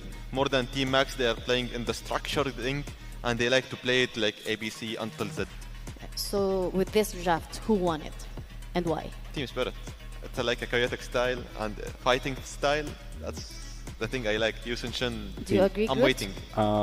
I would agree to disagree on that case. I think Team Max actually has the upper hand in this match because they have higher mobility, much higher mobility than actually Team Spirit. So yeah, that's what we're expecting, and the match started right now. Excited to see. We're gonna see lots of kills this match. That's what I'm and sure they're of. very hyped about it. A lot of objectives also. Yeah. Wow. Okay, so we're going to hand it over to our casters to bring you all the action. Don't go anywhere. Game 1 starts now here at the Games of the Future Abu Dhabi 2025, powered by ADNOC. Here we are. Team Spirit going up against Team Max. Nobody expected Team Spirit to be in this spot, but here they are after almost being taken out of the tournament, out of being eliminated, but gonna be facing up against Team Max. Do you think that Team Max has got the composition to actually take Game 1 against Team Spirit, Naisu? I think they do, man. This is one of the things that it's a little bit of a throwback King Ares has the Uranus, and then you have the Esmeralda across from them. Hold on, mid lane though, they're quite low. In a good position. Sal's actually dying to the first blood. One shot was going to go for his own. Sunset Lever goes forward just to drag him back. A whole lot of battle spells thrown out in the first minute of the game. But it's a trade, though. The 1-for-1 across the board. To answer that question, though, I will say Team Max, I like the composition they have, Wolf. You know, I think it's a pick-off-centric composition. Anytime you have the Cho there, that's going to be the case. But also, you kind of have some insurance towards the late game if you get there. But I would say Team Spirit has that, especially with Hiko on the Claude. You know, once he gets those 3 items, that power spike's going to be there. It's really going to be difficult to kill Sunset Lover because of moves like this. I don't know if you're going to get away this time. Yep. The key goes down. BMO down in the mid. Look, the key for Team Max. I'm gonna snag actually this Uranus.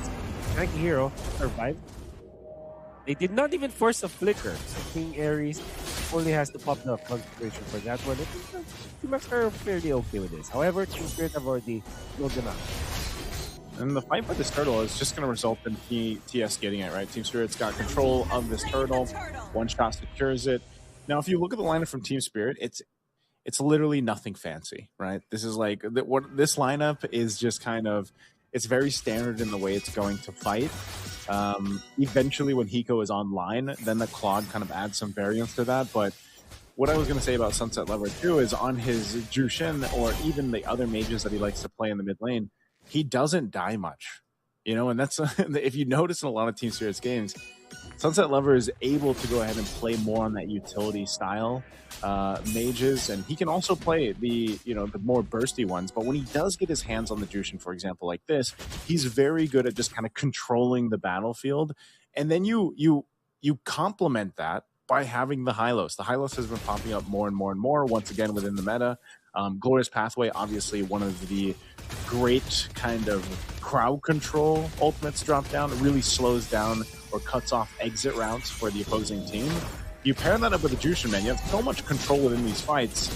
King Ares, this is what I'm talking about. This Glorious Pathway, it's going to slow him down. He's going to be able to get the stun, and then they clean up the kill. And that's why I was saying my point with the Hylos works so well in this current setup of, you know, having more crowd control, being able to catch certain heroes out, even like the Uranus now. And what's great about that Sawa ultimate, Glorious Pathway was laid down in advance. He knew. Laid down the Glorious Pathway where King Ares would go, not where King Ares was. So it was a nice use of the ultimate. And Team Spirit will actually collect the turret. Top might even make a move onto the mid lane because they know that they are very powerful. Quietly there at 4 minutes in, you have 2,000 gold lead for Team Spirit. Big lead already up to this point in the game. We'll see if Team Max is able to adjust, and most of that adjustment is just to see what Cypher can do, but he's getting thrown around, and there isn't much that you can do about it right now. One of the changes with the Jushin, like I said, she went through a little bit of a change with the recent patch. There is that cooldown, of course, of about 4 seconds when you throw someone around before you can throw them again, but this is just an objective go in the hands of Team Spirit here. Second turtle of the game, easy take for one shot. So it's Team Max trying to scrape up what they can here, Wolf, and going to try to potentially make a play. Sallow dropping down the Glorious Pathway. They know they want to fight this. Even 3v4, they'll take this fight, and they're going to throw King Ares around. A couple Rhapsody shots here from Lei will keep them from initiating further. For 3.4k gold lead for Team Spirit. You wouldn't think that it's a massive lead, but if you look at that time, it's just 5 minutes for this game. Others taking over. Kid Bomba even thought they were stacked. He is Saksu. Unlikely to actually get the orange bulb, but the fact that they're giving information and forcing retributions all over the place, it's already good. And now can be back to farming. Will prompt Team Max to decide what lane should they defend. Oh, this is going to be tough now. Fighting around the purple buff. Pathway dropped down by Sallow. Kid Bomba jumping in under the turret for key. But they just have everything lined up. Cypher trying to get away, burning, but 1 HP will still stay alive. The rest of the team not going to be so lucky as King Ares falls. And meanwhile, Hiko just doing his thing, working on that bottom lane to go ahead and push in that tier 1 turret. So right now, Team Spirit playing fully into the advantage that they have, and Team Max are looking for some type of play somewhere, somehow. But you're starting to see this gap build even further, even just between the jungles here. They've taken out a purple buff away from the Lancelot, and even making the gap between one shot as well as Sapphire even bigger. Moment, Team Spirit are poised to take this turn, and it might even be a kill. That was ultimate so on point. Yeah, I don't know. Like the amount of value he's getting out of this Hylos right now is just it's maximum value. The glorious pathways have been amazing. Sao himself is just able to go ahead and take up so much damage, and you know this is like one of the best experiences you can have as a jungler. You're one shot, you just do what you need to do. You know, rotate, get your buffs, get the turtles, and scale up as quick as you can. The rest of the team is just on control of the jungle, and as you mentioned, Kid Bomba doing a fantastic job at actually just giving information over to the rest of the team. Like, hey, you know, Saksu is here. He's grabbing his orange buff. He's up on this top of the side of the map. If you guys want to make a play, you probably can. And this is what's going to happen here. King Ares trying to get away, popping the concentrate. Hiko there, nice dodge with the BMI. Blazing Fury going to be used, but he is cut off from the rest of the fight. They're still going to go for more as Cypher falls. Kid Boba joining the fight, going to pop the brilliance here. King Ares trying to get away, but he's dragged to his death. A beacon under the tier 2 bottom lane. Team Spirit will take 3. Wow, a clean take from Team Spirit, especially when the likes of Kid Bomba are jumping in just to force on the brilliance, and then everybody will just back out and then go back to the fight with such precision coming up from Team Spirit meant that they looked untouched. I felt like they didn't even have to worry about their lives during that moment. Like Team Max were just so in the defensive that the resources that they have that should have been used for their own offense weren't even used at all. Team Spirit are just running through it, rolling through Team Max right now. Oh! Hiko jumping in with the Blaze, do it. 3 members, 4, just feeling that strength of a fully locked in Hiko at this point. I think he's got the 3 items already. They've scaled up so fast, man. 10k lead at 8 minutes. Maybe he's just got 2. Working on the 3rd. Okay, look at him. Okay, yeah, he's working on the 3rd right now. I was gonna say he's got to be so close with this kind of lead and just the laning he had. Yeah. He's not yet to the tips, right? The 3-item power spike. But he's almost there. Spike, yeah. He's almost there. And you could see it with the Blazing Do It already, just pumping out that damage. You know, you can see the Team Spirit are very comfortable with the outcome of this early game with them. From the mid game, we haven't even reached the mid game yet, but now we are. The Lord is now available for Team Spirit to take last pawn, and there it is. Man, 850. 8 minutes and 50 seconds, 3-item power spike for a gold laner. We haven't seen that in a very long time. Ever since the patch, the next Project Next, where all of the gold inside lanes were produced, we have not seen any 39-minute 3-item power spike. This is one of the fastest 3-item power spikes we've ever seen. As of late, I mean. Yeah, this is about one of the fastest ones we've seen, at least here too, for Games of the Future, I'd say. You know, one of the quickest power spikes that we see built up on a lineup that, like I said, isn't anything fancy. And honestly, if you look at all the team fights and everything they've done, it's either been a pathway drop down or just Sunset Lover dragging people, right? And now, like I said, once Hiko was online, which is just happened about a minute ago or so, you know, he just needs to jump in with a Blazing Duet, brings multiple people low from Team Max, and they're not really in a fighting position. I mean, even just a couple auto attacks, oof, plus the charge up shot from one shot, able to bring them down nearly to half health as they get ready. Hiko too, though, good damage with the Thorn Rose. He's going to get healed up while they're revitalized. They're going to try to do the best to defend against this push with a massive disadvantage in terms of gold. You can see they have to really choose the way they fight against Team Spirit. They got to clear in the mid wave, though. It's got to push into here. The base turret is going to go down on the bottom lane. One shot. Go ahead and poking down at Team Max. Another one. Lord's finally going to go down here. Natsu trying to make some work. Thorn Rose trying to clear out the waves, but the turret goes down anyway. Team Spirit still has a wave up pushing up top to possibly clear out one last base turret. I think even with 13,000 gold lead, unless they are able to convert a kill here, they might not push it in, but they drop down the pathway. They're going to flicker out from King Ares. They're still going to be fine, but they can't get this turret. What's Team Max going to do here? Do they watch the base get fully taken out? Viper jumps in, but he might have gone a little bit too far as he's taken out by Sunset Leveler, and finally King Ares goes down as well. They lose two. Team Max is going to lose the last base turret, and Team Spirit with the numbers of mid. Whoa! Goodbye, Bimo. The key just absolutely decimated. Baxter going to be next. He's going to possibly get dragged back, but the base is going to be worked on. There's 1 million. It's cleared out. They still have the mid wave pushing in. So Team Spirit will wait a little bit longer. There's way too much time still here for Team Max to be back up. So the base is going to be locked on, and they will take a dominant game one. Super dominant game number one. You will miss it. That is the kind of gameplay that Team Spirit has shown us. Absolute domination. Game number one. And looking at the heroes that they have drafted, very standard. But the way that they played it, it's really, really good. I think that even nobody from their team have actually overextended in this game. You know how good their execution was. It was very quick. We didn't watch it. I mean, of course, Team Max was able to get that first team fight, but versus Team Spirit just did not let go of this game. I'm sure that there are 4 points that our panel will be talking about, so let's go it over to this video.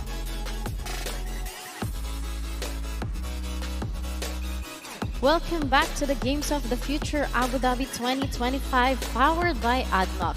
We've just wrapped up Game 1 between Team Max and Team Spirits, and what a way to start this best of 3 single elimination, a strong statement made early in the series, but remember, this is far from over.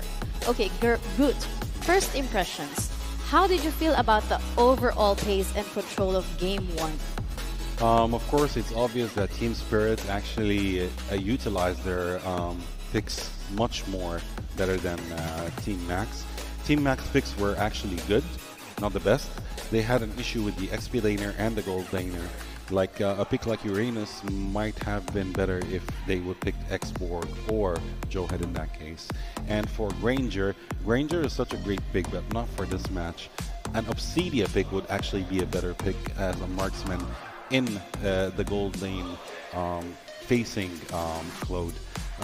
But it seemed to me like it was more of a skill gap issue more than an actual draft pick issue. Okay, let's bring up the numbers now because statistics tell a big part of this story. Soldier, looking at the objective control, what stands out to you the most? To be honest, Team Spirit have controlled all over the objectives. They have 3 turtles, 1 lord, and for the gold difference, I think almost to 11k. So that's a huge gold difference between the teams. Team Spirit, they focus also in the early fights, as I said, like early skirmishes. They like to do that, like in the chaotic style. They need to finish it fast until like Team Max, they will not reach their potential or their win condition.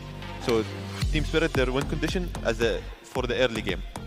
So good, goal difference, turret control, neutral objectives. Do these stats reflect clean execution or mistakes from the losing side?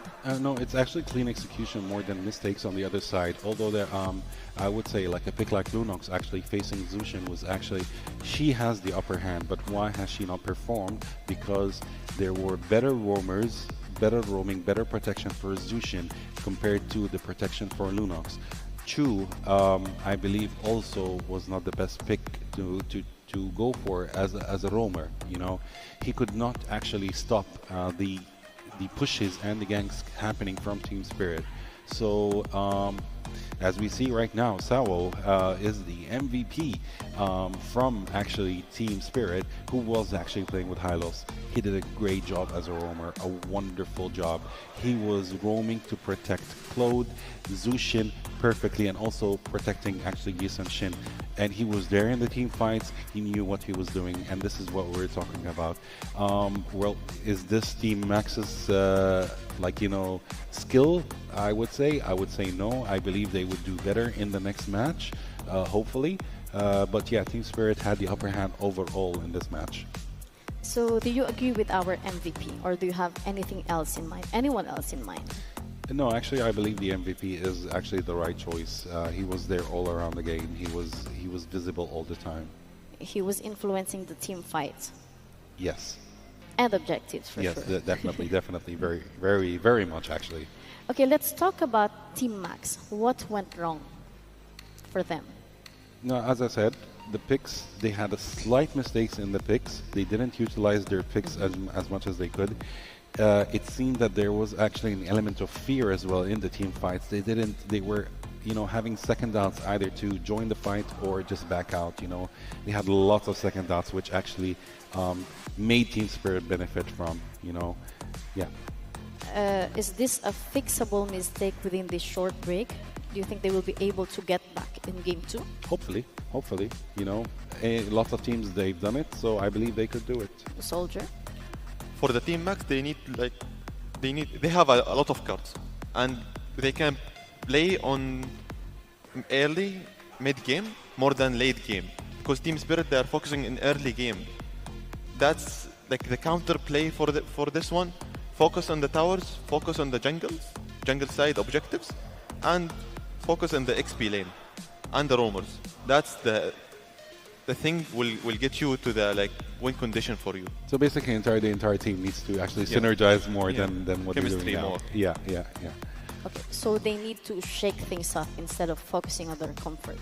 Yeah, they need to, Team Max, they need to see what is the mistakes we have done in the first game. Because first game it was fast and not clear for Team Max, because they saw, they thought maybe we will make it for the mid game, early late game, because our picks, it's comfortable with late game as we saw in the drafts. But Team Spirit, they didn't maybe they predict or they surprised the Team Max for it, and they finish it as fast as possible with the Lord objectives, turtles, 3 turtles, and the gold difference and the towers. That makes more difference for the team. That is very true. Very true. Yeah, plenty of adjustments to make. But when we come back, it's going to be straight into the draft for the Game 2 between Team Max and Team Spirit here at the Games of the Future Abu Dhabi 2025, powered by ADNOC. See you guys. Abu Dhabi and UAE at the moment seems to be the epicenter of autonomous, robotics, and many other activities.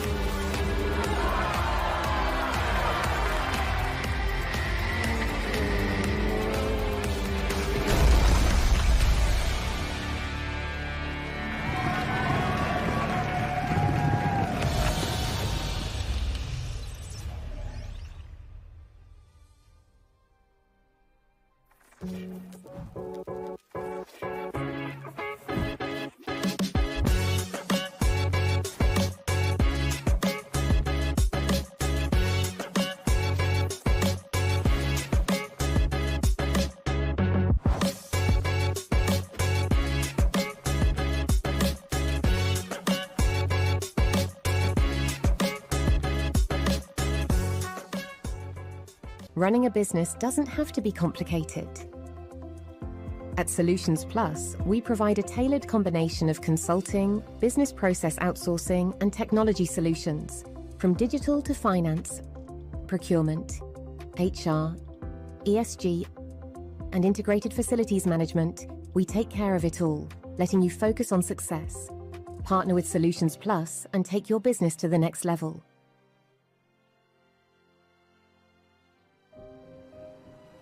Health is the essence of who we are. M42 is a global health champion harnessing the power of artificial intelligence, technology and genomics to transform healthcare systems and ensure that everyone, everywhere, has access to the care they need. Our dedication to health knows no borders, and we serve with the belief that health is not a privilege. It is a universal right. What if the spaces between us could disappear? And one move makes all the difference. Sometimes it feels like bonds growing stronger across any distance. When the spaces between us disappear, beautiful things happen. Looking for car, health or home insurance? Don't waste hours calling around. At insurancemarket.ae, I bring you quotes from the UAE's top insurers in seconds. Compare, choose and buy instantly, all in one place. Over 200,000 policyholders already trust us with a 4.8 star rating. Join them today. Insurancemarket.ae, where insurance gets smarter. Insurancemarket.ae. Energy is life. And today, life is happening in two worlds, physical and digital. In Abu Dhabi, where source energy powers innovation, a new kind of energy rises. An energy that unites worlds through intention and action. Where physical skills meet digital mastery and next generation of champions are born. This is where talent meets technology. Where strength meets strategy. Where energy amplifies through action and powers the future. The games of the future, powered by ADNOC.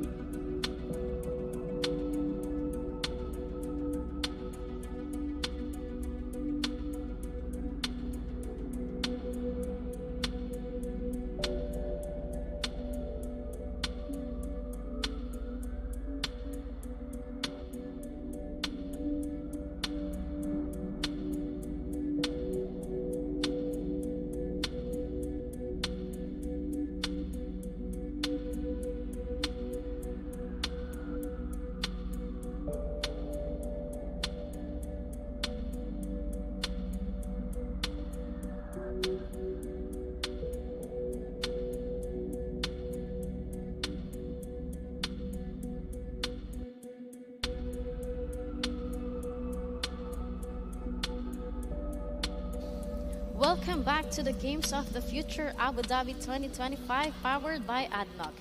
Draft and Pick is now up for Game 2 between Team Max and Team Spirit. So Team Spirit lead the series 1-0 and this puts Team Max in a must-win situation. So joining me at the desk, breaking it down for you are Goot and Soldier. Thank you so much. Thank you so much. We're excited to see the second match, and we're excited to see a different Team Max this match. Team Spirit has done a great job in the first match. They dominated the first game, and Team Max, they had their issues, but hopefully they would get away from it and show us what they're actually made of. with the bans, actually, we can see that the first ban from Team Spirit is Eve, and from Team Max is Yuzong. Usually, they're very fast with the bans. You know, it's the meta bans. You know, there's nothing to be, you know, surprised about. We see Grok, we see Kalea as well, we see CC. So, yeah. CC, Grok, Eve. Yeah. And this time they're banning Zushin because Zushin was very annoying the first match when Team Spirit were playing with it. They picked the Hilda immediately. We can see very fast picks. They're not thinking twice. Let's see Team Max, what are they going to do this match and what will be their picks? To be honest, Team Max, they need to avoid the early fights with Team Spirit to reach to the win conditions, and they need to trade objectives. If Team Spirit they're doing turtles, just go bottom or just go top and take the towers and try to trade the objectives with it, or try to take kills. That's like trading. It's the best thing they can do with Team Max, because they need like to sacrifice something by something for them. Wow, the picks for the both teams, the red side and blue side, it's, to be honest, targeting, meta, and teasing. But what does this tell you about Team Spirit's confidence with this first pick? It's a usual pick, you know. If Hilda is open, then why not take it? She plays a huge part as a roamer. She's such an annoying roamer, actually. There is no need for them to go for another Hylos pick in this match. Maybe they want to mix and match, see different styles, different strategies, you know, try them out. Since they're actually feeling comfy right now and having the 1-0 win. But I believe Team Spirit will still go for the win. They will try to go for the win and not just gamble. As we can see right now from Team Spirit, they are going for 2 heavy heroes plus a marksman, whereas Team Max went for Gatot Kacha, including the mid laner Kimi in that case. Now I believe Team Max still has a chance to go for a meta pick, but picking a Ruby early, do you think that this is a good choice? For picking a Ruby as like a loser, like if you don't have a chance, it's a good, because like it's a good advantage for you. It will make you, it will buy a time during the game to get to the win condition, to get like buy the items, and it will get like for the team to get advantage on it for the Ruby. And as we can see right now, the third pick from Team Max is actually Lancelot. And Lancelot is going to have a hard time with actually Fredrin if they're going head on, you know, 1v1. But I believe this is another task for Lancelot. It won't be his main task to go a one-on-one with Fredrin. Right now we're back to the second phase of the bans, and we're waiting for Lei to go to choose the ban. What is he going to go for? Is he going to go for an XP laner, or is he going for something else? He went for an XP laner. Yep. Now they're going to start banning XP laners, since I believe both teams still did not go for their XP pick. And still also Team Spirit did not go for the mage pick. So Team Max has 2 choices, either to go for a mage ban or an XP ban. Now Team Max under pressure, and they will think we will focus on the mage more than the XP, and we will take advantage with the mage better than the XP. We will give Team Spirit the advantage for the XP. Maybe it will be wow, it will get better. But Labo as a ban, we still have a Ruby in that case. We still have a Ruby in that case. We still have an X-Borg. We still have Johad. We still have lots of fighters. Yu Zong actually is banned. We still have Arlott as well, who might be a good choice in this actually picks. So let's see. They're thinking mage or XP ban right now. What do you think they would go for? What do you think you would go for? No idea? No idea at all. What about you, Soldier? To be honest, for Team Max, they will think to go for the late game, and they will think, let's make it late as possible for them. They went for an Edith ban, which is... Wait, what is it? Actually... It's little bit question mark on it. For it as the meta now. Now we might actually see a Ruby this game. Wait, Uranus also. Uranus is a man, so we might see actually a Ruby this game, or we might see an X-Borg, or probably both of them having a face-off in the XP lane. But Team Spirit still has a chance to pick Farsa as of course a mage, a mid laner, or they might actually go for a Kadita as well. So let's see. We're waiting for Lei right now. But so far, how would you describe Team Spirit's composition? Is this a draft that wants to close early or scale comfortably? Actually, no. I believe they're gonna play early to mid. Their picks are pretty much early to mid game, so they want to reach the mid game max. But even if they reach the late game, I believe still Team Spirit has the upper hand. Still has the upper hand. But let's see. I don't think Suyo. Yeah, he went for an Arlot. So, and okay, Zeishan. Zeishan is actually not a usual pick happening, but she's such a strong mid laner, which is going to give Kimi a very hard time. For Team Max, they need to avoid the early skirmishes until they will reach for win condition for that situation. But Team Spirit, maybe they will continue the same scenario as they win in the first game, like the early skirmishes, the early advantage, the early objectives. But as we can see in the paper, in the drafts, the pick and bans, it's little bit different, Adham, because it will be different now, because now the stress for the both teams, it's different. And we will see the last pick for the red side will be, he will choose it. Oh wow, Ruby, as we expected. Actually, from the draft picks, Team Spirit has the upper hand in the draft picks. They have a lot of damage dealing. They have 2 heroes which are, or 2 to 3 heroes which are kind of tanky as well. And Team Max, on the other hand, they lack the damage. They have a lot of survivability, they have a lot of sustainability, but they are lacking damage. So let's see how are they going to do in this match facing Team Spirit. Team Spirit, they have the early rotations better for them. Yes, that is very true. What do you think has to go right for Team Max for us to see Game 3? They need to extend the game as much as they could. But even though they don't have it, like, you know, with these picks, they have a very small chance. So you're saying if this game goes late, Team Max has the benefit? Yes. Might have the benefit. Might. Maybe. Okay, the word might. Yeah. If they do this, if they execute this perfectly, yes, then we will see a third match. Yeah, this feels like execution versus momentum. Then Okay, let's wrap this draft up. And there you have it. Drafts are locked in for Game 2 for Games of the Future Abu Dhabi 2025. Casters, take it away. Here we are. And possibly the last match for Max, unless they pull off something different. Maybe they can punish this Zetian pick coming out from Team Spirit. But already we're seeing a different shade of Team Spirit with his Fredrin pickup. I know that it has great combo with his Zetian, but do you think that this is actually going to work? I hope so, man. You know, the patch came out. Zetian hasn't seen the light of day for like the longest time until, you know, back in what? I feel like maybe back in our last big international is when we actually got to see the Zetian still kind of forced. Like it was like forced to be picked up when she first came out. But, and then she fell off.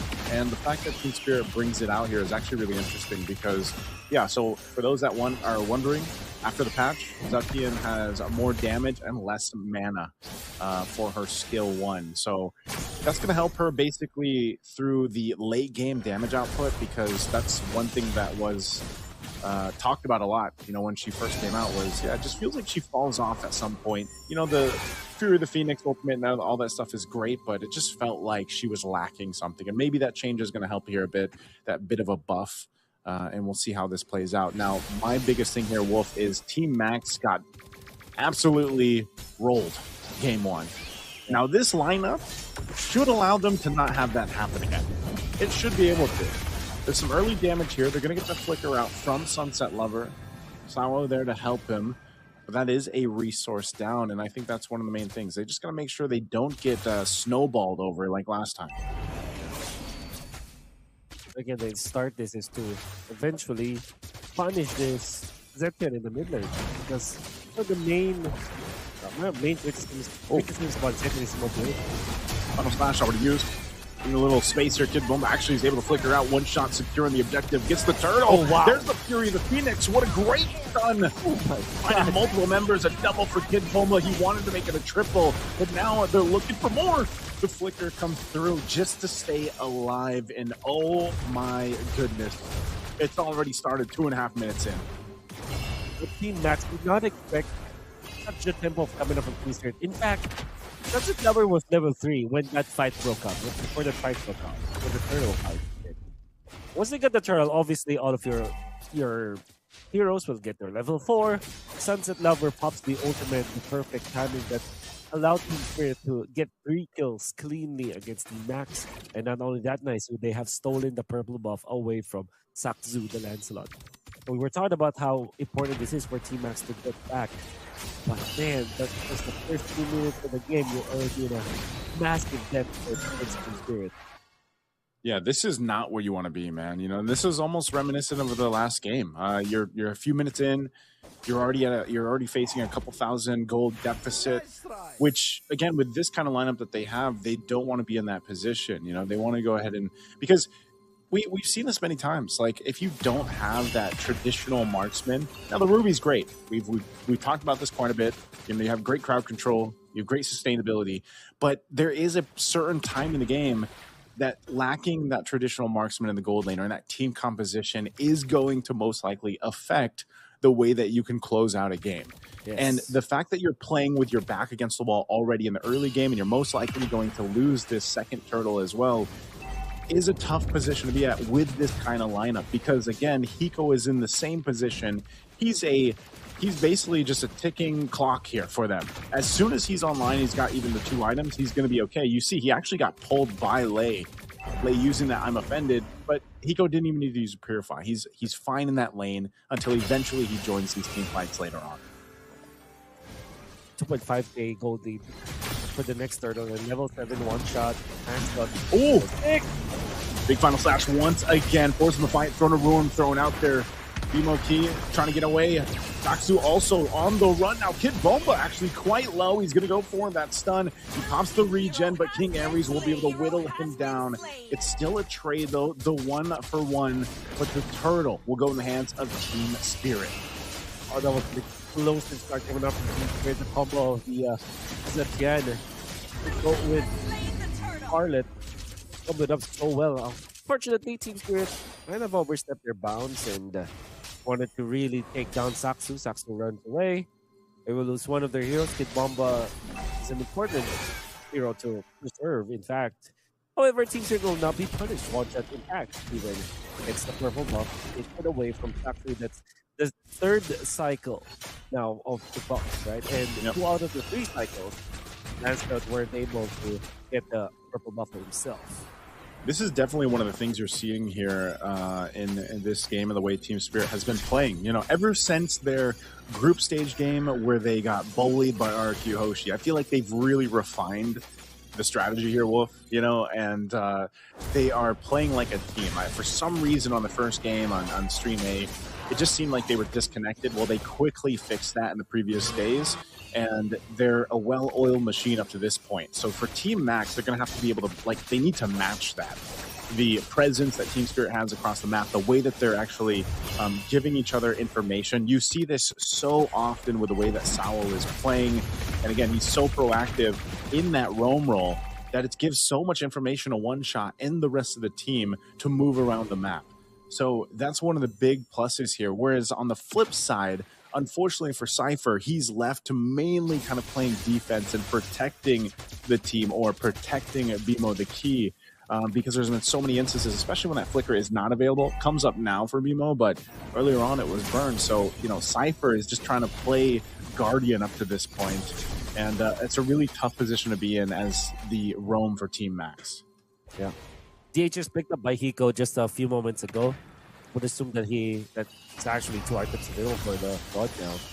I'll go for King Ares. Should be able to get away with the Gleam here or something, but the Final Slash is going to keep him there. Front of Ruin used up. He heals up a little bit. He will be able to escape. Oh, but the Fury of Phoenix is going to actually stun him. Good. plan on waiting to use that. With King Ares gone, Saksu, what's he going to do? He's going to go for Hiko, try to convert something out of this. The Blazing Duet going to be used, and Sao joins the fight just to make sure he's there, but they want to secure the objective. Last turtle of the game, and going to be started up by one shot. Team Spirit has a clear sign to take this. With the Saksu, no room to move here. So turtle secured. Cypher on the run. I'm not sure Energy Eruption is going to be used, but not worth it. Team Spirit continues to once again build up on this gold lead. Yeah. Rico just quietly farming up top. Only waiting for the golden staff, I believe. It's usually go for that kind of build up. And this will mean that eventually Team Spirit will just run over Team Max once again. That plan is going to be crucial as well in the late game. Cool. Just gone. I mean, even as a tanky hero, so quick to just go down. And again, this is proof of having this kind of lead. Yeah. You know, we saw this exactly in game one, Wolf. Yes. We see a lot sort of invade here coming out from one top. Cameron, of course, increasing his lead over the Lancelot once again. Lancelot is just level 9, almost level 10. One shot is 11. And actually take out this purple buff. Oh my goodness! Wow. One shot was ready for that. And Arlott Fredrin, a classic combo. Even a Lancelot, apparently. They're not going to land up here, Wolf. Under the turret, in between the tier 1 and tier 2. Team Spirit just unrelentless on what they want to take from Team Max, not giving them a moment to breathe. Team Spirit wanting to end this one just as quick as they did in game 1. And like you mentioned, that deadly combination of the Fredrin Arlott just proving why it's such a deadly kind of combo of kits that you could utilize in many different ways. Then Zetian and Arlott with additional stun from the ultimate that is almost guaranteed. It will mean that you will ever so pop your blend to pass the Skid Bomba. And Sunset Lover, from some reason, getting the orange buff from somewhere. This is how massive the lead is. Now they can go for Saksu once again. Oh. Once again, look at this. Cypher, not sure if he's going to be able to get away. He's relying on that pass, but he goes down at the Hiko. Hiko going to the back line. He will get stunned here. A couple flickers being burned. King Ares going to be next. He tries to get away. He bumps a flicker, but Hiko goes in under the turret. Will pick up another 4 fall for Team Met. Only Saksu left alive. Lord is for the taking. The shield will pop in the mid. And there you go, Team Spirit once again finding themselves 11,000, almost 12,000 ahead, just like in game 1. With this Lord secured, they'll get ready to go ahead and march into the base and potentially sweeping, sending Team Max home. Let's take a look at the replay. With Bumble being the aggressor here, Salvo on the other side pressurizes Cypher out, and then the initiation. One that is there, goes to come from Speed Bomb, but then gets out. Wants to clear out the delay. Then Hiko, feeling ever so confident, there will be no punish whatsoever. As they not only get the teamfight win in the bottom lane, they also get the Lord unscathed, untouched.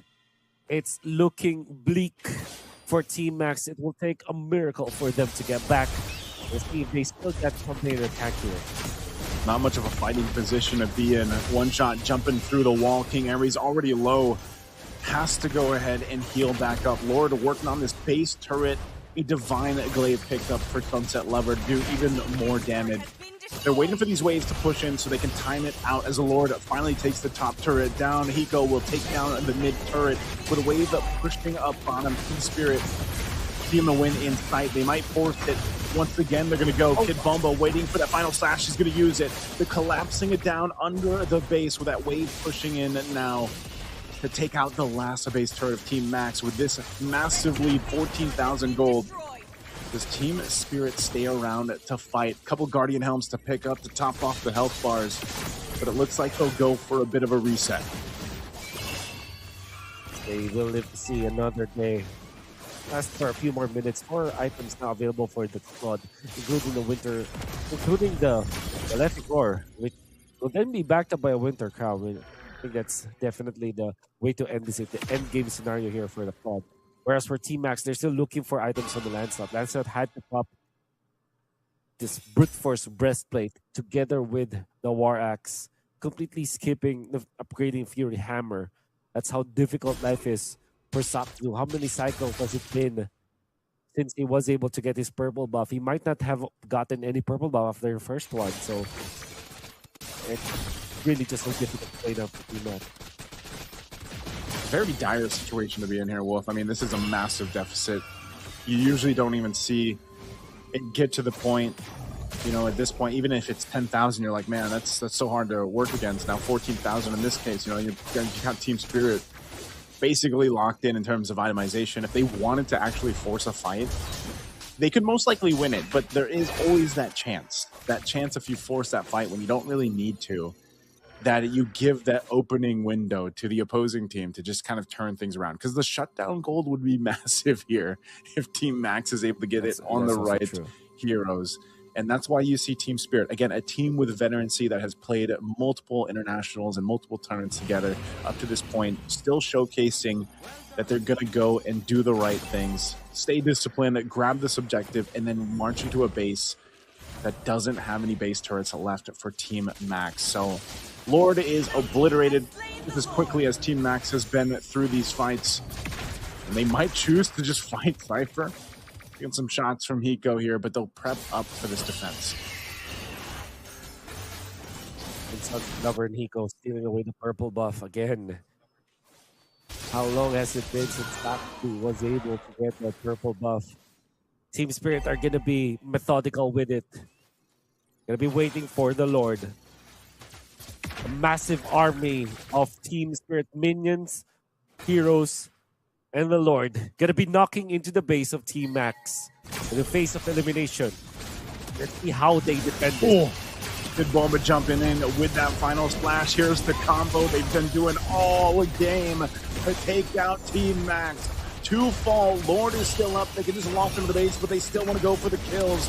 They go for more. Base at half health. Lord still up 2, and Team Max desperately trying to clear something out, but it's just way too much as Team Spirit will sweep out Team Max. Victory! Back-to-back dominant games coming up from Team Spirit. And what's amazing about game number 2 is that they have shown us how to use the Zetian. Arnold Fredrin is a combo that has been there for quite a long time now. It's one of those staple duels. But having the Zetian on top of it allowed them to have more ways for the Arlot, for that guy that you're seeing on screen, for Kid Bomba to initiate. A wonderful showing from the entirety of Team Spirit, shrugging off whatever mishaps they had in the day 1 of this tournament. Now they're looking hot, as everybody expected Team Spirit to perform. Yep, GG's here to Team Max, presenting from Cambodia here. Again, you see this, you know, good sportsmanship, of course, across both teams. Again, a lot of these players have quite extensive international experience, and they've played against each other in the Land of Dawn many, many times, but you can't deny the fact that Team Spirit just was the better team here, dominated throughout the series, back-to-back games, and it seems to be the case. Like I said, you know, they've improved so much. Let's go ahead and throw it over on the stage for the winning interview with Team Spirit. Well done. Incredible performance. I would say you were one of, you know, the highlights of the whole game. Who would you say out of all the team members kind of stepped up their game and helped you to win this entire game? I think everyone did. We rewatched our games against RRQ and we saw a lot of mistakes. So now we just want to keep playing well, and whatever happens, happens. Amazing. Now listen, you guys have moved on into the quarterfinals. Of course, you know, the competition is getting tougher and tougher. What's the mindset like? How are you guys prepared for the quarterfinals now? Very well. We're just waiting for our match tomorrow, and yeah. Listen, how bad do you guys want this trophy? Very bad. Like very, very bad. Listen, how's your experience finally? You know, Games of the Future, first time in Abu Dhabi. I'm not sure if it's your first time in Abu Dhabi, but how's your experience been so far over here? It's been great. Hotel is great as well. Food is great. Everything's great. So, yeah. Everything is great. Well, once again, everybody, make some noise to Team Spirit. Thank you for joining us, and good luck in the quarterfinals. Thank you.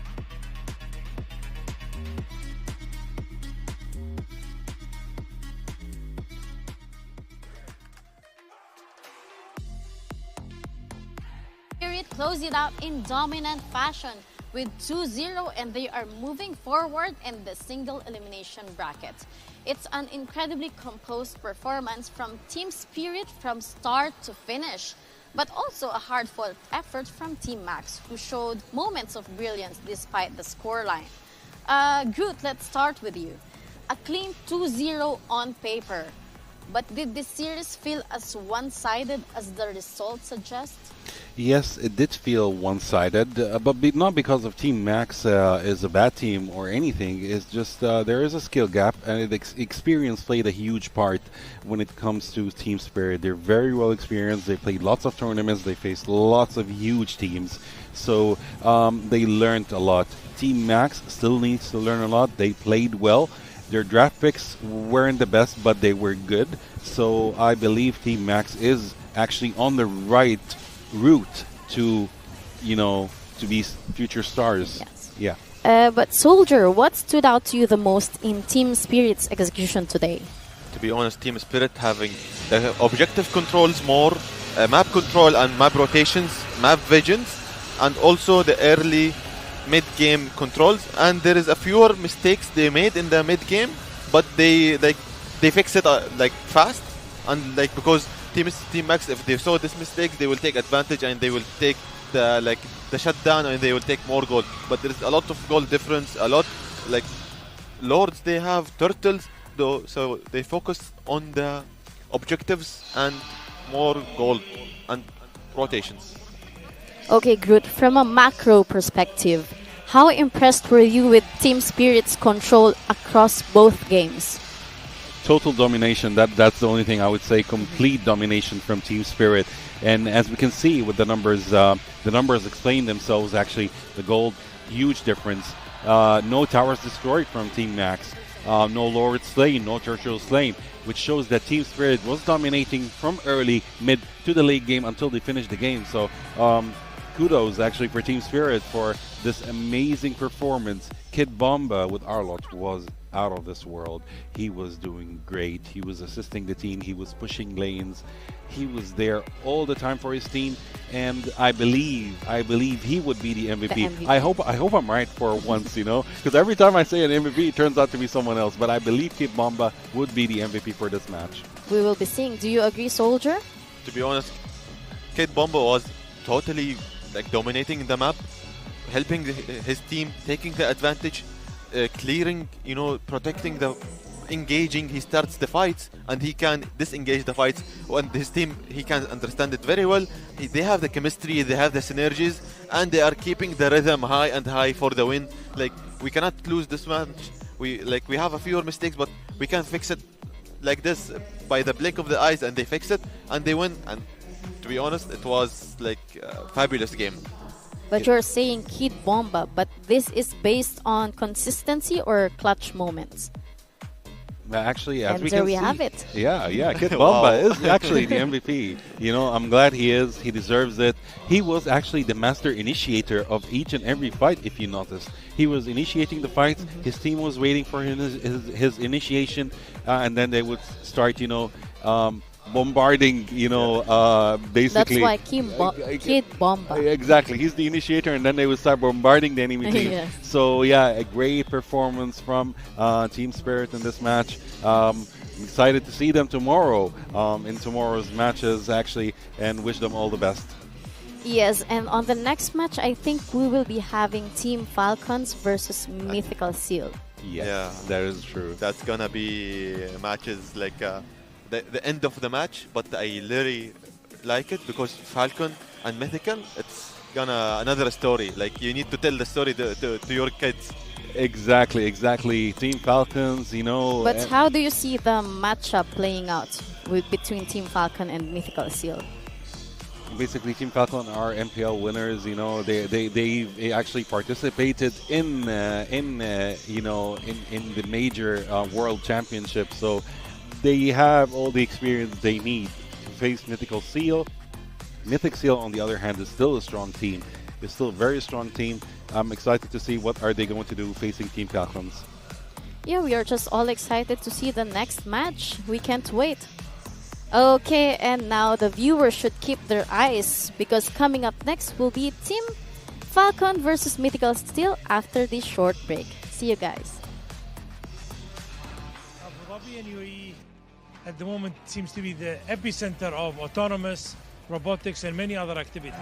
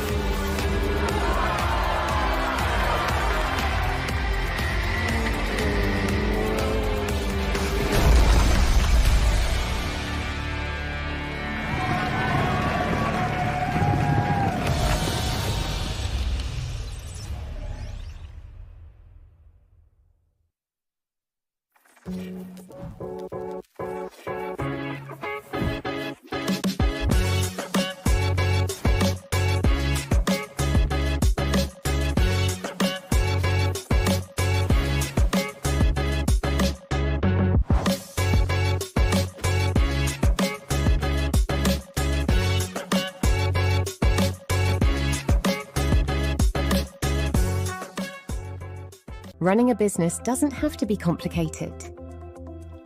At Solutions Plus, we provide a tailored combination of consulting, business process outsourcing, and technology solutions, from digital to finance, procurement, HR, ESG, and integrated facilities management. We take care of it all, letting you focus on success.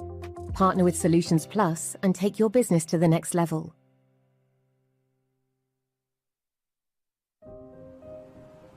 Health is the essence of who we are. M42 is a global health champion harnessing the power of artificial intelligence, technology and genomics to transform healthcare systems and ensure that everyone, everywhere, has access to the care they need. Our dedication to health knows no borders, and we serve with the belief that health is not a privilege. It is a universal right. What if the spaces between us could disappear? And one move makes all the difference.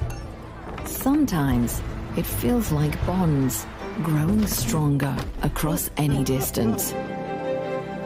When the spaces between us disappear, beautiful things happen. Looking for car, health or home insurance? Don't waste hours calling around. At insurancemarket.ae, I bring you quotes from the UAE's top insurers in seconds. Compare, choose and buy instantly, all in one place. Over 200,000 policyholders already trust us with a 4.8-star rating. Join them today. Insurancemarket.ae, where insurance gets smarter. Insurancemarket.ae. Energy is life. And today, life is happening in two worlds, physical and digital. In Abu Dhabi, where source energy powers innovation, a new kind of energy rises. An energy that unites worlds through intention and action. Where physical skills meet digital mastery, and next generation of champions are born. This is where talent meets technology. Where strength meets strategy. Where energy amplifies through action and powers the future. The games of the future, powered by ADNOC.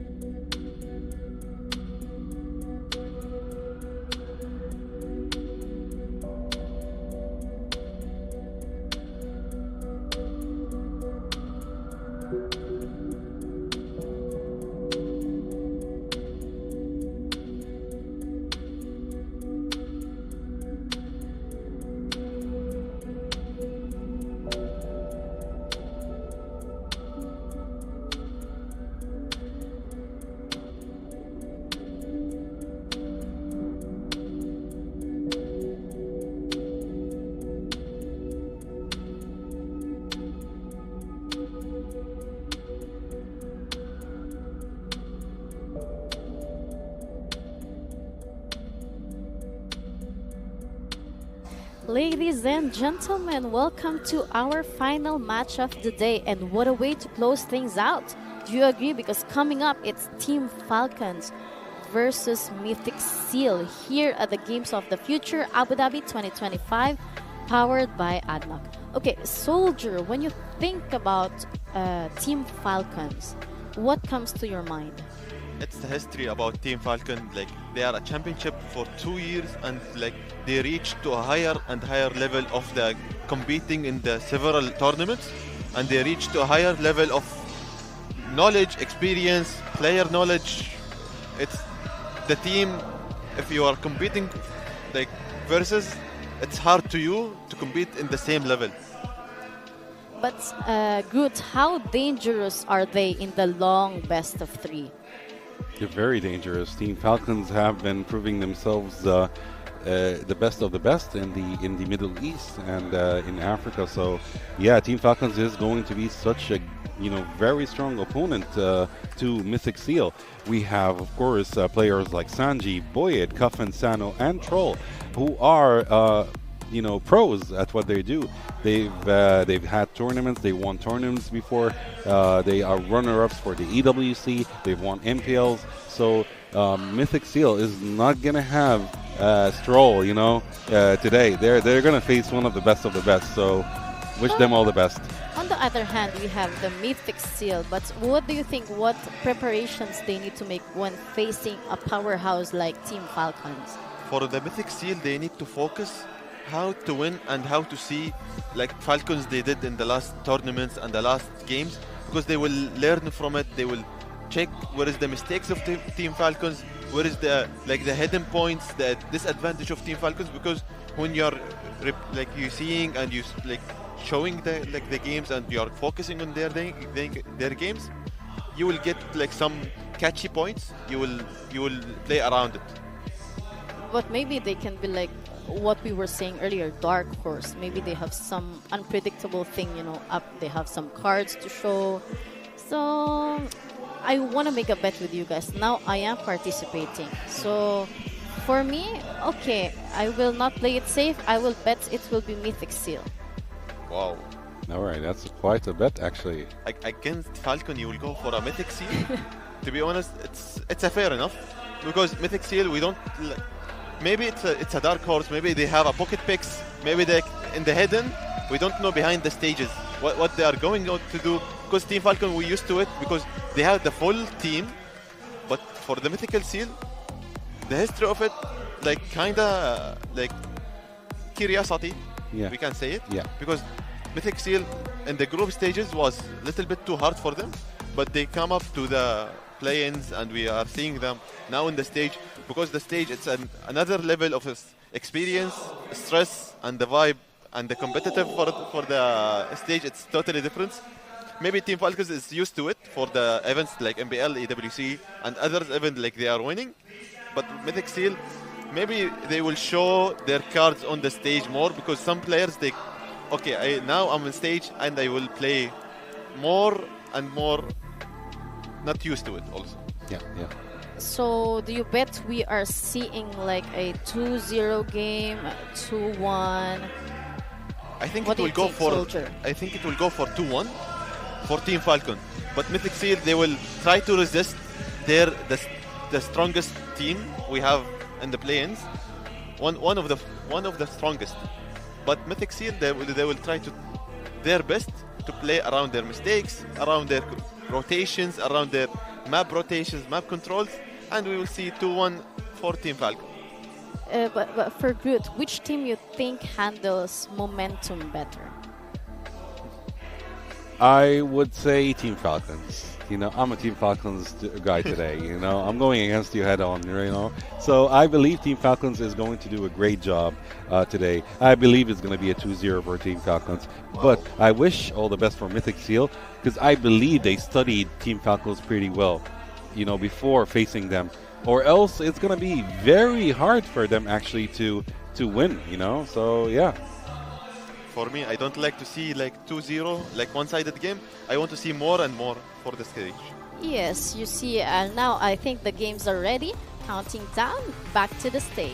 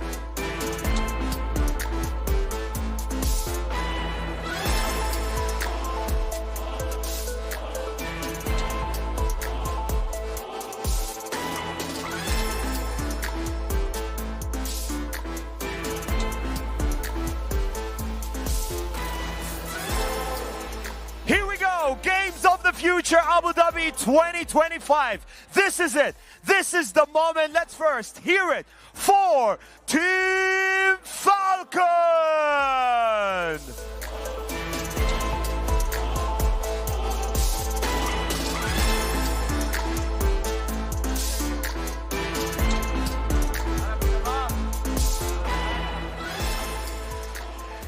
Team Falcon right on this very stage for the final round of the playoffs. You may take your seat right now, gentlemen. Good luck.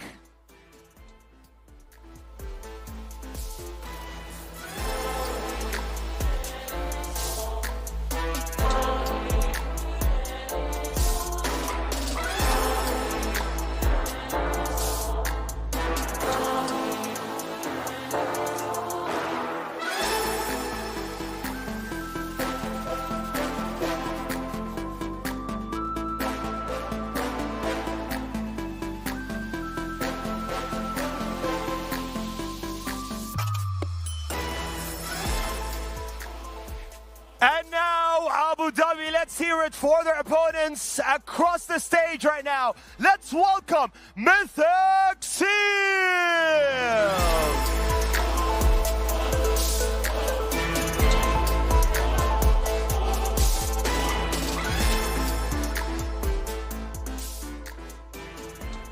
This is it. Mythic Seal on stage right now. Best of luck, gentlemen. You may head to your seats right now. And let's get the competition started. Here we go.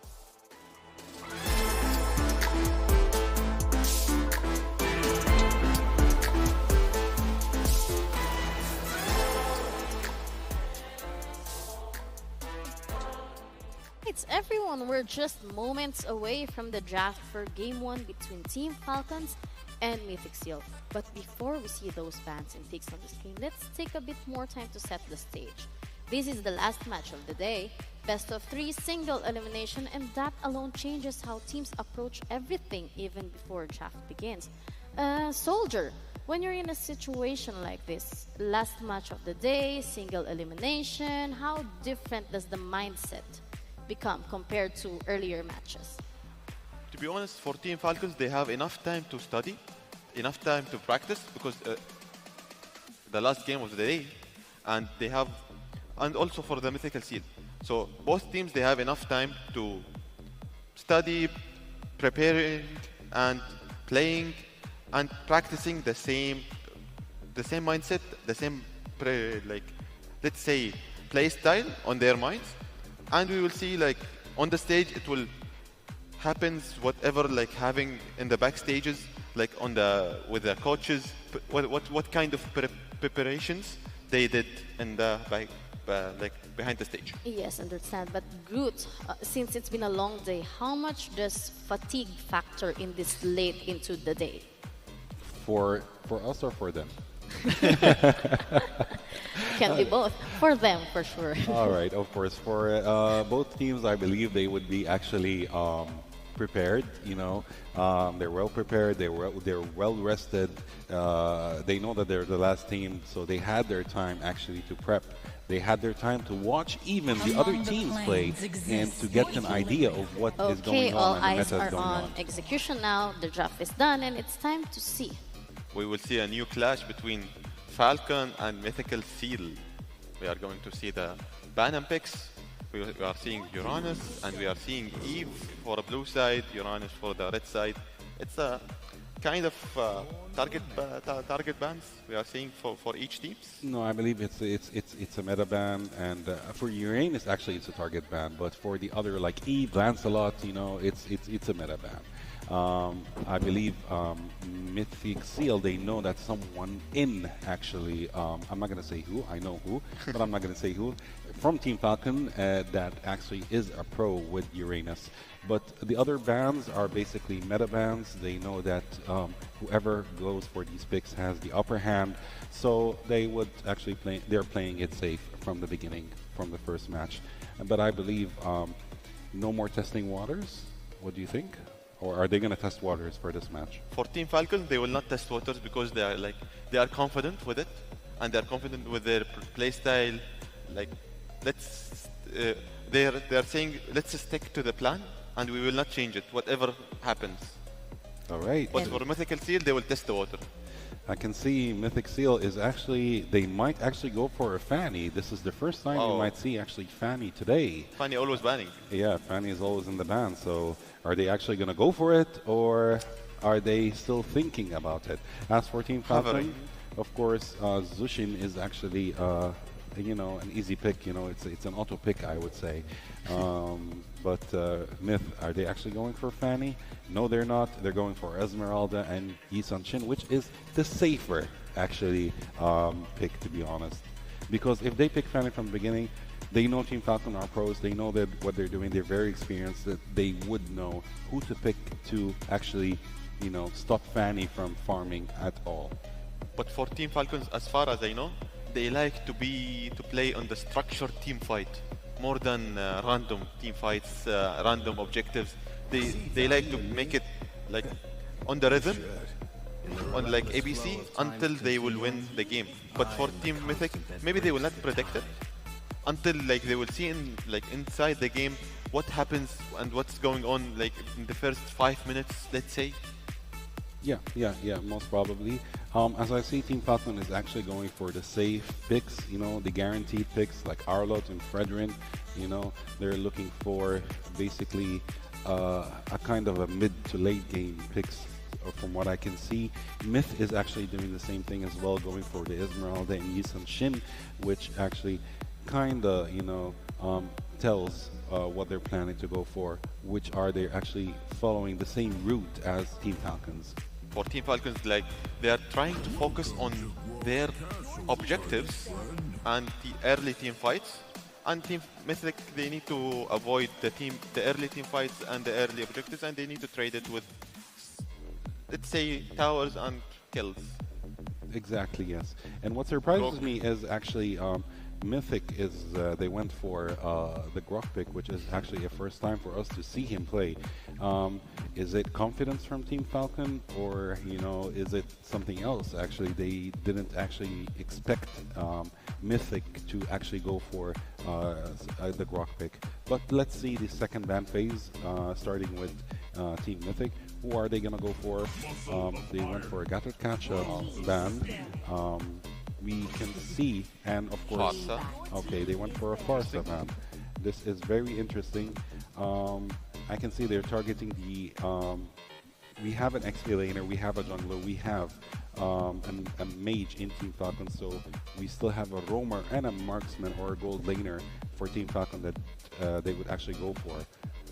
Some of teams at home, they need they know how to play around the Grok. Like Team Falcons, maybe they are not scared like other teams. Like other teams, we are seeing always Grok ban. They are not. We didn't see him until now. It's the first time. So Team Falcons, maybe they have the confidence to like we will play against, and we play around it, and they can counter it also. Most probably, yes, they might counter it, but it's unlikely. Hildeman as a roamer, they're actually making it kind of harder for Team Falcon to go for the roamer. But there are still lots of options like Tigreal, there is Matilda, there is, I would say, Atlas. There are lots of actually other roamers picks, but what would they go for in that case? We will see. So Ruby ban is the final ban for Team Falcon. I'm kind of surprised that they actually went for Ruby ban because we already have Rock and we already have Esmeralda. Maybe they are scared, like they will play more crowd controls, and we don't need annoying heroes. Like enough Grok we have, like it's against us. No need for Ruby, so they will play around like safer picks for them. Actually, even if Ruby went for a gold lane, I would counter her by picking a marksman, you know, because, you know, Ruby should actually get very close to me in order, as a marksman, to actually target me or try to kill me, which I'm kind of surprised why would they go for such a ban. But anyways, Khalid is actually such a good pick if they're actually going to go for it. As for the mid laner in Team Mythic, they picked Kimmy.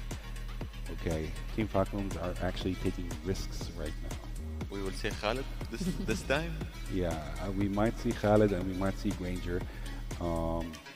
as a safe pick for a marksman, I believe Obsidia would be actually the better pick than Granger, but yeah, they're taking the risks. They're taking the risks. At this point, do you think who has the clearer win condition now? For now, it is not easy to say, to be honest. It is not easy to say. Both teams, they have amazing picks. Are we going to see a Fanny? I don't think so. Are we going to see a Fanny? To be honest, the Grok, both teams are like surprised me with their picks. It's like now 50-50, and in the paper also it's 50-50, and because you cannot predict it, because Team Falcons, they have their own play style, and maybe we will see the early games rotations and focusing more than late game, and also objectives and the map control more with Falcons more than Mythic. But Mythic, the last pick, they will go for Labu Labu. They actually went for Lapu Lapu, who was going to go facing actually Khalid in this match. This is both teams' draft picks are amazing. This is the first time that I'm actually clueless. So we don't know who we are giving the draft advantage to. No, both teams are actually did a great job in their draft picks. Since we don't know, what does each team then need to do in game for this draft to succeed? Yeah. For me, Falcon, they need to play around the early game, as I said, because for me, my playstyle is early game always, and objectives. If you take these two, you are winning this game and you can snowball easy. But Team Mythic, they need to resist that snowball, and they need to avoid the early skirmishes and early fights, early aggressiveness. I believe actually both teams are playing for the mid to late game, and this match might actually, I believe it will actually take a while to end. We're going to have lots of team fights, we're going to have lots of pushes, so it will actually take a while. This is going to be a one long game. Yeah, teams are ready, and it's time to get into the action. From all of us here at the desk, let's send it over to our casters for Game 1 of Team Falcons versus Mythic Seal. Thank you so much, panel, for the breakdown here. Once again, ladies and gentlemen, welcome. It's me, Naisu, with Wolf, to bring you our last and final series of the day. This best-of-3 elimination match between Team Falcons and Mythic Seals. We've got some good drafts here. I would say on both fronts, Wolf. I think both of them serve the purpose really well. But I don't know, man. I'm going to have to lean towards the potential here with Team Falcons lineup, just because... I'll throw that out there, just because the Arla and the Jushin have been working wonders, especially paired with a Fredrin in there. And Troll, he's got a Khalid. So this is a solid lineup for me in my book for Team Falcons for Game 1. I guess the term that we can use is it's a balanced lineup, right? You have your late game scaling with a Ranger, you have so much early game courtesy of the Fredrin. You want to poke into the mid lane.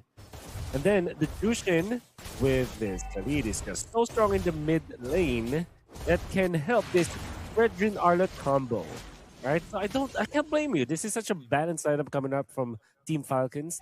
Mythic Seal, however, they have employed their Eastern Chain, of course, the Trini, with the Grok, which is also very strong in the mid.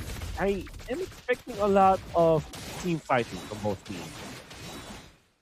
Man, just think how long Grok Kimmy has been a combination. Oh, is this going to break out?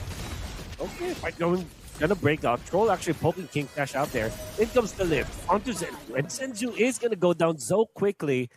Team Falcons have not started the turtle yet, but they're already taking out one member of the field, trying to go for more plays as they try to invade the Crammer. But I'm pretty sure that they have planted themselves so easily to take this turtle. As the Eastern Chain is so far out, I don't think that Mythic Seal will try to engage anymore. Unless, I was just saying, some ways, somehow, Kuhn is just like, yeah, I'm going to go ahead and just try to take this. And the Retribution's used to secure it by Boyette. Right now, Team Falcon's not massively ahead or anything like that, but based on that decision-making, that's what we've seen from them. You know, you got to remember Team Falcons throughout the group stage and their performances, they are the team that has gone through the ringer, man. Each of their series in the groups was 3 games, right? They went 3 games versus the Mongols, then they went 3. Oh, Sanji! Okay, Sanji's out of the picture. That's a good play there from Mythic Seal, but That's what I'm saying. Team Falcons has been through the 3-game series. They've gone. They almost also against RQ Hoshi. Yeah, right? They had a great series against them. It was unfortunate they couldn't win that, but definitely improving. Again, Team Falcons, a team that has so much experience. We've seen these players play for quite a while now internationally. Hold on top. Oh, Troll be punished out there. Boyd wants to fight this, especially because he has his teammates backing him up.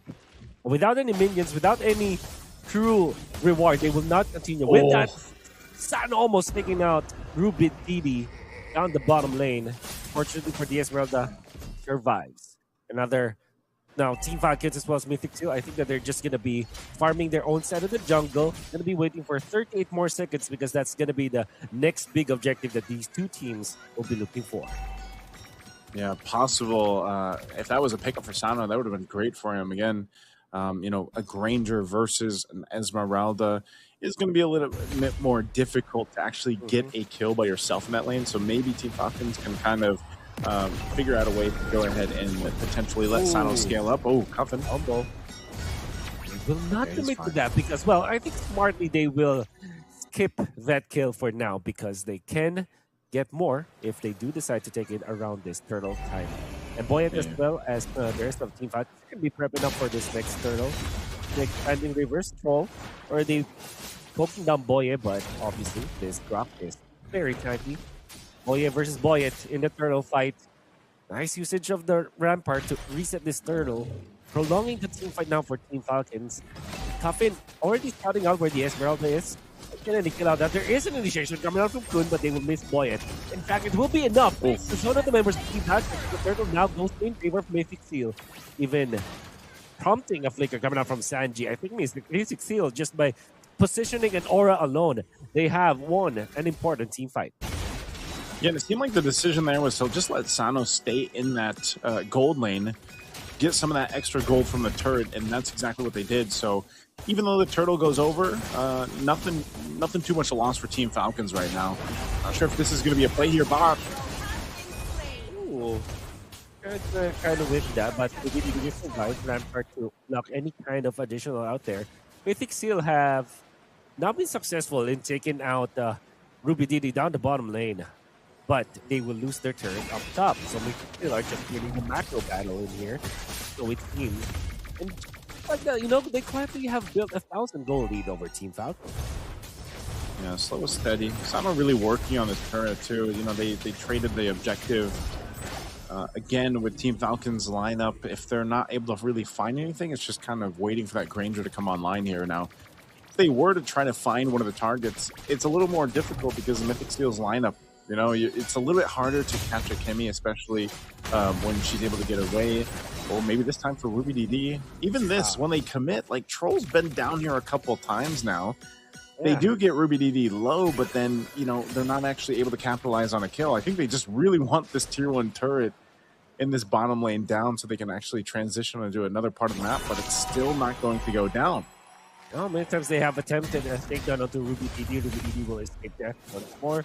Troll gonna be poked down in the mid lane. Seems like this is going to be the step down for the next turtle. Fredrin will have to go for the purple buff for now, whereas the Yeastin Chain is still ways away from the turtle. However, this is still expanding reverse, so it's easier for them to position one of the teams. In fact, Boy is going to be starting the turtle fight right now. Coffin, the zone of members of the on the bottom though. Ruby Didi going to be corralled on 3 members. Going now onto Ruby Didi. The Esmeralda finally falls. Circle is being taken by the Kimi. Now Kun will have to bring this fighter away from that. Oh, what a tech charge. Oh, tech charge. And the stun will be there. This is for the disengaged Mythic Steel. They're going to be happy with a kill and a turtle for now. It's going to be zoning away the members of Team Falcons and happy to get out of that fight with only losing the Esmeralda in favor of a kill and a turtle. Yeah, Ruby DD was able to go ahead and get get that distraction that he was looking for so they could secure the turtle. And unfortunately Team Falcons doesn't really have the damage to take out some of the more tankier members unless they commit a lot to it. And that's what we see here. Traction pulse thrown out. Oh, Coffin has the ultimate for that one. Big steals. Looking like they want to make more plays out here. Martin will decide to just take away some of the green camp. Team Falcon. this economic damage that you're dealing to Team of Falcons right now, no need to rush. It will be a minute before the Lord fight happens, and all they have to do now is to farm up, be ready for the next big objective to happen. One of the difficult things too, I mean, look at the gap between the junglers. Boy at level 10, King Flash farming like crazy, sitting at 13, and not stopping anytime soon. Even looking at the difference in gold, you know, about 1,500 gold above Boyet right now, and the YSS is able to provide quite a bit of damage, you know, and overall in that gold lane, like I said, Sano is going to be the one that they're relying on with this Granger here. And the Fraser's Wrath thrown out, so I'm not sure if there's any follow-up though. They wanted to, but no. Kind of poked on the Grok. I mean, if they did get a kill, it's hard to do him. It's kind of hard to do as of this moment. Now they have, unfortunately, they didn't have to waste any of their spells, any of their ultimates.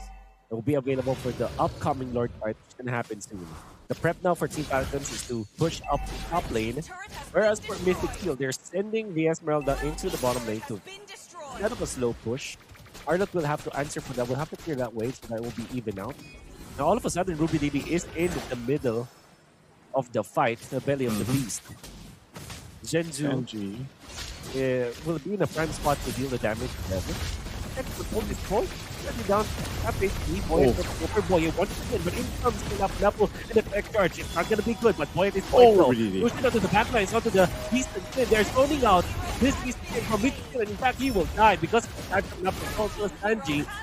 It will be a punishment. That is going to be the troll, but the jungler from Music still down. Falcon get another kill. That RubyDB down for the count. They are very much happy there for this team fight. They're going to be waiting for the Frederick to get back into the fray and maybe take this First Lord as it glitches back to its fit.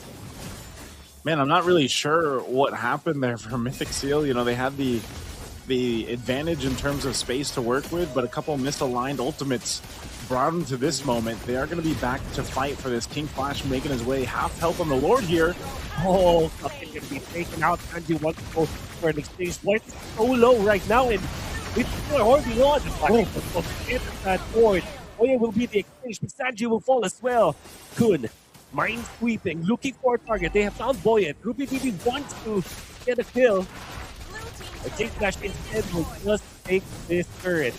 Mythic should have blatantly lost that fight, but fortunately for them, they have held on for quite a long time. They have equalized. All they need to do now is to defend against this Lord that Paul was able to steal away from Mythic Seal. It's actually pretty crazy because, yeah, you know, the Praiser's Wrath was already used from Boyet, but then good timing on the Raging Sandstorm. Sure is that Lord buys Team Falcons some of this time that they need to get this gold lead that Mythic Seal has maintained for a while now for the majority of the game. Get it back under control, potentially get some more space to work with, and get these items, you know, in the hands of Sano here to deal with some of these tankier members. This one thing that the Grok does do is it's just such a obstacle to get through, you know, not only the ramparts, but just how he's able to kind of body block and give space for the rest of the team to work with here. So that tier 2 is going to go down. Tier 1 falls as well. So finally Team Falcons is able to make work across the map. They have basically gotten rid of the gold lead that Mythic Seal had. You know, it's still almost 1,000 here, but nothing too crazy. They're actually capable of fighting is what they're showing us here for Team Falcons. That's right. Mythic Seal just doesn't want to make those positioning mistakes. You know, RubyDB even himself needs to really watch where he initiates with the Falling Star Moon. That last team fight that broke out before that Lord was a trouble thing here. Here's RubyDB. You might have jinxed him. Has the pop the flicker just to get out. And apart from that, there is no overextension coming up from Mythic Seal. To be happy with just keeping RubyDB alive at this moment. You're right. Positioning coming up from the XP laner of Mythic Seal needs to be fixed. Otherwise, he will be taken out so easily. With just the Oracle as a defensive item for this Esmeralda, it's not yet time for him to be in the spot where he can be taken out easily. And apart from that, it's the Snipers are build coming out from Zenzu, which usually is not good for a Kimi. I usually, you know, there are only few Kimi players that I would say has the license to actually pick up the Sky Piercer. But I guess how Nico Zenzu is playing right now with 3-1 and 0, yeah, probably you're allowed to pick up the Sky Piercer. You gotta earn that that right. Is that how it works? To have those strikers on the Kimmy, you know. Right. But yeah, that's one of the things. I mean, think how many times we've seen the Kimmy be picked in that mid lane though, Wolf. Like it's constantly been popped up, and we've said the same thing. You know, throughout the game, once that Kimmy's locked in, you've got a pretty good source of damage.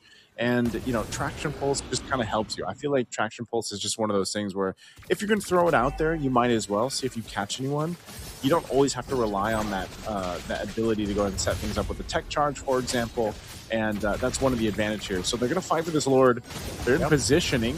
Boy, it could be in trouble here. He's tanking up a lot, but he is a Grok. So he's just going to go ahead and continue to deal with this. Oh, why the final slash on the Grok? Way too early now. Boyd Snow has to dash out of there. And already Team Falcon's positioning is compromised. Steel now have regained control of this Lord. Boyd will have to exfil his way into this fight. Boye, ultimate protector strategy. They can snipe control. They want a clean flash right now, and they're using the Zushin, but it will not be enough. They will be punished, and now Rubididi again to deal damage, but will not be enough as well. He's taken out.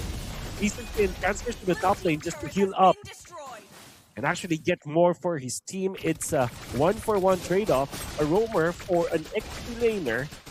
As the usual this time, Team Flash is just under duress the entirety of this Lord fight. And unfortunately, the traction call from Miss. Sanji's ultimate is now back up. And even after that bad positioning coming up from Team Falcons, with Steel still cannot take over this Lord. Yeah, they're not going to be able to get it just yet, too. They decided to give the call for King Flash to go grab both his buffs. He used the Retribution earlier on, too, so, you know, it's going to be up here in a couple seconds. So now they're in a position once again. It's basically a full reset. The difference here is some battle spells being down, especially for Team Falcons. The Mount Shock are going to be used. They're going to press it. Okay. Half-HP Lord, even 30% Boye with the ultimate of Sanji. And he has to back out. He's no, but in comes the final smash. Made up to a company will take out Kun from the backside. It will be done there for the Fedrin, and they will get more. Sanji will be the exchange, but they have collected 3 kills already. Now they want to punch Rubidini this time. Sano will escape death once more. A triple for the Granger, and they have Bracer's Wrath for the Fedrin with the Retribution to aid the team of Falcons in this push. Only Senzu left. Nice too. I don't know if this is deathable for Senzu. I don't know. It's only Senzu, man. Can you do it? He's gonna clear out this wave. I see the wave. But the big minions out there. Troll wants to really apply the pressure onto this one. Sano just quietly takes out the base. Team of Falcons have found an opening against Mythic Steel. Once again, game 1 goes to Team Falcons. Oh, you can see this here too. The comms afterwards. Wonder what was being said here for Team Falcons. I think they were, again, you know, really wanted to lock on that win. Crazy play, too, that they were able to get that Lord. Boy, it did go down in that last Lord that they secured, but again, that Fraser's Wrath, the Retribution combo, helping us secure it. So we're going to be thrown over to the panel here to break down a game number 1 for Team Falcons on this victory.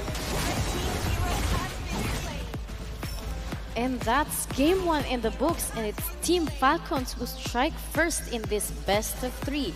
A confident opening from Falcons, showing exactly why they are such dangerous team in a single elimination series. But credits where it's due to Mythic Seal didn't make that easy at all. To be honest, Good? Falcons, they did a great job. They did a wonderful job, actually. You know, like Team Falcons, you know, they're Team Falcons. Their play is amazing. Although on the other hand, Mythic Seal was holding on so much, and I was actually watching, and I was like, Mythic Seal might actually have a chance. But then one fight happened, and it ended everything for Mythic Seal. One small mistake, and it was over for them. Although they know, and they should know. If they don't, they should know that, you know, Falcons will take advantage of mistakes, you know. And they know, they have the experience to take advantage of any mistakes. And that's what they did. Yes, Soldier, when we look at the statistics, what can we say about this game? See, for the Team Falcons and Mythical, it was a close game for both, but in the one team fights happens that change all the game rhythm, all the game things. because Team Falcons they took the priorities, how to make the fights and how to initiate the fight, because they need to have a team fight, a structured team fight. And when they did it, they destroyed everything. They took the advantage. They know how to go to the front line, how to eliminate the damage dealer from Team Mythic, and now Team Mythic it's handless and they don't have anything. And Team Falcon they took this advantage very well. And as you noticed, actually, Mythic Seal had the upper hand in the beginning of the game. They had the upper hand in destroying towers. They had the upper hand in controlling the map. They were controlling the map more than Falcon. I had some question marks with Arlet, Sanji, when he was playing with Arlet. But then I realized later on that they were actually planning for something. They had a plan, going on. They were cooking, And basically, when I saw this fight, I was like, okay. They were cooking for that fight, So they actually made Mythic Seal feel comfortable around the control of the map, but they didn't see it coming. They didn't see what was coming for them. So kudos actually for Team Falcons. Talking about the MVP of the game, did you expect it's going to be Sano? Not really. But actually, Sano was the most guy who was actually stationed around the map. He was going back and forth. As a marksman, usually marksmen don't do that. But he was around. He was always there in the team fights. He was stationed. His positioning was actually perfect as a marksman. Mythic Seal had a hard time reaching him, and that's why he never died in the match, and he got 7 kills. So yeah, kudos for him. How about you, Soldier? Do you agree that the MVP of this game is Sano?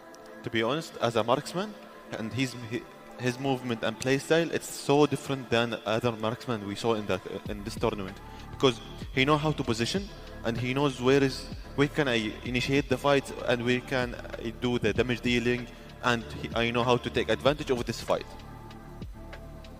Well, that's basically it. So anyway, kudos again to Team Falcons for winning the game. I know you guys were both rooting there. I guess I lost our bet. Yes. for now on, yes. You still have a chance. Yes, we still have game 2. Yeah. But do you think going into game 2, what if we want Mythic Seal to win, what do you think they need to do? And if Team Falcons needs to continue the momentum, what they need to do to secure the game 2? For Team Mythic Seal, in order for them to actually secure the win, they need to not make any mistakes, because they were playing perfectly. They were playing amazing, actually. At the early game, yes. Yeah, they were playing amazing. But one small mistake, they realize right now that one small mistake makes the entire difference. It's either win or not. So yeah, they need to focus a bit more on that. But do you think, Soldier, that Team Falcon is going to keep the momentum and end this match, the last match of the day, with a 2-0? To be honest, as a winner, you need to keep the rhythm up and up, because if you lose the momentum, you will not come back as old. You need to keep the momentum, and you need to know how the team will protect your team fights. As Team Mythic, for simple mistakes, the weakness, they need to know how to initiate the team fights, not like Team Falcons. Team Falcons, they already know, they already pro in this one. But Team Mythic, I think they are a little lost with the team fights, because Team Falcons, they are step behind, step up on one step. Yeah. So they're already prepared. Yes. I agree with that keeping the momentum, because once you lose it, I think when it comes to game 3, the balance will not be the same as the first game when they seal the win. So let's see if they're gonna do it 2-0 or gonna be 2-1. Okay, we'll be right back more with a break as the team just gets ready for the game 2. See you guys. Abu Dhabi and UAE at the moment seems to be the epicenter of autonomous, robotics, and many other activities.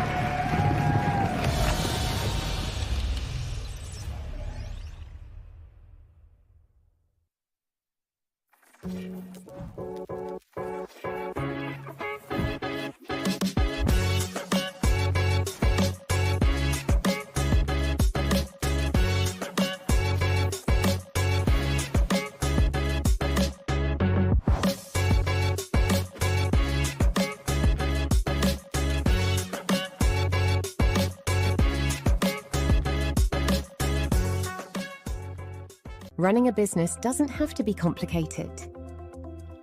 At Solutions Plus, we provide a tailored combination of consulting, business process outsourcing, and technology solutions, from digital to finance, procurement, HR, ESG, and integrated facilities management. We take care of it all, letting you focus on success. Partner with Solutions Plus and take your business to the next level.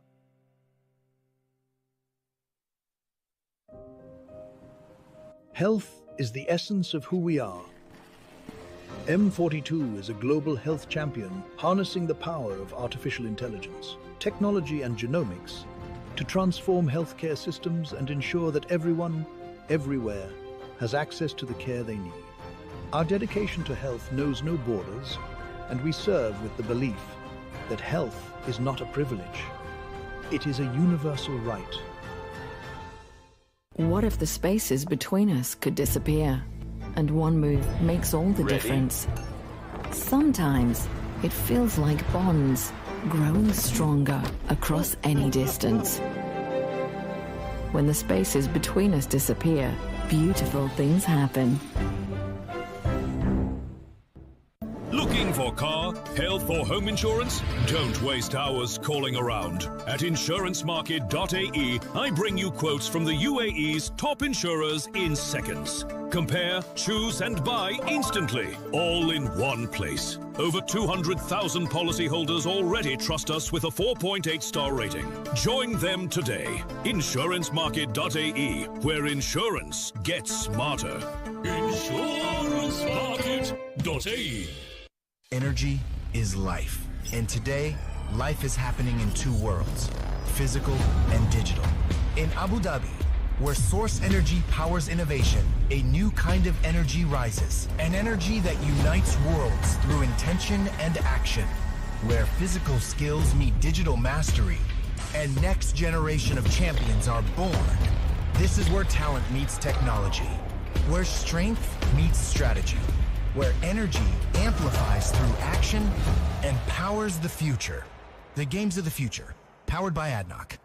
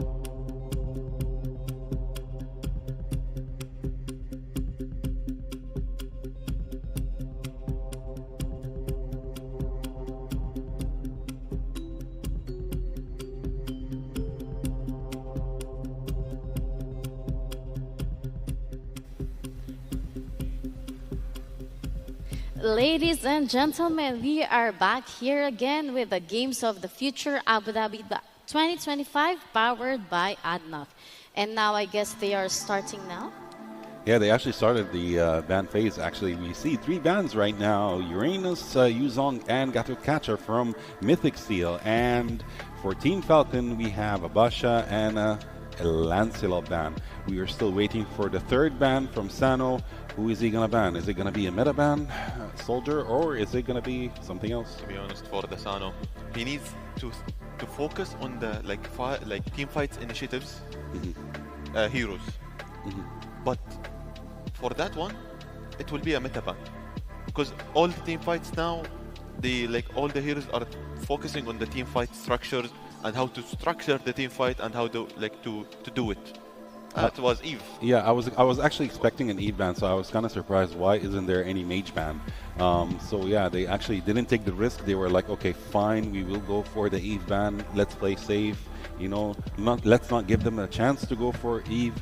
Although if they went for Eve, Team Falcon would have actually went for Farsa or Zushin. But yeah, that's playing safe, better safe than sorry, we would say. Kalea is there actually. Are they going for Kalea? Wow, actually, Kalea for the Mythic? Kalea. Yeah, Kalea is actually such a great choice. Oh, are they going crazy this match? Everyone's Falcon, going crazy. Coffin and Troll. They're hovering. Troll is going definitely for a roamer, but are we going for a Fanny? Is it going to happen, Soldier? Fanny as a first pick, this is a respectful pick, but I really like it. Because it's a Fanny, a first pick. Like, first time we saw it, Zushin. Yeah, Zushin. So wow. Definitely a Zushin pick. Interesting pick from Coffin. They don't want to take risks. So obviously they don't want to take any risks. They said, okay, let's go for Zushin. Let's not go crazy and pick Fanny. And then they would counter us with all the heroes, the remaining picks. So to be honest, why not? Risk it for the biscuit. Yeah. So can we say that they are trying to secure this game too? Yeah, they're trying to secure the game. They're trying to take this game seriously, actually. Zushin and Hilda. So yeah, Sanji went for a Hilda pick. So this seems interesting until now. Yeah, it seems interesting, but it's still way too early for us to judge actually if this is going to be a match that would last for a long time or not. Sometimes from the picks you can choose, you can predict how the game will go from the first 2 picks from each team. Like for Falcon, I think it will go for the team fights early game, like Zushin and Hilda, and rumors, and a little bit like harassment in the lanes, and a little bit annoying during the game. But for Myth, they're going Esmeralda and Yusichin. Yusichin and Esmeralda, this is the best combo I ever had. Do you like how Mythic Seal is answering these first picks from Falcons? Yeah, actually the only change they've done right now is going for Kalea, but when we're talking about Esmeralda and Yusichin, this was their previous pick actually. So are they going for the same strategy, or they're just going to make slight changes? We will see in the last 2 picks of Myth actually. But for Team Falcons, we can see, Hilda is joining right now the battlefield. Sano, Sano Akai. So this is actually okay. Team Falcon are actually taking risks right now, and they're playing it right since Akai, as a jungler, is going to give Yusichin a hard time. They banned Valentina as well, so they didn't want Mythic Seal to go and use Valentina, because she would actually steal the ult from Akai and use Akai's ult against Falcon. So this is very smart for them that they actually banned Valentina immediately after picking Akai. But to be honest, Adam, when they saw the Yusichin, they go immediately Akai to counter him. Okay, you will go for Yusichin, I will see you. I will check, and I will see you in the map to pick you Akai, and we will see how to counter. But this is a double-edged sword, by the way, double-edged sword pick. Yep. But so far, who do you think is drafting better? So Mythics far? or Falcons? So far, I really like Mythic. I'm actually thinking Falcon is doing the more of an experienced ban, as they banned Carry as well. So they knew that Carry is such a marksman with burst damage against tanks, and since they have Hilda and Akai, they just banned Carry immediately, so she couldn't there wouldn't be a hero that would melt Akai and Hilda down. So very smart of them, very experienced of them. Right now, Team Mythic, they banned Arlott because they've seen Arlott in the previous match, what he has done, and right now, the last ban is Sissy as well. So this is going to be one hard match for Mythic Seal.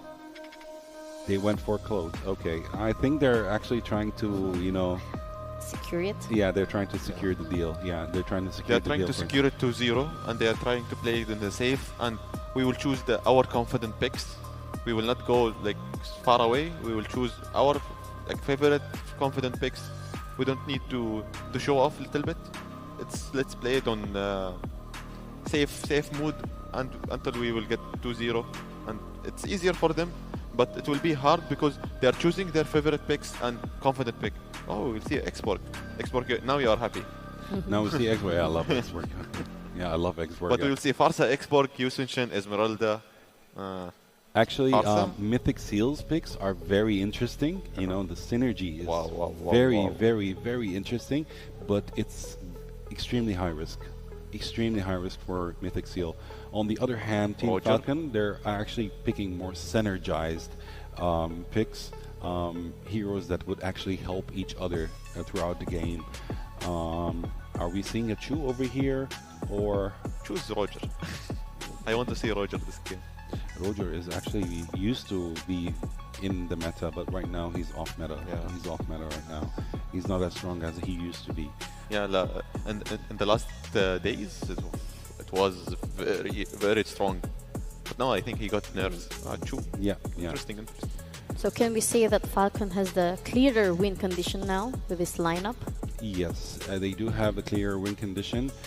Chu, as the last pick, will actually force some heroes in Team Mythic or Mythic Seal to use Purify as their spell, all right, to avoid, of course, Chu's ult, because Chu's ult is pretty annoying. But what do you think needs to happen for Mythic Seal to succeed the game 2?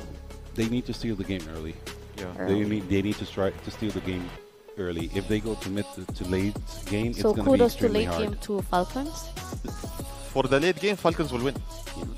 But for the early game, Mythic, they have the upper hand and they have the advantage to win for the early game because the heroes, they're focusing in the early games, early advantage, early objectives.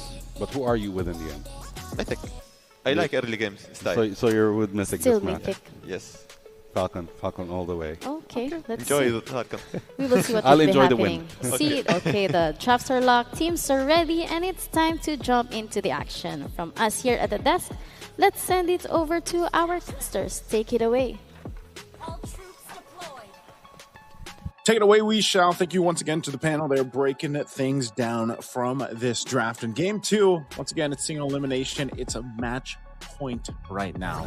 And one thing's for sure, Mythic Seals are going to want to make something happen with this lineup. I would say if you look at the way that the nature of last game, Wolf, you know, it was quite impressive on how they were able to utilize their lineup. Team Falcons was able to do that.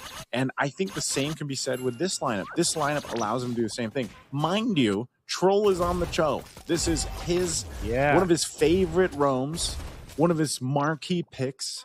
And if he starts things off here in the early game, which he's done many times, if it converts into kills, they're going to be in a troubled spot already for Mythic Seal. Now, I just want to mirror that by saying that Boya can do the same exact thing with a Kalea. Power pick that has been banned time and time again through these drafts. So it's kind of the pressure right now is actually on these roamers once those level 4s become available. Yeah. And what we do know about Troll is this is the last pick Cho together with this Akai. So there's and then we combine in the Hilda. There's a lot of frontline now for Team Falcons that will allow Sano to do his thing. Just like in the previous game, I would say that Team Falcons have found their groove when it comes to their composition, right? Because they're they were kind of successful with the non-marksman kind of composition with the utility jungler, but this time back-to-back games, they have a traditional marksman in the golden for Sano, which will allow them to scale even better come the late game. And that's what we've seen happen now. Now that, because every time we get through a draft, that's one of the things for teams to consider. Do they go with a fighter in the gold lane, or do they go with the marksman? And I would say so far throughout Games of the Future 2025, it's actually been pretty even. I'm not sure if one of those have a bigger percentage, but a lot of the marksmen are working right now. You know, the Grangers, the Claudes. Claudes especially have been popping up a lot. We have seen glimpses of the 1-1 now, too, in the hands of Hiko. And, you know, it's a good place to be in. This fight for the turtle, though. Oh, Liver coming up from the park, but now Boyd wants to get the turtle, and indeed he will. Damage coming up from Kun onto the shields of Team Falcons. If there's anyone that will have a great time for Mythic Seal, it definitely will be the Esmeralda up against Akai, up against Cho, up against the Hilda. But in comes the pick, they want to get a kill, but great stun coming up from Boye to actually stop Coffin from dealing the damage. Boye, with that slam, with that stun, with the knockup, I mean, actually stopped the kill and peeled for his team. Yeah, this is going to be tough, too. Boye, his purple buff is taken. He's going to have it to heavy spin on out. So it's only the little minion that's left there, and so they get the call. Cuffin's gonna go clear it out, and that's why he was trying to take the purple buff over here on Mythic Seal's side. But nonetheless, he's gonna be forced out of the jungle. So right now, King Flash doing a great job at stealing, kind of doing some counter jungling. Will get his reset on this purple buff, so it gives him a bit of an advantage. Nothing too crazy. I know they're both level 6 now, but King Flash is nearly there to that next level. And, you know, eventually I think he'd want to fight for this next one. What about Boye this time? Boye is taking out Boye versus Boye. King Flash wants to still fight this. He's actually regening well, but indeed he will be breaking out with damage coming all a kick just in time. Boye gets out of there. That's the Kalea that will be able to get out, but so far Boye is the one that is not having a great time this game. Constellation price is a King Flash. They still want to go for more in this time, but I recognize that will be the end of all of the pokes on both teams. It's gonna go back to farming.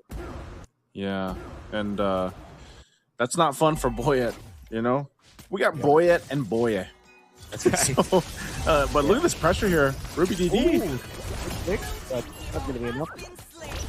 Boyet would love to have that kill, but it's gonna be Coffin to get it. Nevertheless, this Lucian gonna have a great time this game. 1-0-1. King Flash is ahead of the curve when it comes to the jungler, as Boyet is just level 6. That's the Akai. While the Yi Shin is level 8, almost level 9. Oh yeah, he's really just kind of focusing up on that farm, scaling up so quickly here. This turtle for the taking, second one of the game. It's gonna be pulled here towards Team Falcon's side, but there's a Tsunami Slam. Oh, that's going to be the one to drop. First one to drop for Team Falcons. Now the ultimate from Boyet already committed. They have lost all control of this turtle, and the mid-2 members are just around the turtle right now. There's no way for Team Falcons to fight this. They might even lose the Crammer. Boyet did not get that. We would have seen it. Now he really wants to get this orange buff for himself. Boye, the Kalea, already stealing the Crammer.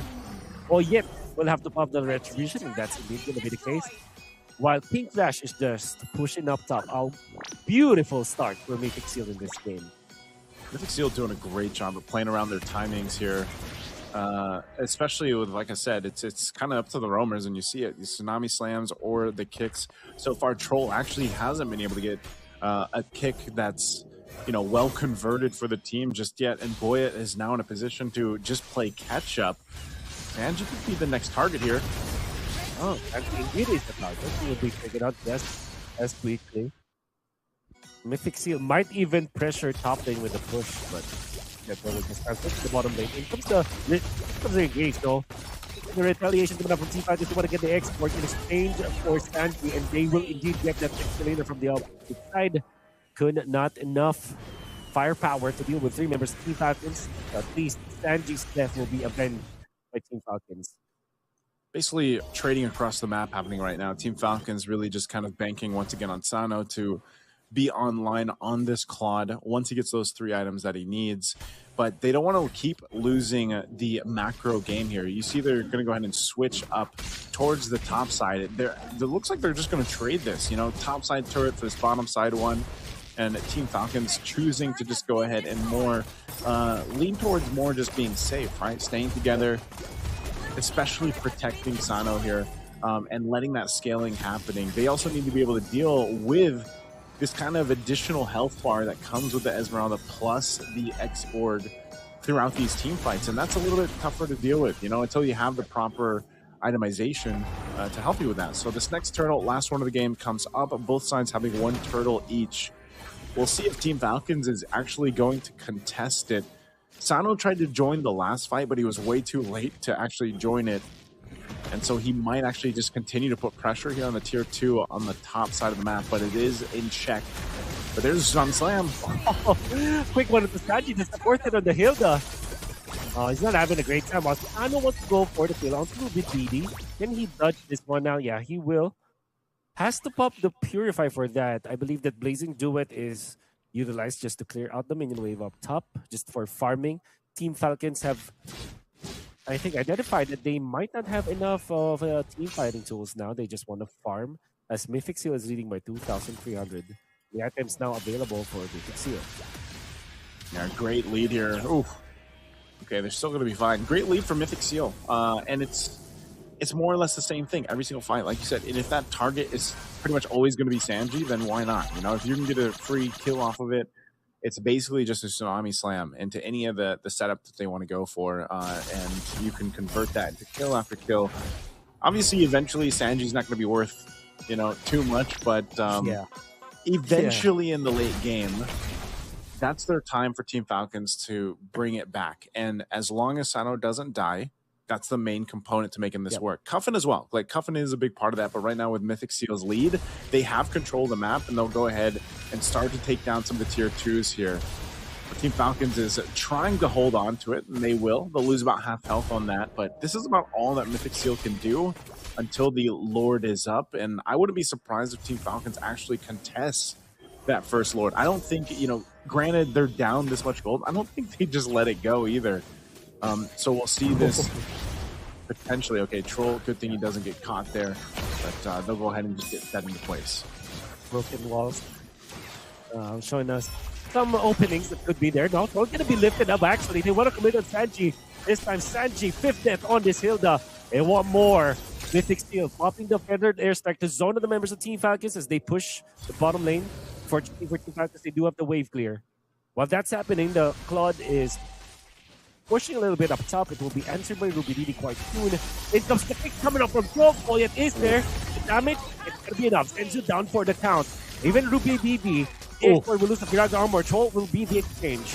Nano is here. So it's Cuffin. Cuffin ball field. They want to fight. The Naka move there. Cuffin will stop before that happens. And it goes around the Tsunami Slam. Purify far too late. Now Boyet and Sando has to run away. Oh, the ultimate coming out from Kun. Catches Boyet. Boyet is down. Team Falcons, they wanted to go for the extra place, but Mythic Steel, they are prepared for that and punishes them, now collecting the Lord for themselves.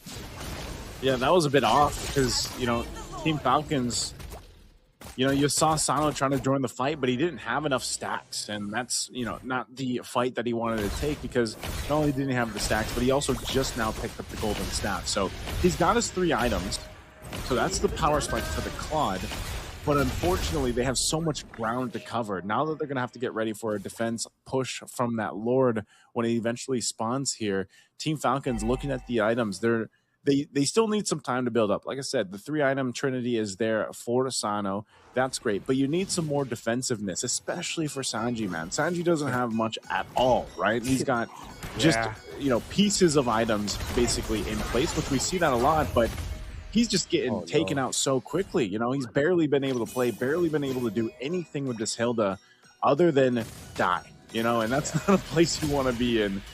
This Feathered Airstrike just doing so much work, as well as that shield's going to be popped here on the bottom side, and the Lord will charge in. Are they going to force a fight with Team Falcons here? Trying to clear out this Lord. It's still held on. They want to bait them. That's insanity going to be used for the entry for Mythic Field. They will be able to push. They might be able to get a kill to Sanji once again. Sanji, fortunately, survives. And that will change. No, they're pushed into the mid lane. Apart from the inhibitor down the bottom, they will get the mid lane as well. Now, Kapu might be in trouble because of this. Zenzu is so much farmed. Even with the without the Divine Glaive yet, he's already dealt so much damage onto Cuffin. Radiant Armor picked up by Troll. Will this be enough of a defense? They do have all of their ultimate now for Team Falcon. In comes Boye, was finished. No, it's just a fake. Now Troll did not land any Jeet, couldn't go block. RPDD will get out of there. They want to kill Troll this time. But Troll will get out. It comes up there. Strike not landing on so much. Ruffin will be able to run away. Has got the ultimate just to get out. That's the beacon down for the count. Oh, he goes for the kick. That's what the Kalea. It comes the heavy spin as well. They pin down Boye. Boye gets out of there. And now Boye is down. Now they want to go for the export. Pops the dash insanity to get out of there with a tumble. And they will try to switch on 4. The defense is just to be so difficult, but they just have to forfeit their mid lane inhibitor turret. Parcel with the ult once again. Or wants to cancel this, but he's going out. There is the slam once again. Sanji dead for the 6th time this game. And in just 12 minutes, Mythic have taken out 2 inhibitors of Team Falcons. Did I not say that this is going to come down to the roamers, man? And it was exactly how that happened. Like, Troll has not been able to find anything, and even when he finds a kick, yes, that combo worked before, kick plus heavy spin from Boyet, but you saw because they're so far behind in terms of itemization, they weren't even able to capitalize on that around the base. Meanwhile, Boya has all the pickings in the world. It doesn't matter who he Tsunami slams. It's going to be a kill. And so now with this Lord up, Mythic Seal will go ahead and start it up again. Almost a 9,000 gold lead up to this point. Team Falcons might just go for a miracle play with Boyet if he's able to zone them out. Oh, Troll, far too forward, will go down. It's the legendary streak now for the Eastern Spin. And they still want more. Boyet has to run to the hill. Sanji faces same part of Mythic Seal only to fall over with the next hit. Just with the ultimate. It's going to be good. It's the last step. They send it off. Boyet wants to go for the stab. But into the backline. Until Boyet being punished by Team Falcons. Falcon will get a double because of that. Runs away from Kun. But the rest of his teammates are down. For some reason, Sanji survives all of that. He'll have to recall for Kun wants to really get into Coffin and will actually get that one. Together with the minion wave, Paul and Sanji. They defend so far they can. As Ruby takes out the Lord without their jungler, they feel they can smell it, they can see it, they want to finish this. Kun just manhandling 2 members of Team Falcons. He's the rest dancing. Of Team Falcons, they're just dancing at this point, but fortunately for Team Falcons, there's no marksman, no turret hitter, and no buildings will be taken down just yet. Yeah, but they got the Lord, and by the time that Lord is up, the entire team will be here towards the base. We're going to take a look at the replay on this. Again, a team fight breaks out. Troll was on that side of the map. This was what started it all. The beacon and that last insanity all overlaying to each other. And this is just a space that you don't really want to fight against this lineup, you know? Again, Last Insanity does so much damage, and now they're in the base of Team Falcons. Yet go for a heavy spin. Off the mark right now, they're pinning down, but the damage is not there. Sanji falls. Boy was follow suit. Nothing want to go for the back rise. Something is going to be taken now, but Arrow is not. That's the damage to the out. Troll wants to get out. Will be successful in doing so. But that means it will take down the thing. That's game 2 in the 3-bar of Fleet will end. As expected, this game will go to game 3. That's right. Last series of the day. Always going to a game 3. It seems to be the trend right now here for games in the future. And this was a really good game that Mythic Seal needed. I mean, they needed this momentum shift in terms of the series because of what happened with Team Falcons in game 1. So just an amazing game, amazing adjustment, and they just dominated in game 2. Let's go ahead and throw it over to the panel to break down game 2. And just like that, the series is all tied up at 1-1 between Team Falcons and Mythic Seals. This is exactly what we were looking for, right? We want in a best of 3 the momentum swings, adaptations, and everything now comes down to the decider, which is the game 3. So good, did you expect the response we just saw even up just this series? Not at all, not at all. I'm surprised. Mythic Seal dominated this game. It was unbelievable performance, especially from Kalea, Boy who was playing with Kalea, and Yisun Shin, who King Flash is playing with. Both of them, they had amazing skills. Hilda, Kalea was actually controlling Hilda throughout the game. Just, you know, she just removed Hilda from the game. Kalea just removed Hilda entirely from the game. And this gave actually Mythic Steel the advantage of what they were doing, you know, throughout the match. Amazing performance both from Boy and from King Flash. I knew Mythic Steel was gonna win. You agree with me, Soldier, right? Finally, I won. I won the bet. And for Mythic Steel, hands down for Yusin Shin. He was a legendary during the game. You guys think this is more about execution or better decision making on Mythic's part? Much better decision making on Mythic's part. Their picks were better. I wouldn't say that the ego played a part with the Falcon, because I think they're way past that. They made their picks. Their picks were good, but Mythic Seal took advantage of their picks much more than Falcons in this game. Let's look at the numbers from that game, because the stats really tell the story. Soldier, can you tell us about it?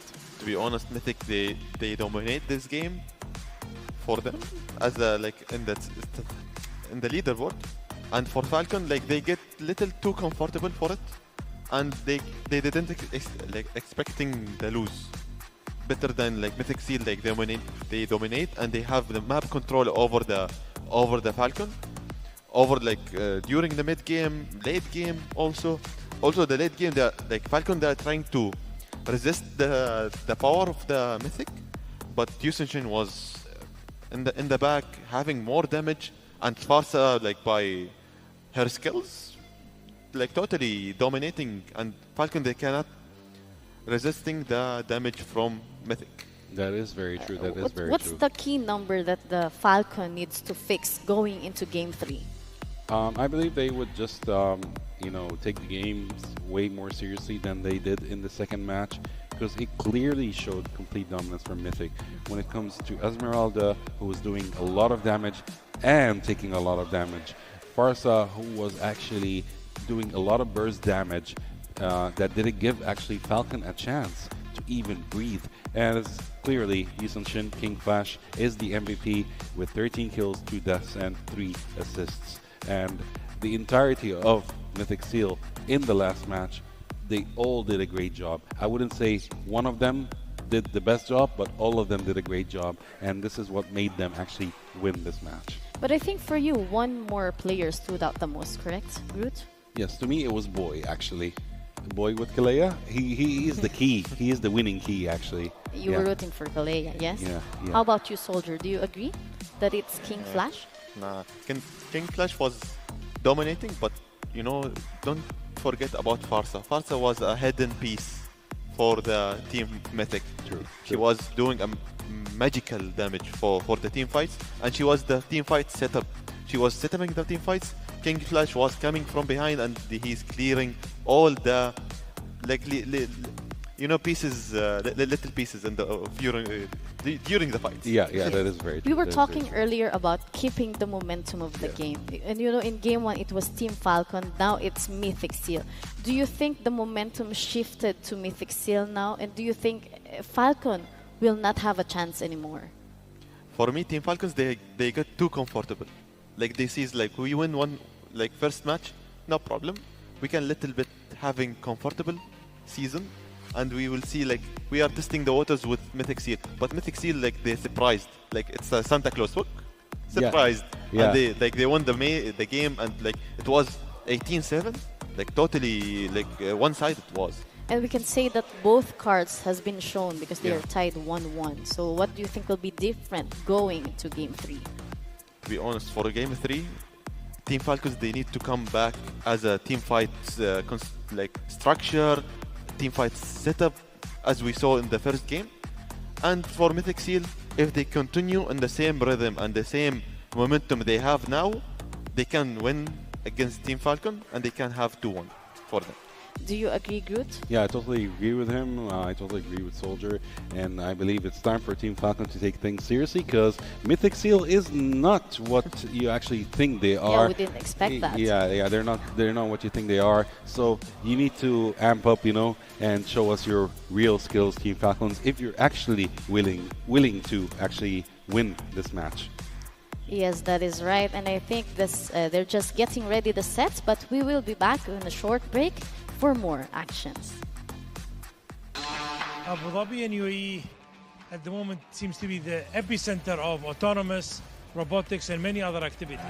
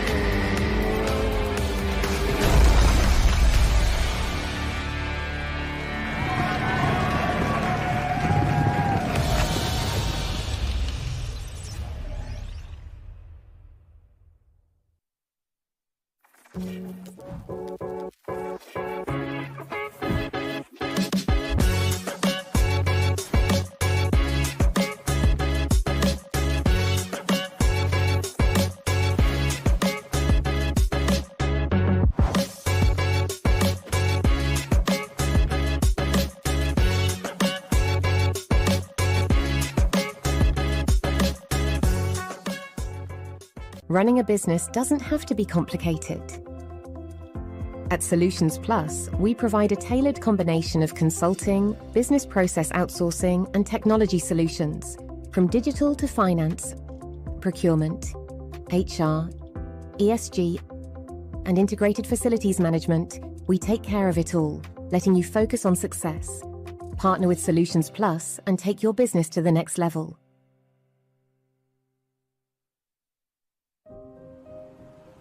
Health is the essence of who we are.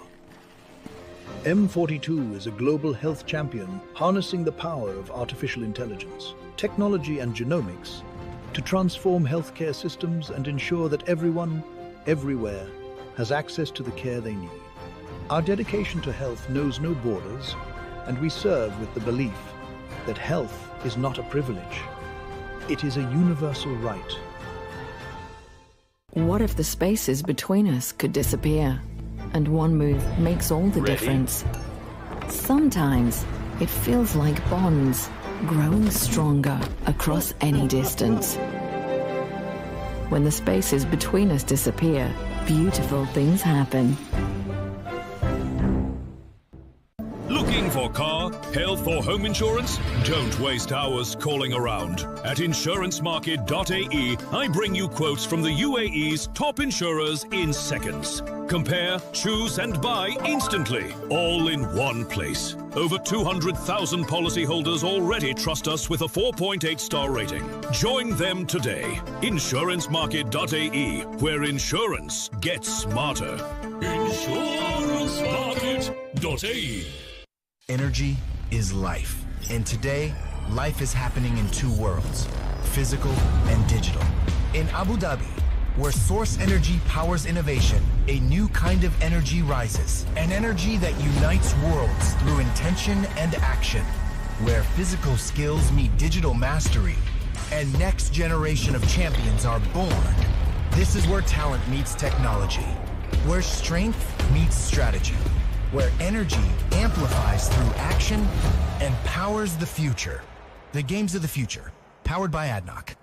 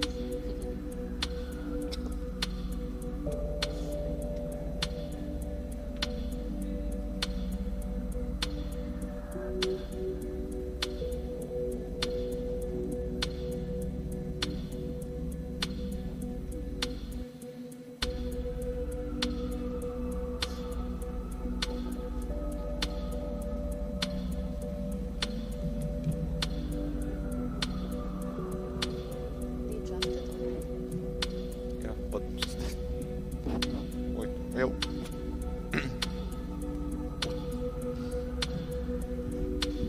Hello.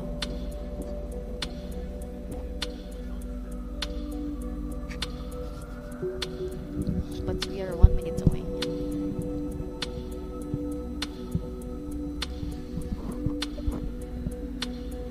I think they are.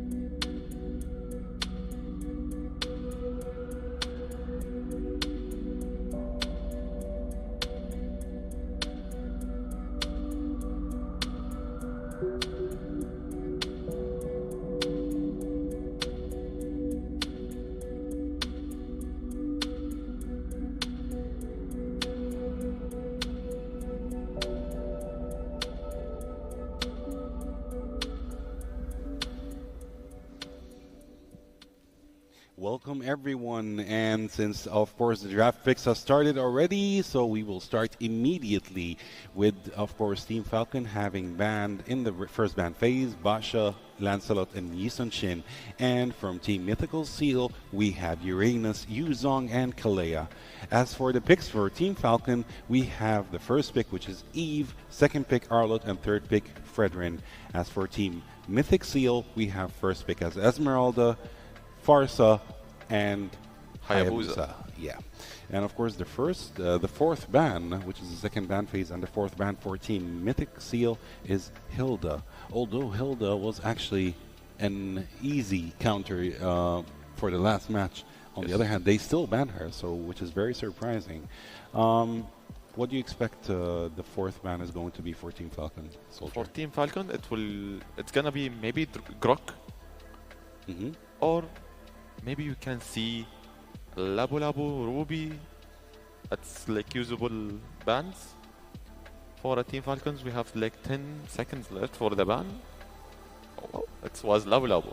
All right, so we have the fourth ban, Lapu Lapu as the fourth ban, which is actually not very surprising since Lapu Lapu is kind of a meta hero right now, way too overpowered and has very high crowd control. As the for the fifth ban, of course, for Team Mythic Seal, as we can see. To be honest, Adham, yeah, Falcon, they took the advantage of low side and they took the Eve first pick, and then like suddenly Mythical, they took the two picks, Esmeralda and Farsa. Suddenly, like you cannot counter because we have two picks, and they took Hayabusa, so they are having the confidence to take the three picks for them, and it's a questionable Granger as a ban for the last one for the Mythic, and we will see the last ban for the Falcons. It's gonna be, I think it's counter ban. I believe, yeah, it is a counter ban since actually Granger was actually annoying for them in the first match. So they expected Team Falcon to actually pick Granger as one of the choices. So they made it kind of harder for Team Falcon right now to go for a marksman. Although we do have other marksmen. In the last ban, of course, is Grok. But we do have other marksmen like Claude, like Obsidia. Or they might actually forget about picking a marksman and actually go for another pick. Yeah. To be honest, I'm expecting from Team Falcon they will counter Hayabusa with a crowd control. We will see from Troll and Sano because they took Gatogat as the fourth pick. Chu. Carry is such a gamble, to be honest. Carry is such a gamble pick. if someone is picking a hard carry, he's too much comfortable, too much confident also. A Chu and carry. Wow. But actually, it makes sense for Team Falcon to pick carry because, as you can see, there is Esmeralda and there is Gatokacha, which are very tanky. Carry is the only marksman. Anti-tank is capable of melting, actually, both of them. This is going to be such an exciting game. Xborg. Xborg as a last pick for Team Mythic, or he will choose another one. Fulvius. Fulvius is actually such a great pick since Carrie is actually in Team Falcon, and she will actually activate his ult pretty easily. So Fulvius is very smart. Yeah.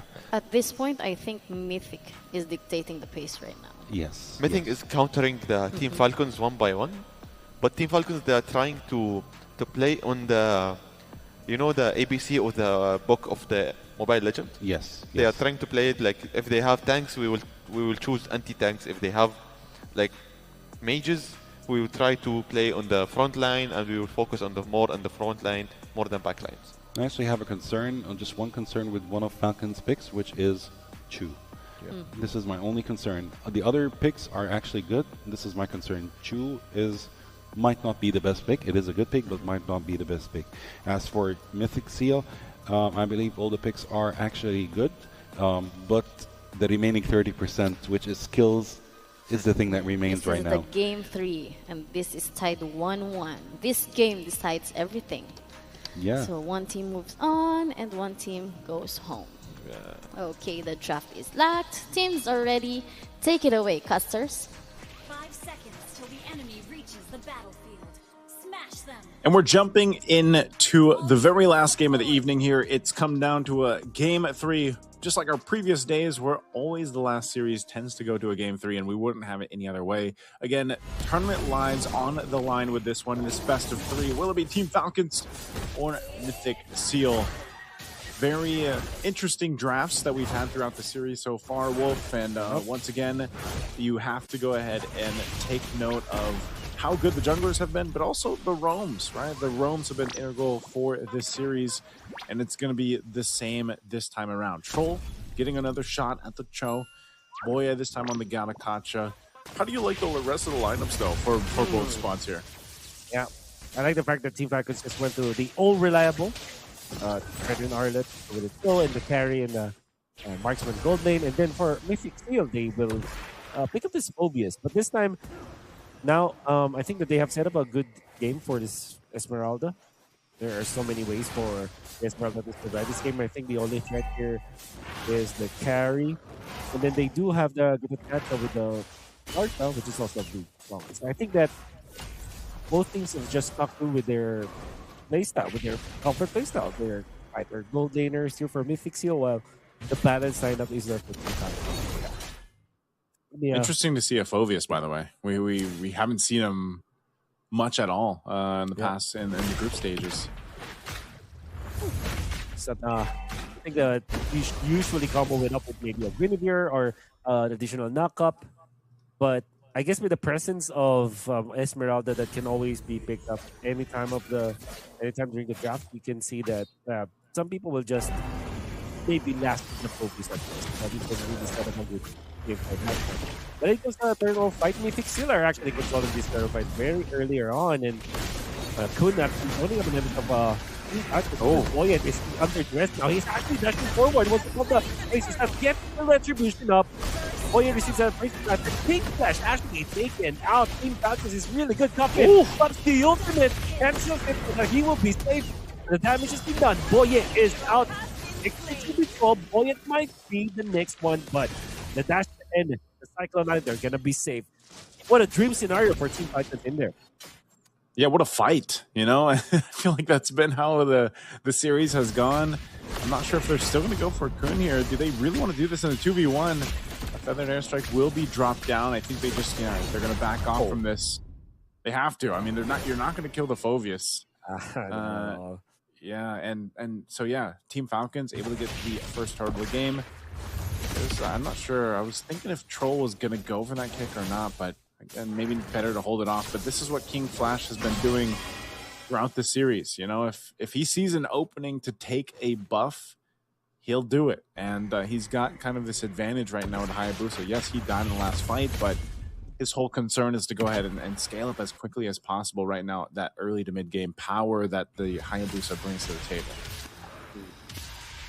I mean, defensive standard air strike, and I say defensive because it's used to clear the waves. They're going to be waiting for the next turn of fight. What it tells me is that Mythic Steel are not interested at all when it comes to team fighting as of this moment. They're just going to farm it up. King Flash needs a lot of recovery in this one. Fortunately for someone like a Hayabusa, there's always a way for you to recover when it comes to farming. You can always get kills, and you're really quick when it comes to farming. All they have to do is to set up for something. What they're going to do, Wolf, is just going to set up for a fight again. If Team Falcons isn't able to go ahead and get a pick off here, which is pretty difficult to do, just given the team composition that Mythic Steel has, they're going to force them for a fight. So they're going to rotate up towards that turtle now. It's half health. Oh, yeah. Now comes the fight. You want to turn this around to the Yi. Better ultimate this time. Boyet receives the shadow kill. Attacks him like a boss. Team Falcons will not lose anyone as they have ended off the attack from Mythic Seal and take the turtle with it as well. No one died, which is, you know, at least as crazy as that team fights have been breaking out around the turtle, it's just objective control right now for Team Falcons. You know, they want to go ahead and secure that. They don't need to force a fight because, again, if they are caught into a real-world manipulation, or not a real-world, yeah, if they have a real-world manipulation that they can use, that's great. Here's a kick, though. Oh, yeah, the vitalized not needed. Hopefully coming out from the Hayabusa. They want to get Boyet. He's actually going to be controlled here. The movements coming out from King Flash. And they have taken out two members of Team Falcons. Boyet and Troll had no business staying there, and Mythic still made sure that they can be punished.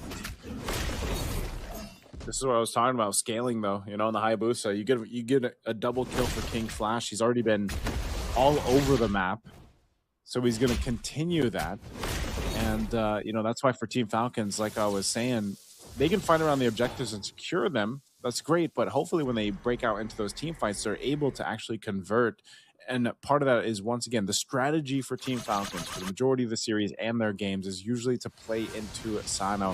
Sano is the one that obviously needs to scale up here on this carry. It does take a little bit longer there. But eventually when Sano does, he will shred through some of that front line, right? Some of these tankier members that Mythic Seal has, especially the Gatakacha and the Phoveus, and even to an extent that Esmeralda in a way. So Team Falcons is more so just kind of waiting. They're playing the long game here, see if they can get to it. And part of that is just dealing with King Flash, not getting set up with a shadow kill, not getting forced into these exchanges. And so far, I mean, they've done a decent job about it. Ruby D2 are going to go ahead and rotate down. This might be a full 5v5 for this last hurdle of the game. This time around, Mythic Seal will fight it out, be in good position to do so. Sanji, got to keep an eye on him. He's got 2 kills already. Flicker available. Final slash to follow suit if he decides to go for it. Boyet on this Fredrin. They're going to force this fight. They are definitely going to force this fight. They want to go with Boyet right now with the revitalized AO2 defense to use as the Fredrin finds the retribution out there and gets the kill as well. But in comes the Quad Shadow. The shadow kill is not going to be enough. The kick is there, but again, not enough for him. In fact, Team Falcons will collect kills one after the other. They will take down the Hayabusa. They want more Boyet with the Bracer's Wrath. Backing up Kun this time. They really want to kill this Phoveus and wants to fight with the ultimate. But there are 4 members of Team Falcons and they take out the Phoveus. Team Falcons have found another dream team fight for themselves and now are leading by 2,600 gold. Hopefully they don't overstay here. They should be able to get this purple buff and get out as they do. That was a massive team fight objective for Team Falcons. Got to give it up for Boyet to stay calm and collected. That's what the Fredrin does. That's what it allows you to do, these utility junglers, but more so the Fredrin. And, you know, secures a turtle, but then that fight breaks out and, you know, that combination, like I was saying, that real-world manipulation is able to go ahead and catch parts or members of Mythic Seal. And as long as Sano is protected, he's able to go ahead and dish out quite a bit of damage. You can see it. He's building into his third item now. He's already got the Corrosive Scythe and the Golden Staff. And that enough with those procs seems to do really well. This is probably another kill here. They're setting up where they all have all the control in the world, and the damage coming out from Coffin. Bonus kill going in favor of Team Falcons as Ruby DB is caught red-handed in the bottom lane. Maybe the exchange now for Mr. Steel is to push up top. Like the Fredrin is nearby, but in no shape at all to defend up top.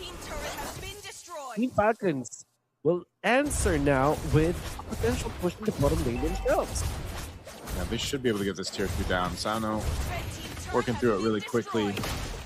It's interesting because, again, it's one of those cases, right? If you aren't able to get a good start on your assassin jungler like King Flash did previously, you find yourself in a tough position just because, again, you know, this is an Esmeralda gold lane. You don't really have the tools to just fight. And that's why Team Falcon continues to force themselves on this side of the jungle, fighting for this purple buff. A Feathered Airstrike drop down. King Flash will probably just get this. Oh, he doesn't. Yeah, he tried to get the retribution, but he holds on to it too, knowing that this Lord is up. Yep. So they'll go ahead and start this. Boya didn't even need it, right? So they're going to force this Lord fight. The combination of Boya, they can have the retribution and they will. Sanji onto the backline, manning down the members. So if the Kenobi didn't get punished here against 4 members jumping into the fight like that, that's going to be really bad. Now Kun might be next on the top end as the Sparta is going to easily ultimate Kun eventually. Now Boye, it's not coming to Boye.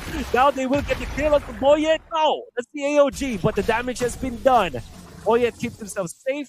Boye also keeps himself safe, but now Mythic still doesn't have the tools to defend their future in the mid lane. Yeah, it goes down. They still in the Holy Shields. Troll looking for a potential setup with a kick, but just gets the Holy Shield in the mid lane. Lord still making his way down bottom.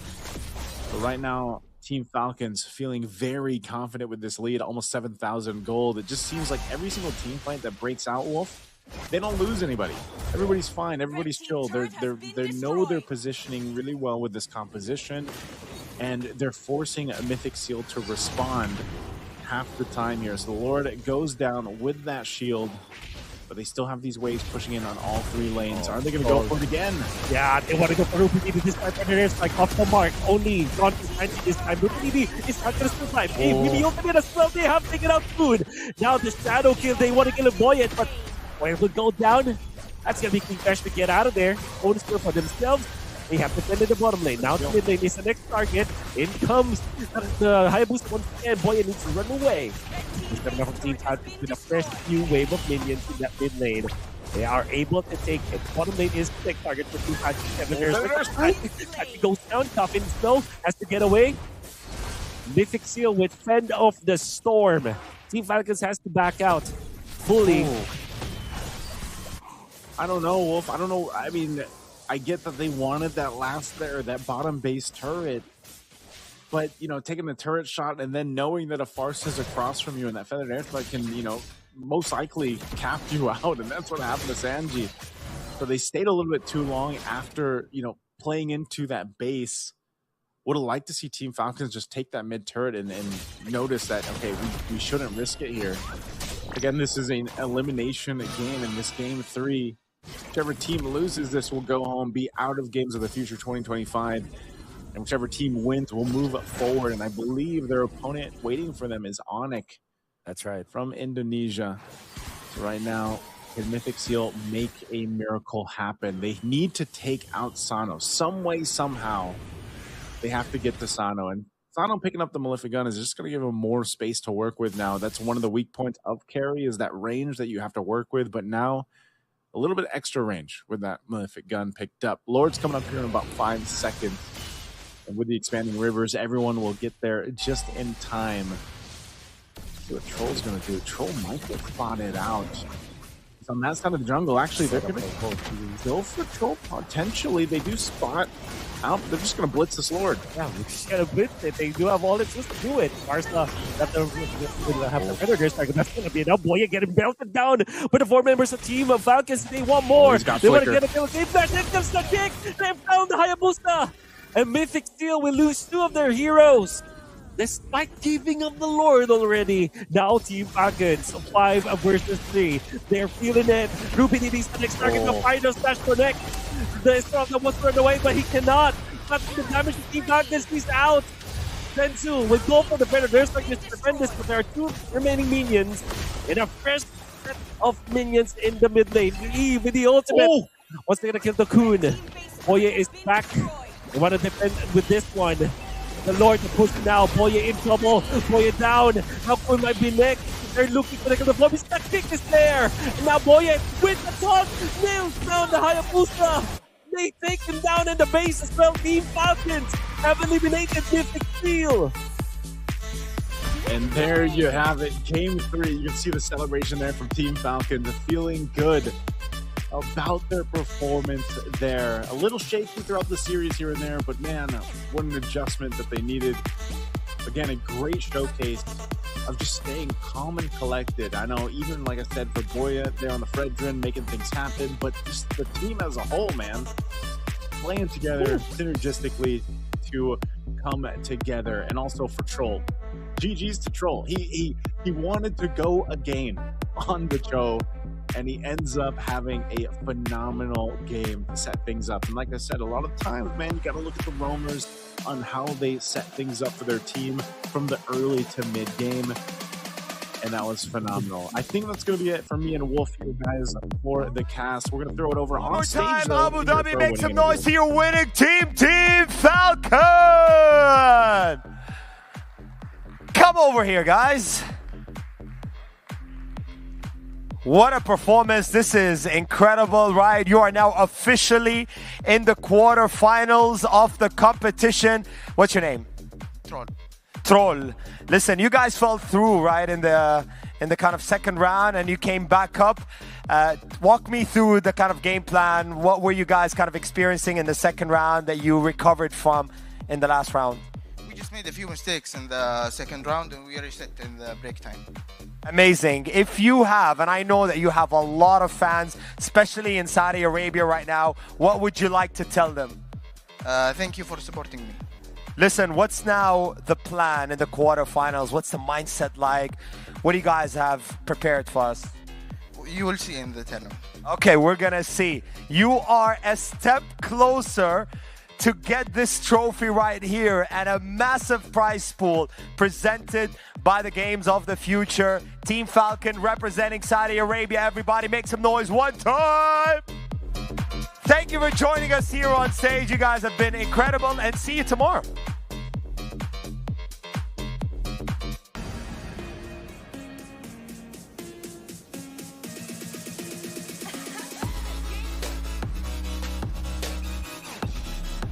And that's it. The series comes to a close and Team Falcon take the win in the decider. We can see someone smiling over here. Roots? Yeah. Actually, I was actually scared that Mythic Seal might actually have another comeback like the second match. But Boyet and Troll were actually in control of the game. Caddy was actually the MVP in my eyes. It seemed in the beginning that Mythic Seal was actually trying to get somewhere, but then Team Falcons were like, nope, it's not gonna happen.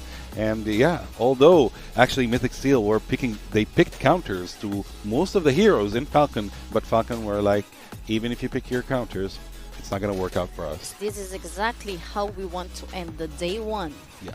But someone is low-key sad over here. Soldier, we were expecting Mythic Seal to win, by the way. I was expecting Mythic Seal because they have the upper hand. They With the draft. Yeah, in the draft. But in the game, Carry was the monster of the game. Because I told Adham, maybe Carry can become the monster because he have the full potential to become, because he can damage the tanks very easily, and he have the freedom to move in the map more than like others. So it's easier for him to make the damage, be the damage dealer, initiate the team fights, make the structure of the team fights, and that's the game was, and it was easier for him, and he was the monster, to be honest. Yeah, so we think that Mythic still made a mistake in this game because they were having the upper hand during the draft stage. It was Right, actually mostly, it's not about their picks. It was more about, Team Falcons' consistency, I would say, determination. They wanted to win one way or another, which gave them the upper hand. But Mythic Seal did a great job. They played amazingly. From my point of view, they are actually stars. But Falcon, had the saying in the end. I was like, all right, we are actually legends in this game. So, yeah, as we can see from the scores even, like the gold is kind of close. Yes, the tower destroyed. Falcon dominated in that. They dominated the Lords and the Turtles. They had better roaming, better rotations in the map. Troll played a huge part, although I told you and the draft pick, I'm having some concerns with the Chew pick. Yes. But this time Troll actually showed up and he was like, shut up, Groot. All right, I know what I'm doing, and he did a great job with Chew, actually. So, But kudos who for do you him. think came up on top in this game? Like the MVP of the game? Carry and Fredrin, to be honest. Carry and Fredrin. Fredrin took a lot of damage, actually supported Carry a lot.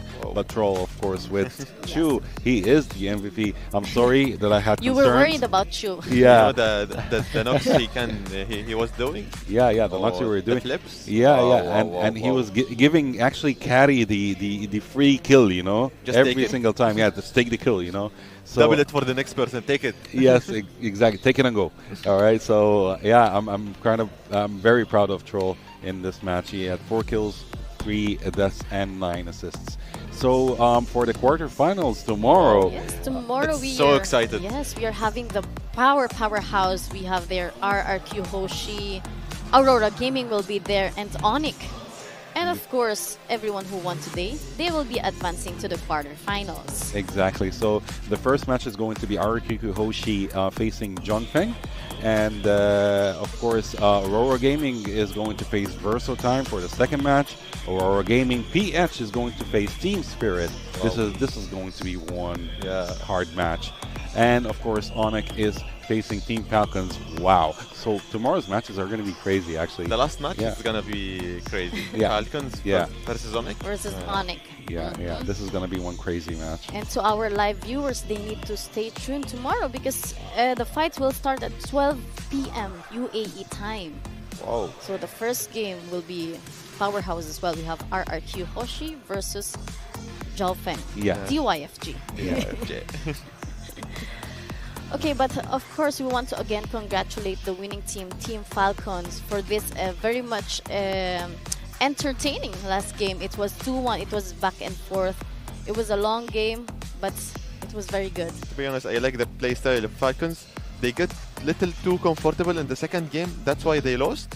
And they come up like in the, wait, we need to wake up. So this is our... they took the momentum back. Yeah. What is our momentum? Yes, we need to get it back. So they get it back and like the... But they for showed sure, I thought the momentum is going to keep with Mythic Seal.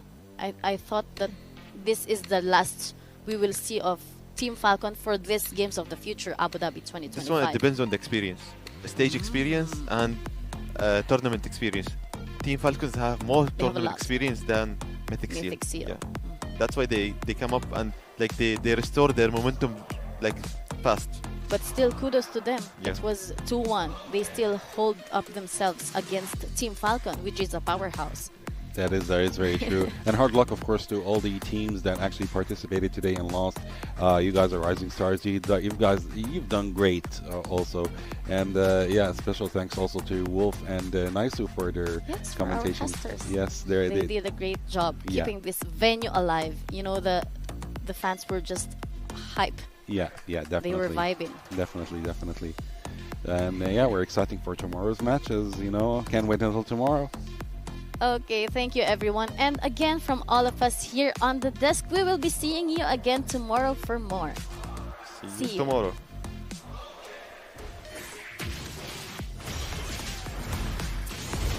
Good night.